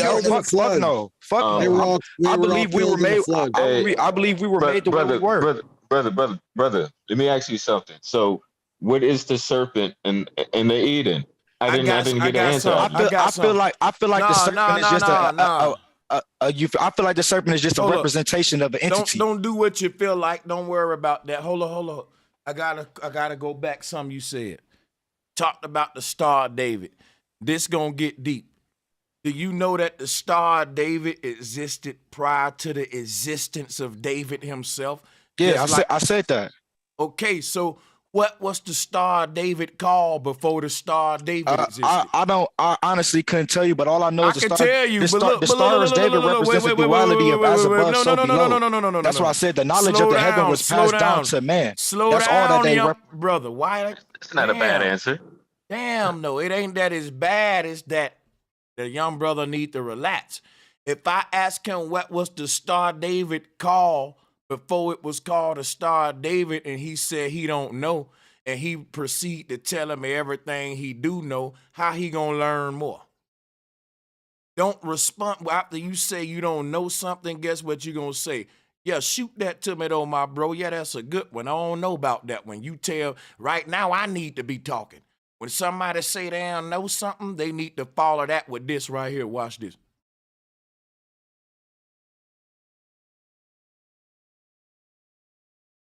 See that noise? Because if I don't know something, the next thing need to be, do you know it? Now, guess what? I do it all the time. I say, bro, teach me, school me. Don't I do it me myself? A brother be like, bro, Sanchez, you heard of such and such? And I'll be like, I never heard of him, my brother. Teach me something, school me something. I'm muting up. Don't I do that all the time? I was away from the thing at first. No, what I was trying to explain to you is okay. I don't want you to explain that to me. I need to explain to you something, unless you know what the Star of David was called before David existed. Because I asked you a question, the mic was on me. I know what you doing, young man. Like I was young too. You trying to steal the mic back and start blabbering on all your smarts. Okay, we know you know some stuff. I'm pointing out what you don't know though. That's why I asked the question. And you don't want to pause on that. And what that's pointing out is the ego, bro. You don't want me to teach it to you. Because you're a young nigga, like I said earlier, that want to show up and just show all of us old. But the name of something don't really care about. I ain't asked you about that. If you don't know something, you need to be quiet and learn it and quit talking about. But the name of something, you know what I'm going to do? Holla at you, little nigga. Let's let Jason talk. Where Jason at? Here. I'm right here. Let me show y'all how a young man supposed to conduct himself. I don't know what the Hebrews doing to them niggas, but you can't teach them that, and that's why I said they gonna be exterminated, just like they Bible tell them. Go ahead, Jason. So basically, to understand exactly why we are in the predicament that we are right now, is that one, mysticism is basically from what Bro Sanchez just stated. Mysticism is something that we can't depend entirely on because, especially when referring to a book, we get that most of our knowledge usually comes from a book before it actually makes its way onto the internet. But it's that knowledge that before it gets to the book even, it has to come from another person's perspective and what they've observed. Then they put it into a book and then they establish it across the world. However, the person who writes that book can put whatever they want in it because they know that that book is going to impact other people. And then it's the words that you put in that book, and it's how you put them in order that ultimately makes a statement to the public. So based on the knowledge that you've acquired, you can base it off of something else. But what you base it off of is the original thing. After it's been established there, it cannot be changed. The history of it can't be changed, at least. So when you're referring to a book, and despite whatever belief system you have or whatever history that book has behind it, you may never know what that person actually based it off of until you actually go out there and do the research yourself. Now, you don't actually have to literally physically get up and go out there. However, you can make key notes together by basically going back in time, right? And then pinpointing what things look similar to what they were talking about. I was like, oh, wait, I've seen this before. It sounds sort of like this. And then you go farther back into when that was written. And then you go all the way back to the very first original thing. And then you basically stamp that. And then you connect it to everything else that came after it. And it's like, oh, so this is a edit or misinterpretation of what was actually there. Like when they say like a simple one, when they say Jesus walked on water, right? They were really representing the sun basically shining light on the water. That was also noted in Kemet. But even Kemet has a history in that. Kemet was one of the more, they were also technologically advanced, but not technologically advanced as the way you may think, because there were other things that even came before them that were way more advanced, structures that were around way before our time, way before their time, that made them technologically advanced.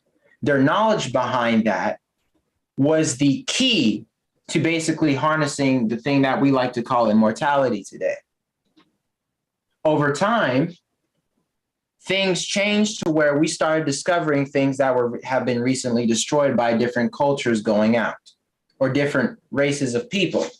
Then they took that information and reinterpreted it into the things like the Bible and other forms of books that other cultures or religions believe in.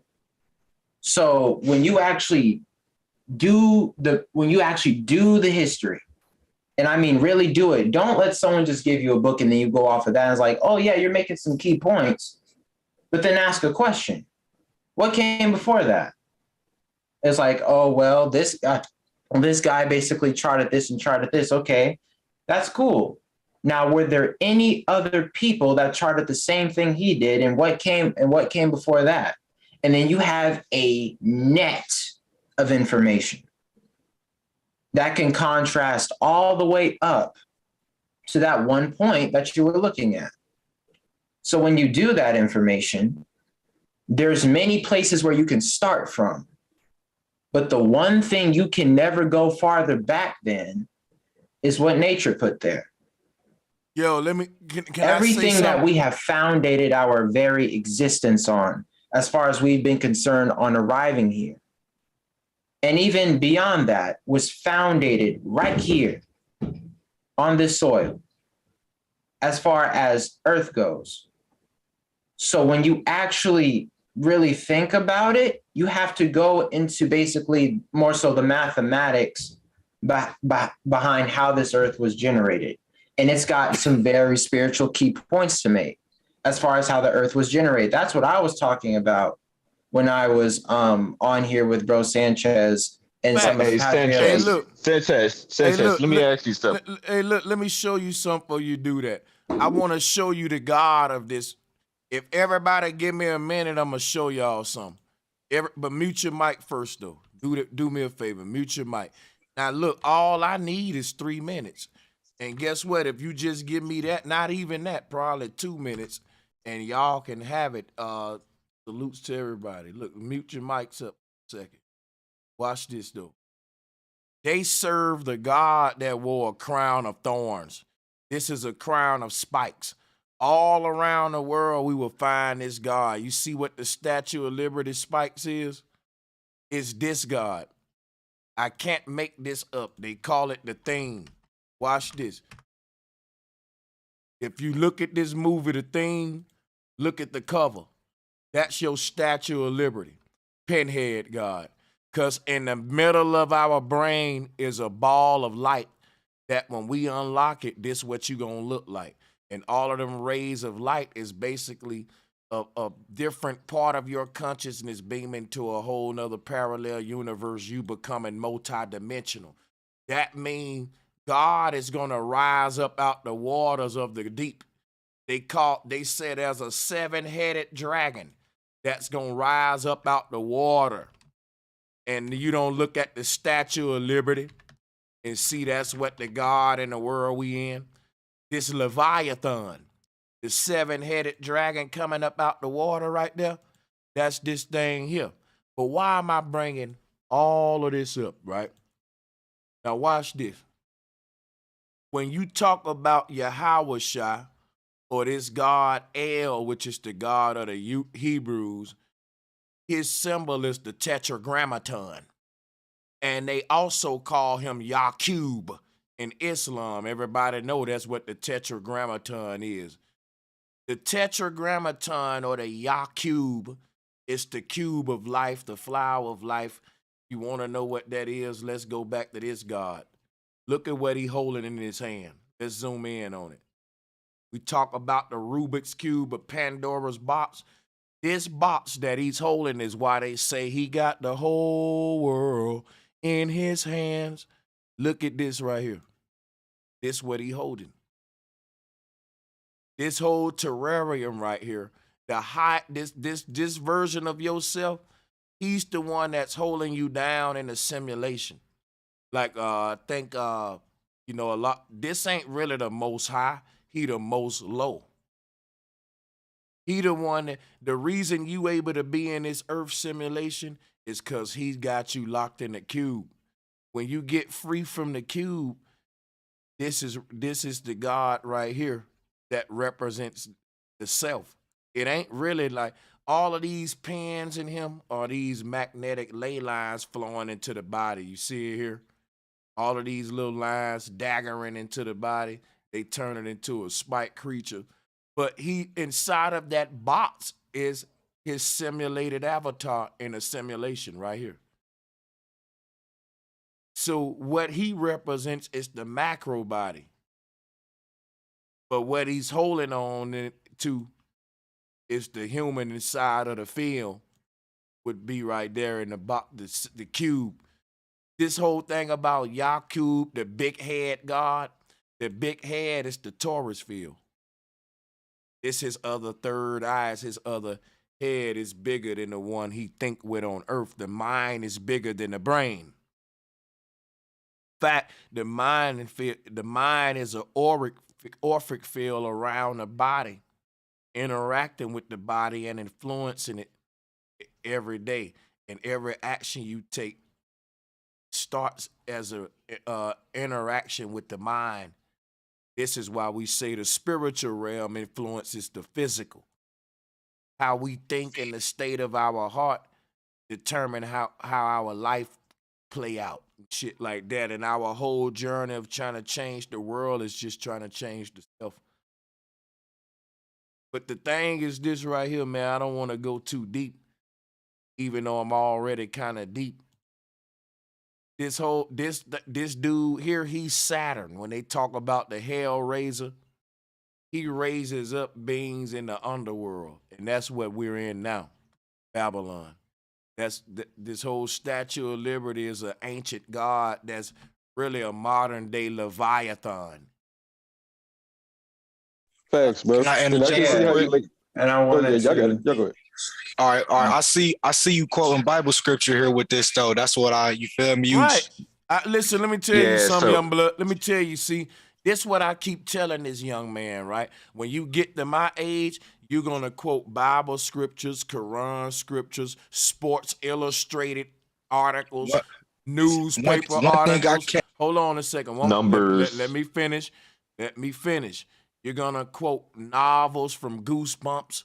You're going to quote goddamn encyclopedias, Wikipedias. Like you said earlier, you're going to be all over the place. Remember what you told me earlier? And the reason that's what I was telling you, young blood, the reason I can be all over the place is because I can quote your Bible, his Quran, and all of y'all can only quote your one book. You limiting yourself. You're limiting yourself. If you're an Islamic person, you can only stay in the Quran. If you're a Christian, you can only stay in the Bible. I stopped limiting myself. I can take whatever from all of them and sync it together. That's called syncretism. That's the higher knowledge. That's the higher spiritual system that everybody needs to rise up to. Quit picking and choosing. Right. Put them all in a pot and stir that shit up. That's that serpent in Garden of Eden. That's what I'm trying to tell him. Yeah. That's exactly what I was just mentioning right before Sanchez got his 3 minutes in on basically explaining how the multidimensional conscience, which is our consciousness, which is able to travel through multi-dimensional levels, by the way, is how basically you can take different reference points. That was the point that I was making with the books and history, how someone can give you something, but what came before that, and then you have different threads of information. That's what I was explaining. But when you basically just root it back. So if that was the serpent in the Garden of Eden, it wasn't a man that they are trying to tell us. It was her own understanding rising to a level of godship, of making her own decision making. I wouldn't necessarily say that either, because all right, one thing I could tap into, I seen you pull up the dude. Why wouldn't you say that? Okay, like I'm about to explain. I seen him pull up the picture of the Hellraiser dude with the box, and he showed the picture of the guy with the tourist field around him. So that's going back into the Star of David thing, as above, so below. So like one thing people got to understand is in the beginning times of the days, the angels used to roam the earth in their light bodies, in their Merkabah bodies. So people have to have like this general understanding of like the way that the world operated in the before times is not the same way that it operates now, because we lack that same spiritual understanding and that connection with the realm because of our diet, the things that we pollute our air with, and it's a lot of things disconnecting us from that realm. So going back to what you were saying about, okay, the dude with the tourist field around him, that goes back into, like I said, like the angels bringing down knowledge from the heavens, teaching people about these different things. We already obtained the knowledge of good and evil, and then we learn the knowledge of the heavens, and knowledge of that just get passed down through the generations by even writings on the wall, transliterations. And my angels are birds. Birds are my angels. But no matter what you may call them, everybody some people call them aliens. Some people call them can be an angel. And the name of God also isn't Yahweh. I seen you pull it up. We as Hebrew Israelites acknowledge the name of God as Yahuwah, which is YAHUAH. So we acknowledge it as Yahuwah, not Yahweh. We don't. That's a Canaanite terminology. That's Yahuwah is you. I know. Like, okay, I made a point. I made a point of the name of God. Like Allah is all Yah. Okay, Yah is all Allah. Yeah, I made the point of and Yahoo is you. Yeah, I made the point of God's name being Yahuwah, but I told you in the Torah, it tells you that God breathed the breath of life into our nostrils. And if everybody in this chat just takes a deep breath and exhale continuously, you will say the name of God, which is inhale, Yah, exhale, Hua. You say Yahuwah, Yahuwah as you breathe, because you say the name of God, which is the spirit of life, the breath of life inside of you. You say that your first words. You know your chakras, right? Hey, y'all gonna share some of this therapy with, man. Yahoo. This young brother just said how you gonna sound when you young. That was kind of crazy, but yeah, go ahead. Because I don't hear sounds when I'm breathing, especially pronounced that articulatable. But anyway, what I want to know is what are the benefits of being Hebrew, and if the Torah and if practicing the Torah can make you Hebrew, then why would you pronounce bloodline in the first place? You just should have said Torah and left it at that. But I really want to know what are the benefits of being Israelite, Hebrew, or whatever it is you claim. The benefits of it is the acceptance and gracious in the eyes of God, because like I said, every nation down here don't follow the same God, and that's why the first commandment of God is to have no other gods before me. And as you feel me, like I said, all the Torah is telling you to do is follow the commandments and the statutes and the teachings that was taught in the Bible. All the Bible is telling you is the Israelite story with the rest of the world, how God gave this specific group of people a set of commandments and laws, and how their interactions with the rest of the world caused them in their decisions to make things that led them astray from their God. And it's just a trace of interactions of our interactions with the rest of the nations in the world. Slow down. Hey, but what's the one sin God is guilty of? What's the one sin God's guilty of? Hold up. Wait a minute. Who is that so triggered? Who is the triggered individual? Look, bruh, without giving me a lengthy sermon, because I have no tithes and offerings at the moment. Without giving me a lengthy sermon, what I want to know is what are the benefits of being a Hebrew? Just simply, in your opinion, is there a kosher discount? You get it's spiritual enlightenment, really, bro. That's the thing. You live culturally because the Hebrew faith tells you that you're supposed to live as a cultural community and help each other grow. So when did the Hebrew Israelite movement start, brother? You said spiritual enlightenment. When did the Hebrew Israelite movement start? The benefit is what I'm trying to deal with here. Spiritual enlightenment. Yes. Right? What are the benefits of having spiritual enlightenment then? Because the physical life is short and the afterlife is eternal. Well, look, I don't think, well, let me just say one thing. Spiritual enlightenment is so different than religious indoctrination, Smoke, and I had them both. Drop a bomb on that. Yeah. And when you have people writing these books, you basically just, you have, first the person goes out there, okay, and based on the knowledge that they've acquired from others, including the environment around them, they put it in a book. They deliver it to other people. Those people say, oh, wow, this is some interesting stuff. Maybe I should practice this and see what it does. And then if it then governs those people, which once you have a whole society of people following under basically one commandment, right? And you have all these group of people following you because of this book that you wrote. Then they give you offerings, and then they give you praise, basically as if basically the thing that you wrote about, you're telling them to basically believe in this God, right? However, the person who's getting homage from that book is the person who wrote it. So when you govern those people, you have those people under control because of that book. And so it's basically you not giving homage to that God, you're basically giving homage to the person who wrote that book and the person who taught that information through that book. So not that, and this isn't just happened in your version, 4K, this has happened in every single version they wrote, and it's been successful because the one thing that it's mainly been good at is governing a world group of people, because where there's people, there's power. And in a world like this, people are more so considered just currency rather than actual people, because that money that you have through those people is eternal. Not the money that you spend out of your wallet. That money isn't going to be around for much longer. That's eventually going to be converted into digital. So, technology. Hey, 4K, are you a Christian? No, I grew up Baptist and denounced my faith at 10 years old. Do you believe in Jesus? No, I believe in Yahusha. Jesus is a description of Caesar Borgia. So when you read the word Jesus in the Bible, what do you do? I translated in my mind to Yahusha. It's an unlearning thing.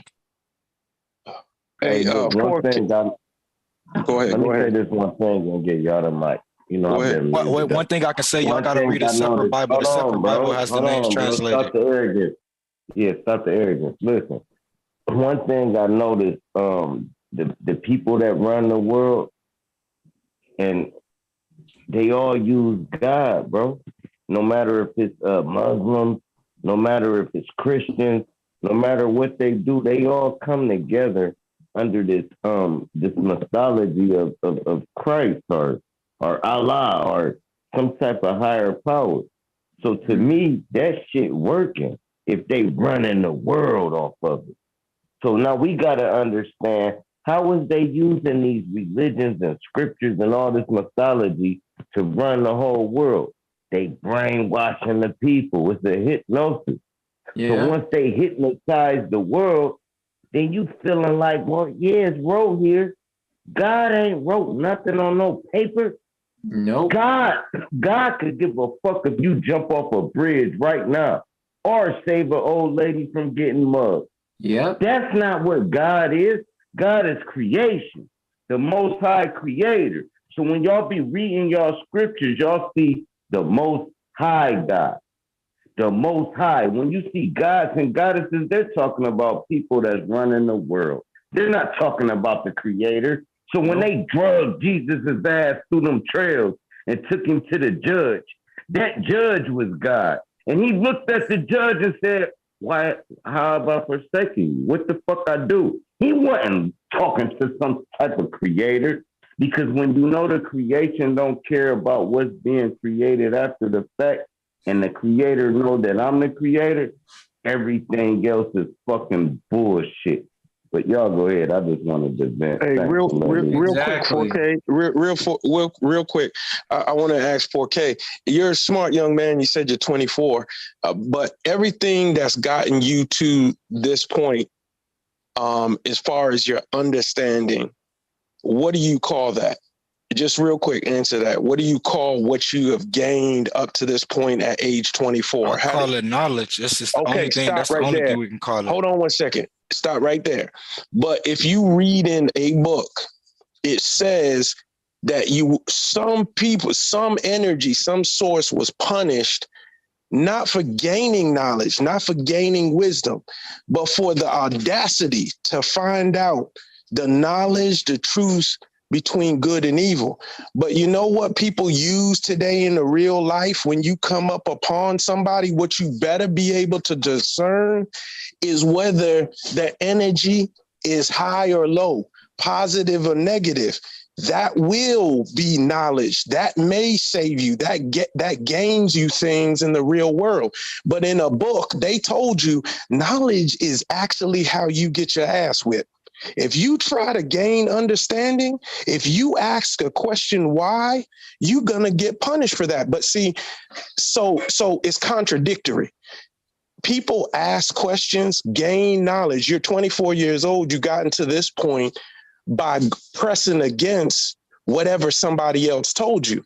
But the same thing that you're referencing, the book partially that you're referencing, also told you the serpent. And when two energy sources were running through a garden, there were two trees, and one had a tree of life, and they chose to eat from the tree of good, understanding of good and evil, knowledge of good and evil. And that's why they were punished. But isn't knowledge good? Isn't wisdom good? Isn't overstanding and understanding good? Okay, hold Isn't on. asking a question why good? Can I? All right. Okay. So I hear you. Okay. So first thing I have to make known is it wasn't us gaining knowledge that caused us punishment. It was that God, as our Father, we are his children. The same thing with your children if you have children. When you tell them to not do something and they choose to not do it, you have to punish them. That's the reasoning that we have punished, because he told us not to eat from this tree. And we did exactly what he told us not to do. So we were punished for it. And another thing I have to make known is, okay, the Bible starts off talking about Adam and Eve. But what people don't understand is if Adam and Eve had Cain and Abel, we know how babies are made. Then how did the rest of the world come about? So it's just like if I was the first person in the world to make an AI robot, I've already made the first AI robot. And this is going to be the AI robot that I present to the world and show off to the world. But once I get the blueprint, I can just copy and paste, and put these people all in different parts in the world. I don't have to really talk about them necessarily in the book because they weren't the first. They weren't the alpha. They were That's just indoctrination, what you're describing. It's though. not indoctrination. It's called, you feel me, the spreading of, you feel me, a race of people. It's called the spreading of man. And this is why it's not a mindset. What is spreading. Hold on, wait a minute. Hey, let me ask you something. Was Adam talking face to face to God? Or was he just talking to himself? The Torah doesn't dive deeply into what they said that he communicated them. When that's all I can speak for. I can't dive deeper into that. I wasn't there for myself. Let me ask you something. If you get arrested today, can you blame it on God? No, I can blame it on the actions of myself. Why can't you Because blame what it on God? situations did I put myself in as a man with the free will to make choices in life to end up going to jail? Because some people who have never went to jail ever in their life and live a long life never going to so jail. You can blame that on the actions of yourself. Yes, as a man with free will. So with all the blessings you get, can't you blame that on the actions of yourself as well? Yes, because I chose to follow a certain decree that led me on the path of righteousness. Okay. And that's why it tells you that when you walk in faith of God, you are an extension of God. You are a godly man. And this is why people have these different camps, these Israelite camps, they go around. I don't agree with what every Israelite camp say. A lot of those people speak a lot of falsehood too. You have to, you feel me, mix the truth and the vain thinkers of men. You got to discern. Man. Let me tell you something. The reason all of Israel camps can't agree, the reason all the more camps can't agree, because they all picking and choosing from one big lie. And that'll never get a people to the truth. You know what's going to unite a people? Not a bunch of groups that can't agree among each other thinking that they can unite humanity. Think about that. That's ridiculous. You know what's going to unite the people? The truth. The truth going to free the people and unite them, because the freedom going to come from the unity of the people that the truth going to bring. So if anything, the religion's going to keep bringing the opposite, which is division. All of these religious groups are divided among themselves, saying that they got the answer to unite all of humanity. What a joke. It's not about uniting all of humanity. It's about those willing to follow. Yeah, hold on. That's my point. What that's called a cult, my brother. Go ahead, Rob. And we said ain't nothing wrong with having a cult, brother, as long as we know the agenda of yours. Go ahead. Exactly. Hey, and that's my point. I'm glad I chimed in. 4K. Let me ask you this: how do you feel about at the end of days that only Israelis are going to survive, so everybody else dies? That just is okay? I mean, okay, so like I said, as a man, you got to look at the truths of the world. You look at the way that the world is. Do you believe every murderer? Do you believe every raper? Do you believe every child molester deserves a peaceful afterlife for the things that they have done in the world? And believe it or not, it's a lot of people. But like I said, it's a lot of people. You just put two things in the wrong book. I'm letting you be known that it's a lot of these people that roam the earth, and they do it in secret or they do it in light. And they are all going to get judged by the spirit of these actions. Whether you believe in a God or an energy or a creator, whatever you do in this physical realm is going to get judged in the after realm. If you vibrate on the low frequency here, you're going to vibrate on the low frequency outside. Let me say something. I'm asking you though, how do you feel about it personally? I personally feel like it's what you got to do. That's why every man not meant to be king. And there's a thing, and that's sad, man. That's sad, man. Everybody's got families. Everybody's trying to live on this earth, man, and just trying to live on this earth. Yeah, make it the best they can, man. My thing is none of this is really going. None of it makes sense. What the brother, like when I look at this brother's mindset, I don't think that religion has enhanced his mindset. What this? I don't claim religion, bro. I'm Hebrew by descent of blood. I know you don't claim it. We're gonna call it religion anyway. You know, that's just what we're gonna do. Just like y'all gonna call us Hebrew Israelites, and we're gonna say, man, I ain't a Hebrew. That's just how you may not be, bro. You may be from one of these tribes that came over here in America that was already here. Everybody that's black in America is not from our tribes, but a lot of us part of this transatlantic slave trade were a part of these tribes, but not all of us. Slave trade had no. It's not open that can of worms. No black slaves on those ships. So, what specific DNA marker you have to be a part of your cult? Oh no, let's not do DNA either. Please. like I said, most people in America that you consider black can't trace their family back past their great grandparents or anything like that because of slavery and the lack of keeping birth records. But you can, right? You can, right? Because my relatives are still alive. That's why. Now guess what though? They live long, healthy lives. I'm gonna show y'all something, right? Watch this. The book he used to prove his ancestry is called the Bible, and you know. People who don't got the relatives that he got, who just like any other person who may not know their ancestry, will use that same Bible to say that they're Hebrew. Did you see what I just did? Them people will use that same book to say they're Hebrew, even though they might not be linked to the Halabalad tribe or whatever that excuse me if I'm not pronouncing it right, but whatever his tribe is, like what was the name of your tribe again? Bala El Sudan. Okay, now when the Hebrews be holding up them charts with, let me see some. Is that one on there? Let me look at it. Who was that? The conqueror of Spain? I want to know, is his tribe on a Hebrew 12 tribe chart? No, it's not on there. It's not gonna pop up. They going by what your nationality is today.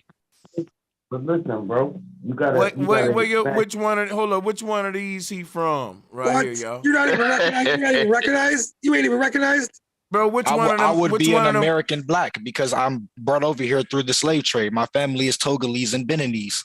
They know where they're from. Now guess what, I know y'all? exactly where my family's from. They were living to tell the story. I got you. Now let me tell you something right now. The people that you showed us on that paper, them ain't the Black Seminole Creek Indians and Cherokee Indians on this land. But they lived on the slave coast of Africa. Hold on. I'm not an African, though. Let me tell you my story. I heard yours.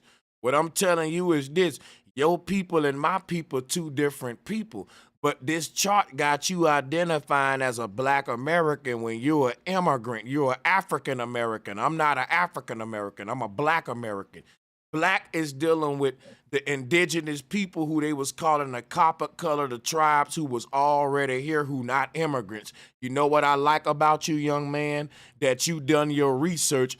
You found your family tribe. And guess what you realize, my young brother? That you from a family of immigrants and you an immigrant. Guess what I would tell you? I would say, man, if I found out your information, young blood, I would move to West Africa back to my tribe and I would embrace them, hug on them. I would be crying, right? Now you just showed, hold on, this is what we're gonna do, right? Get.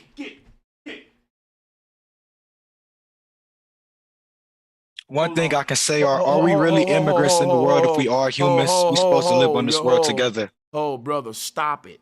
Got to learn and relax, and I'm finna give you the mic. Let me type in the name of your tribe again. What was it? Come on. Bala El Sudan. Bilad El Sudan. Got you. Now look, now that you know what tribe you is, I ain't gonna lie. You found, it say the lost tribes, they were scattered. You found your people. Now, let me ask you something. Have you been back over there to meet these brothers yet in this tribe? It's no need to. What?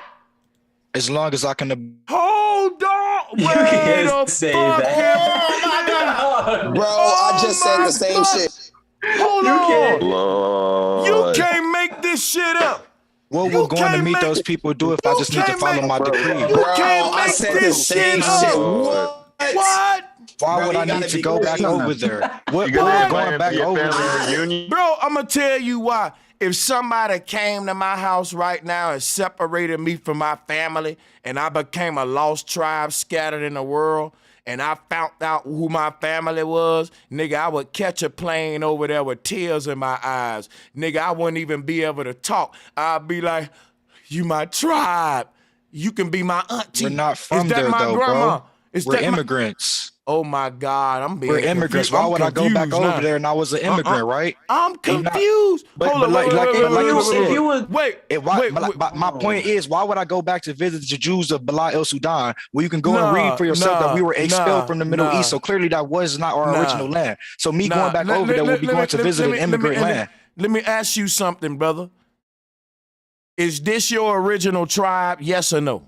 This is how far I can trace my history back to a Hebrew lineage. Okay, if you want to trace it any further, you're going to have to go and meet these people. Ain't nowhere around that. You can't do half research. Your research led you to this tribe. Now, is my family not enough research? Brother, wait a minute, brother. See, this is how I know y'all full of shit and everybody else know you full of shit. Ain't nobody going to tell me they from a lost tribe. That these people got some lost tribal members scattered in the world. And that when those people find out what tribe they from, they ain't gonna go and try to reunite with their tribe. You telling me a bunch of bullshit. Let me finish saying what I'm saying, man. This is how people know you're fucking fakers. The reason you saying that, because you know when you go over there and try to reunite with these folks, they gonna say, who the fuck are you, nigga? Why would I? They gonna say, who the fuck is this nigga? You ain't now one of our shit, nigga. It's one of the who the fuck it's one of the you? one of the biggest cover up in history. And your answer to saying, why don't you go over there? I don't want to go over there. Why should I? Like I said, we're not from there. We're immigrants to that land. It doesn't matter where you're not from. The whole point of the matter is you're claiming one of the greatest conspiracies in history, and your answer to saying it's not a conspiracy because okay, we're whatever. not from here. I'm just saying, you're claiming whatever you're claiming. It's one of the biggest mysteries ever. Even to call me African is, you feel me? Where is the Middle and East of? It's Middle and East of Africa, bro. You playing games, bro. He got me crying, bro. That's why I'm telling you, never trust the Hebrew Israelites. Now, this is a young man that they already taught how to lie and be a deceiver, but he ain't good at it. We some old heads, young man. Go practice your deception some more. You're not gonna win over here. How can you say it's deception when I trace my family by living? Because I'm telling you, you're claiming a group of people that you don't even want to go and meet. You even calling them people, but you saying you can trace your lineage back to there. You ought to go. Let me tell you how silly this is, right? A Crip that's born in Tennessee, because they got Crip 60s in Tennessee, Memphis. Crip 60s, nigga. Guess what them Crips do? They go and take a trip to Crenshaw and Slauson, all of them, to go back and to they where get looked at like fools. You a goddamn lie, nigga. They get embraced, and I can show the videos. In fact, the Crip Sisters from LA actually started the gangs in the South because they got relatives in the South. They started them gangs on their family reunions and shit. Niggas in the South will tell you ain't lying. Them Crips out west came jumping niggas starting them sets out here. And guess what, nigga? And a lot of them sets they got Kitchen Crips in Little Rock, Arkansas, and Kitchen Crip from California. And niggas from Arkansas will say, Brother Sanchez know what he talking about, nigga, because I'm a real one. I know about this culture, nigga. And guess what? Can't nobody say they gonna get looked at crazy when the Kitchen Crips in California and the Kitchen Crips in Arkansas have a big gathering every fucking year where both states come together and eat and all that shit. Because they started that shit in Arkansas. Now, guess what, nigga? All the gangs started, they expanded like the mob. And guess what all them sets that was born outside of the Holy Land do? They go back and visit the motherland. Now, you telling me that you're a damn Hebrew from this tribe on the screen, you found out your tribe, and you don't even want to go visit that tribe even though you over here claiming them every day? That'll be like a Crip 60 set. Your ass claiming this sloss and shit every day in another state, but you ain't even came to Crenshaw. You ain't even came to like, we ain't sanction your shit. Like, wait a minute. Like, if you it know don't that, matter if your father OG, if your family OGs, you automatically birthed in. Matter. If you it don't does take, matter. You can ask any gang-related person. If you don't take that hard, your shit is fake as fuck. If you claiming them people shit and you ain't going back to where it started at, you fake than a motherfucker. Cause guess what you ought to do? You ought to just claim a local Crip set in your city. But if you're a nigga in Tennessee and you claiming Crip 60s and ain't no 60th Street in Tennessee, and you saying we ain't gonna go back and pay homage to the set that we biting off of and copying, that street ain't even in my set. That mean they didn't really sanction your shit. Them Crip 60s ain't start your shit, and you a fake one. And that's what y'all is. That's what y'all is. Everybody want to go into difference in gang culture. It's no, don't tell me about no gang culture, little Negro. Because you're wrong right now. No, you're wrong, and you about to get booted if you keep cutting me off. You can't get mad that you're a little nigga who wrong and don't know everything. You got to let folks quit finish, brother.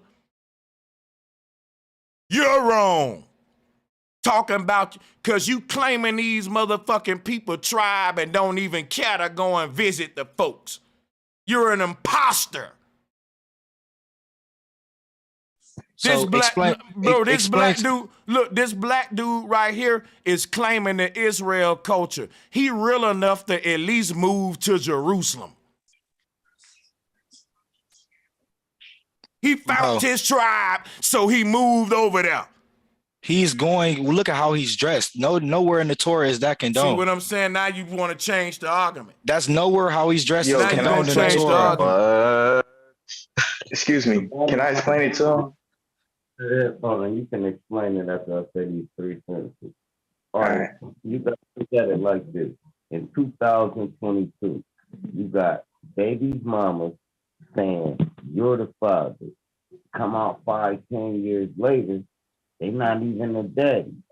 You want me to believe you trace your lineage before even DNA testing. You went all the way back, like ain't one of these females got banged up by somebody else that wasn't from the tribe or whoever you said, right? And we got to go through this for thousands of years. And you trying to tell me your shit exact? What if you found out your daddy ain't your daddy today? Would you say I'm not from there now? No, because you too indoctrinated to do that. That's ignorance, bro. I would say I was wrong and acknowledge the truth. Stop. What I'm telling you is, if you chase your lineage, one of them granddaddies ain't yours, nigga. Guaranteed, bro. Let's go 7 granddaddies and one of them been lied to. Let's go 30. Let's go 50. There's no way you can trace your lineage nowhere that far back. I don't give a fuck who they. That's a lie, bro. Because my great grandmother can tell me about her living grandmother. She can tell me about her living great grandmother and the stories that they told them about their grandmothers in the life before them, bro. Like I said, when you have living relatives, it makes a major difference to how you can trace your family history. None of that does matter because oral tradition. You got living relatives, but when we asked you about your origins, you didn't go to your living relatives. You went to dead white man and a fucking Bible. Bro, you need to understand where you at today, man. Like, I'm going to rock your world today. Come on, talking about some living relatives. Your living relatives is this same tribe I got on the screen that you don't even want to reunite with. We don't want to, you're not credible, bro. That's what I'm saying. If you say my living relatives is the Sudan tribe on the screen, the Bilal tribe, and you ain't went back to that place to reunite with them, and I've debated Kemetic priests who's born in America who've taken several trips to Egypt. I'm talking top scholars who ain't just talking, who saying they from a place and ain't never been there. I know niggas who go to Egypt every year. And we know we ain't no Egyptians, but at least them niggas going there though, that let me know that they really about what they said they think they from. That's just like this dude here. I might not agree with what he doing, but that man real though. You know why? He moved to Jerusalem. He really believe that shit. Like you saying that you found your tribe and you don't know, I don't want to go over there though, fuck them. Like, nah, bro, that's fake as hell. That's disrespectful too. Like if I knew where the fuck I came from, nigga, I'd be on my hands and knees to go meet them folks. What nigga gonna find out where he from and not gonna wanna go reunite with his folks? You got black niggas in America that cannot trace our blood back that far. And if we could, we'll go and meet our fucking tribe. You got the opportunity and won't take it? What kind of nigga is you? What the fuck? Bro, that shit there hurt my, what the fuck? If I had the opportunity, if I really knew my tribe and where my folks was from, nigga, I would be wrapping myself up in a scarf. I'd be dressing like I'm trying to tap into that spirituality of who the fuck I am. And you saying you done found out who you are and I don't care, it don't matter. That, like, what's the point then? What's the point of the Hebrews saying we need to learn who we are then just to find out about it and it don't really fucking matter? That's why Because I said the this physical shit's a life joke. is short. The physical life is short. The afterlife is eternal, bro. That's why it matters. The physical life is short and the afterlife is eternal. So why don't you use the chance that you have right now to go over there and see them while you have that much time? Because like I explained to y'all, in the Torah, nowhere does it say that I individually have to go and do that. I'm gonna tell you something. It says when the people of our Hold nation up, it don't say you got to do it, But I'm going to say the fact that you don't want to do it make me think you're an imposter, a deceiver, and an evil young nigga. And I'm going to tell you why. This is what you got to realize. When you say you don't want to go back and unite with these folks, even though after you found out your tribe, I don't understand that, because you say that the identity is our liberation. Hebrews are telling black folks you need to find out what tribe you from and all that, and going back assimilate with that tribe. Now, I'm telling you, even the Bible don't tell you you got to do that, but I'm telling you that's something you should want to do, young man. If you saying that your very existence on this earth, your ancestry, trace back to these people, that ought to open up a portal in your young black heart and spirit to say, man, I want to go meet everybody from the fucking Belial Isle tribe I can meet. These my people. These my forefathers. This my family, man. Let me go hug on my uncles and shit. And let me go reunite with my motherfucking people. But my thing is, if there's no unity from this knowledge, it's pointless. We might as well shut the doors and go home. We learning all this shit just to stay divided. When the knowledge you got, not only should you be going to meet up with your tribe, you should be doing business with them. It's certain things that we got in America that they ain't got in this area of Africa. You can bring that there and double the price on it. It's certain thing they got in they part of Africa we ain't got here. These kind of networks and economies need to start. And when you say that the excuse behind this is life is short, you right. Life is short. So why would you be on a panel arguing with strangers when you from a lost tribe and you literally found your tribe? Nigga, Sanchez will not be on a call arguing with strangers if I found my ancestry and my fucking tribe. Guess what I will be doing? You will see me going live from Africa, wrapped up in a scarf like this nigga, saying, hey, y'all, here go your brother Sanchez. This is my great uncle right here. This is our sage. I'm in my tribe right now, man. I united with my tribe. Nigga, it'll be so much. My channel will have millions of subs. Because instead of me being just another lost nigga trying to research and figure it out like every other black man, I'll be like you, young blood. I'll be like, no, I found my tribe. Boom, and here I am with them. Hey, say something, elder. See what I'm saying? I'm with my tribe member. Hey, y'all brothers need to find y'all tribe, man. This is what it's all about. Getting reuniting with all the tribes need to unite again, because they were scattered among the world. We read that in the Bible. That's why I said the Israelites don't even take their Bible serious. That's why I say fuck them. They full of shit. Because you ain't gonna tell me that you got all of these tribes scattered abroad, and when they find out who they all are, they don't want to reunite. Nigga, I cried on Color Purple like a bitch. Live over there? Nigga, I cried on Color Purple like a bitch when Celie and Nettie motherfucking united. And you telling me, goddamn it, that you got the 12 tribes scattered abroad and they learn out which one is, and they ain't reunited, and it feels so good. Them niggas rather be. Tell them to go back, man. Sanchez. That's how I know they people full over of here shit too, though, bro. That's what you're not understanding. My I people know they over here full of too. shit. I know. Your Bible tells you. Your Bible tells want me you to go back to people. You want me to go back to bro. people I never met when it's people that look like me over here that I can Your help. Bible wants you to. Your Bible wants you to go back. That's what it teaches you. It teaches you 144,000 Jews go back. It will start the end. 144,000. 4K. The problem, though, that I'm having a problem of understanding where the Hebrew Israelites are coming from is they're taking the Bible, but the Torah said, forget the other books. We only need 5. And there's a real place on earth that they made that has an economy, and they're trying to get a whole lot of other people out of that space. Where in the Torah does it say that? Hold on one second.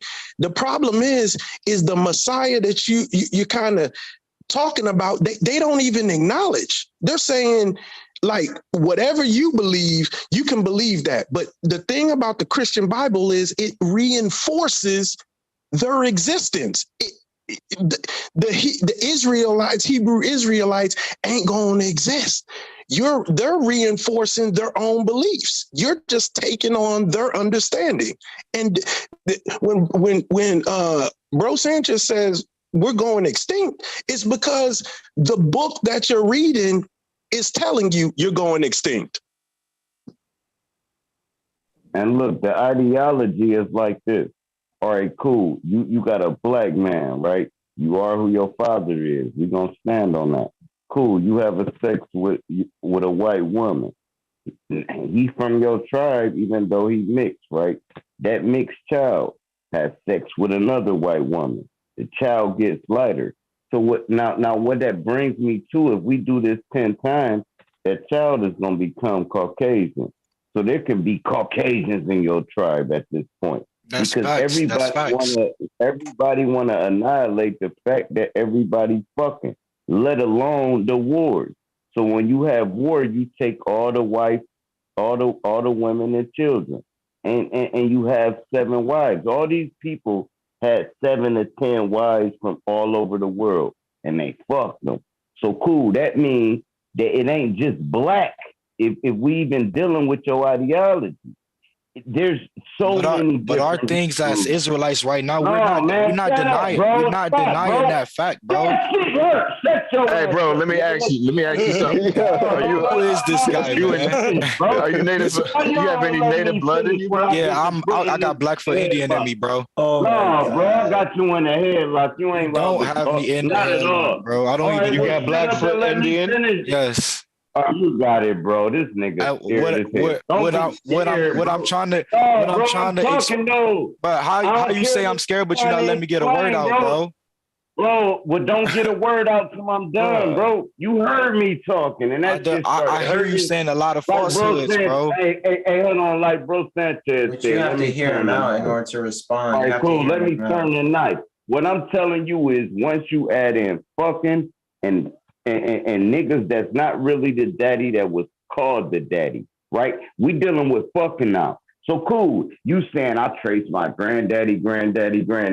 What if one of them granddaddies wasn't a daddy and was lied to? We talking thousands of years, but you want to tell me I'm from this tribe. There's no possible way you can figure that out. How? We talking 2,000 years of fucking business. Can I explain to you now?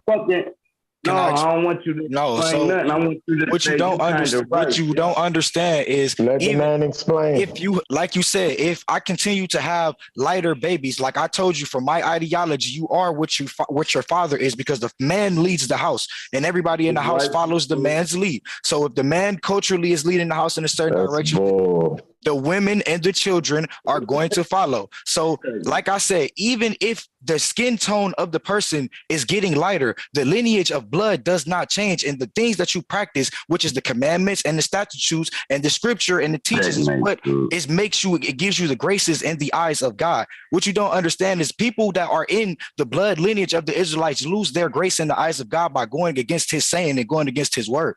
And the people that aren't of his blood lineage get accepted by coming into his word and doing what they say.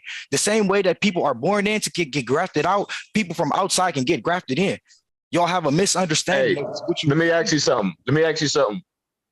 Did your family live here before Africans came here? Can I say one thing? Did your family live here before Africans came to America? Let me say one thing, y'all. Somebody said I'm very unprofessional. Well, maybe that's my niche. Maybe I'm the N1 part of instead of the NBA that's very professional. Maybe I'm the N1 shit where you can cross over, do hot sauce moves, and just be nigger and ratchet with it. Maybe that's my niche. Now, here's the thing. It don't matter if I'm professional at all times or unprofessional at all times. People will say I'm unprofessional because someone else have unprofessional behavior. I don't really strive to be professional at all times. I strive to be real at all times. I strive to be truthful at all times. And in my striving to be those things, sometimes the professional part get kicked to the curb. But I'm sorry. I got to maintain my striving to be truthful and real. Long as my professionalism never becomes a thing to where you stop listening to me, I'm good. You still here. So hit the like button, share button, or the none-like button. Either way, you're paying me your attention. So my professionalism ain't prevent you from doing that. So that mean I don't gotta change nothing. Go ahead, y'all. Do what you want to do. You don't got to be professional. Keep the mic going. The numbers ain't going down. Yeah, Right. I'm with Bro Sanchez, man. If you, without any interaction or any outside interference, two black people cannot make a white person. That's just not going to happen. And it's not. It's just the way it works. You might be lighter, but you're not going to be white. You're not going to make a George Bush. Can't two people make no people that's not the same people? Two people can't make a tiny. Can't nobody make another ethnicity. Exactly. Hey, Drop, Hey, not 4K, everybody's 4K. How can you be lost That's from what your I own want to land? say. Hold on, It is Philly, some let people that Philly get stand it, with bro. their people Let and Philly only get it, bro. being with Oh, their Philly. people. So you can't say everybody swirling, nigga. Not everybody swirling. A lot of That them. ain't the hey, look, man. 4K. How can I'm gonna tell you, right? Look for the niggas who want to make the conversation about swirling when it's about the Hebrews, the Negroes shit. Ain't no such thing as swirling. Swirling the corniest shit you can say. It's goofy. You know what I'm saying? Like, I found out about the word swirling when I realized, hey, niggas who fine and can hit different nationalities of women, the niggas who can't, call them swirlers. At first, niggas called it pimping. Niggas called it fly. Niggas called it, if you can only date black women, guess what, nigga, you're limited. Now, black women don't like to hear that, but who cares? Tomorrow, if I broke up with my Asian woman and wanted to date a black woman, this is what you niggas need to realize. I'm in a win-win situation because I can always get me a black woman, white woman, Asian woman, no matter what. What I notice about the niggas who like to talk about swirling, they limit it to a group. Don't get back. That's not make the conversation about the limitations of each other's penises or vaginas. Let's stay on topic. Because if y'all even act like you want to flare into that territory, I don't start those kind of debates, but I love them. And you can see how I'm starting this, how it's going to go. So who want to talk about swirling after that?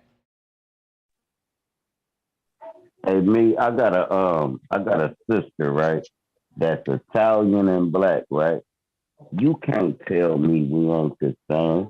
When motherfuckers be saying that swirl, first of all, to you pro-black people, the best weapon you got is swirling. Put that penis in something, and you get another black man from your ideology, right? So why wouldn't you swirl? Why wouldn't Shaka Zulu have sex with the most Europeans he can so they can have black babies? It's all about population. It's all about, that's the only thing that y'all say the Caucasian worried about. What I want to tell you people that look at skin tone and ethnicity, it's about the soul and the person. We're trying to unite the souls on the same mission, not the color of the people on the same mission. Why you think niggas keep getting infiltrated by the wrong people? Because they're not looking at the soul of beings. All the people that's saying, fuck the government, fuck this, fuck that, fuck this, y'all got us fucked up. It's who we trying to unite. I don't give a fuck if you a Hebrew. I don't care if you went to the Million Man March or none of that. Do we got the same goal? If we ain't got the same goal, fuck you. Watch this. Now watch this. Everybody watch this, right? And I'm gonna cut my camera on from this one. Here's my thing about Umar Johnson, because I just see what somebody put in the chat about me and Umar Johnson need to debate about swirling. I'm going to show you why it'll be a fatality. Now, hear me out. Here's why if I debated Umar Johnson on swirling, it'll be a fatality. Because Umar Johnson love to ridicule brothers who date out. He be going hard on it. And my thing with anything you stand on, brothers know you got to keep standing on it. If you think swirling is detrimental to the race and you going after every other nigga saying they're a traitor and all that, You better not never back up Kanye West, nigga. But he did it. And so my thing about dick policemen is just like the real police, right? The real police will write everybody else tickets for speeding. But when another police is speeding, they won't write them a ticket. So if you notice about Kanye West, he's part of the beard gang. You know, the niggas with the scruffy beards I keep telling y'all about. So in Umar mind, every other black man, he gonna antagonize that man for swirling, but we gotta protect Kanye at all costs, even though he with a Kardashian. Like I said, when you dick police, you got to do it justice. You got to be you can't be a crooked ass dick police. Let me push back. No, hold on. No, bro, you can't push back nothing till I'm finished, though. You niggas gotta let me finish. Cause I'm addressing somebody in the chat, not you. Why you pushing back? But you could push back. I would love to give you this work. My thing is this: if you're a dick policeman, just like a regular policeman, you can't write me a ticket, then give Britney Spears a pass cause she a celebrity. If goddamn Jay-Z speeding, the police need to write Jay-Z a ticket too. So my thing is this right here about all this dick policing since that came up on the table. If he gonna dick police, be fair. Be equal to all. That's the problem that we bringing up about the law right now. These dick policemen got to write everybody tickets, right? But that lets you know that the law full of shit. It ain't about this, and I'm proving a point. Y'all like how I'm doing this? The point that I'm proving, because everybody talk about Umar. Umar in this conversation is very big. Anybody can beat him on it for that reason I just said. He ain't standing on it with everybody. And once you get a nigga to explaining why he gonna police some niggas' dick and not others, it's gonna look real weird. It's gonna look real weird. Hey, so you I'm should done right break there. down one of the, Yeah. Hey, bro, you should Well, break all down I was one of saying the, was, I was saying that not dick policing, that not everybody is mixing. But we It's know some that, people OG. that stay Nobody. within grace. What about the women? OG, you don't gotta unmute your mic to repeat that. My point with you saying that in the first place was that ain't what my title about tonight. Nobody made it an argument about. Nobody tonight said nothing about everybody mixing. Nobody said that. And so that right there is like a segue into, you know. Sir Drop said it, brother. Sir Drop said that. But guess what? And that's why I mentioned it. But the thing about that whole conversation is like, it's so like it make both of y'all wrong for even engaging with each other on such that. Okay, Because how about the women? How about the women? Listen, hold on, bro. My point to the swirling thing was you can't trace your lineage back when niggas been fucking everybody, and there wasn't yes, DNA testing all the That's way. how you Hold on, trace bro. it back. Quit cutting me off, bro. Stop. Calm down, little nigga. Let's let this man go, man. Let's let him go for the night. Because my whole thing is about this, right? Tracing your lineage mean if there's white people in your bloodline, you got to trace it through them too. If there's Spanish, if somebody raped your great grandmother as a Spaniard, you got to go. Nothing that's what you will learn as you trace your lineage. Damn, I got this in my blood, that in my blood, all that. So what the fuck is he talking about?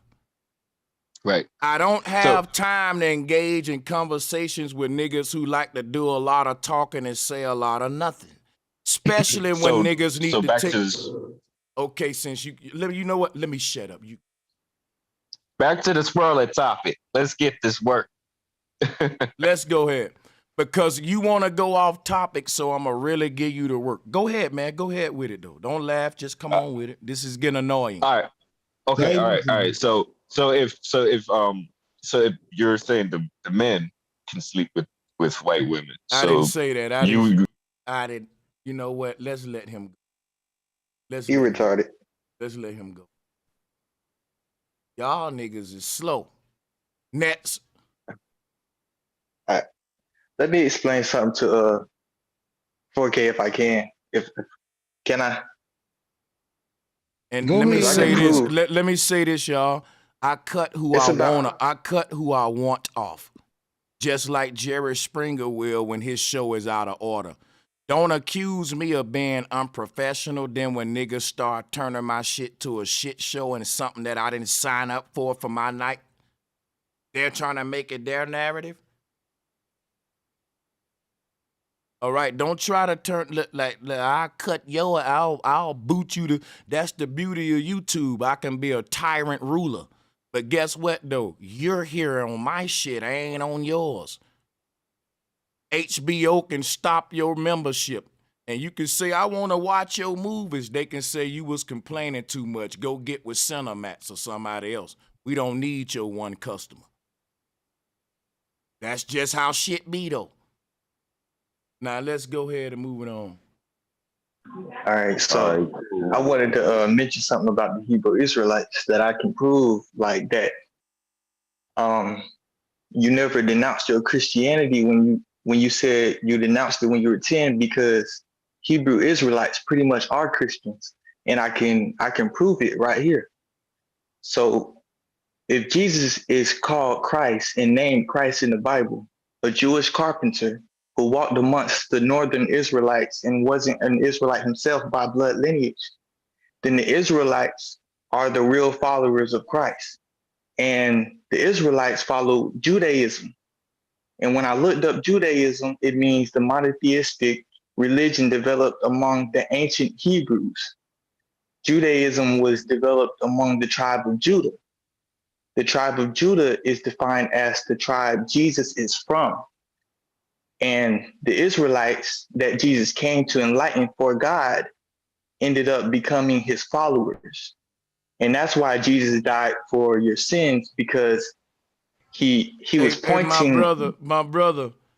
I'm not saying Jesus is real. Hold on, wait. Can I interject real quick? Never mind. Sorry. But no, I'm not. I'm just saying. Listen, when y'all, this is how this shit go. When y'all join a show, always read the title before you hop on, and ask yourself, what can I contribute to the title? Because what happens is you will hop on and just think, well, I'm just calling what I wanted to say was this, that, but that is their title. I was trying to explain how have the debate or the conversation on the origin of black people. How can we prove we're Hebrews? But I know we've spent a couple of hours talking about everything but that. That's what I was trying to. All right. Well, explain. if I could answer his question, first off, I'm gonna say that we don't believe his name is Jesus Christ. The word Jesus Christ came from Jesus Krishna, and that's something that the Constantine and the Council of Nicaea came up with during their 1.5-year tribune, trying to discover what they were going to name their new god for their new empire. We believe in Yahuwah, and his son is Yahusha. That doesn't mean anything though. No, that's just name differentiation, like you said, translation. Yeah, okay, and that's it's the same thing though, bro. No. Hold on, wait. Okay, what I'm making known to you is that what people translate is not always accepted in culture. Sometimes when you're forced to do certain things, you assimilate for survival. So you adapt over time for your survival. Hey, and so that's let me ask you this then. So how would you treat murder versus manslaughter versus second degree, first degree, third degree? How would you feel about those different forms of murder if you were being charged with it? They Would all you tell them, no, man, give me manslaughter? They're all the same. What people define as murder today isn't always what it really is. If you're defending yourself or protecting the people that you love, that's not considered murder. But in some places, in some states, you will still go to jail for that. So it's what are we talking about right now? But the reason why I say that is because although these are different terms, what does that do with it?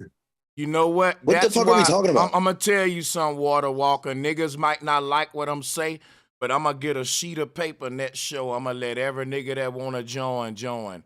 And I'm gonna let them ramble on about none shit. And I'm gonna write a good name list and a bad name list. Everybody that make the bad name list, you'll never be able to join my shit again.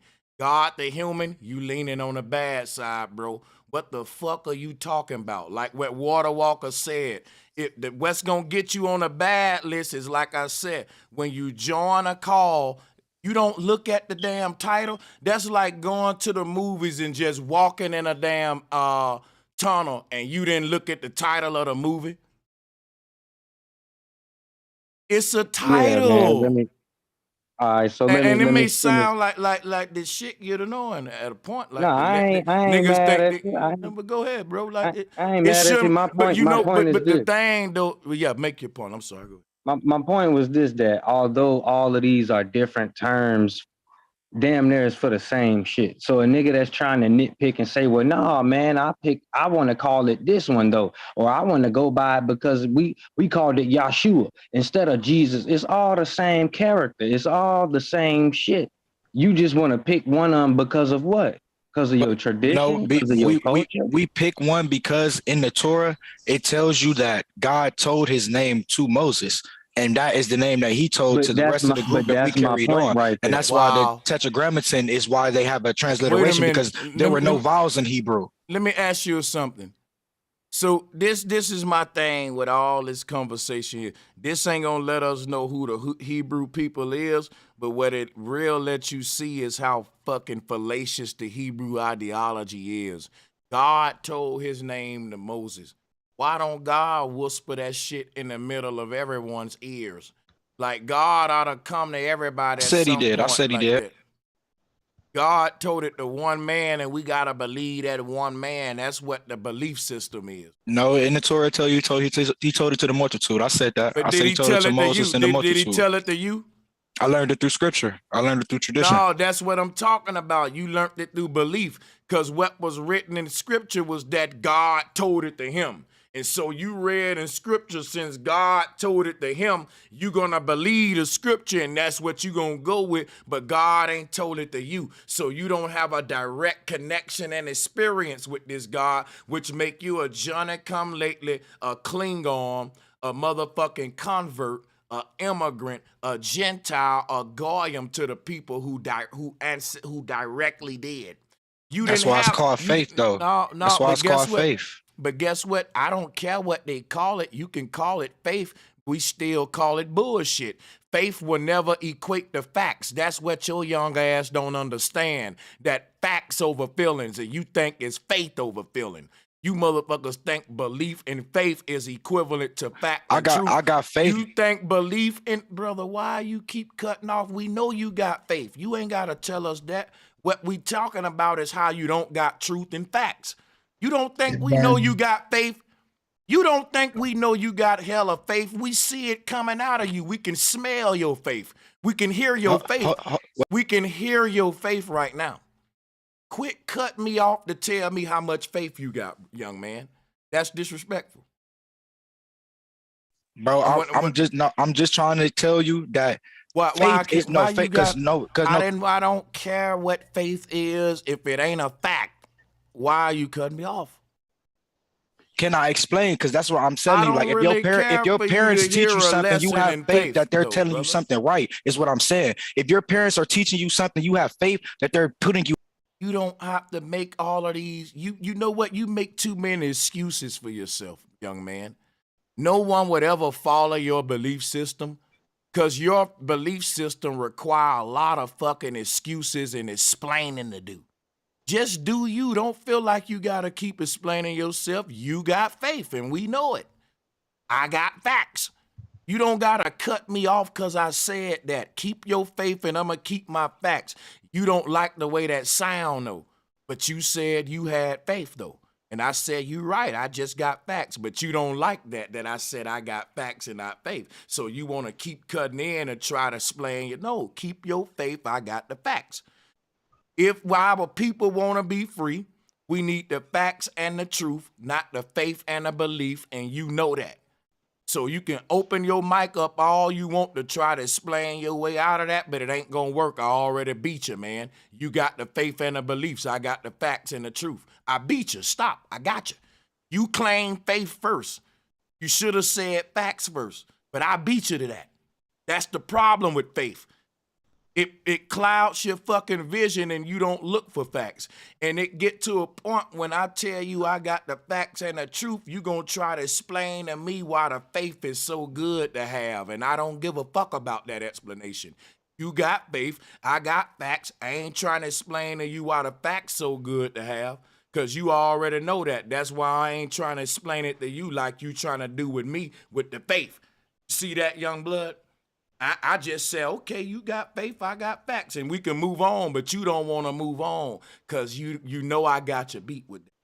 If you I just feel like you got a misunderstanding of what I was saying. But no, I don't got a misunderstanding. You got faith, and you don't got to teach me what faith is. It's not facts. And I ain't going to teach you what facts is because it's not faith. All I'm going to do is move on because I got to end my show. I'm about 7 hours in. It was fun, and I hope to see you on the next one. And I hope the more that I see you, you show up with less faith and more facts. Peace and much motherfucking love. I see y'all on the next one. I'm going to make it hard for the motherfucking Hebrews. Because when I look at what y'all did to this young man mind, that don't make no motherfucking sense how that young man thinking. Y'all indoctrinating these niggas and got them, they don't even know how to critical think. Thank you for all the support, folks. Peace and much love. See you on the next one.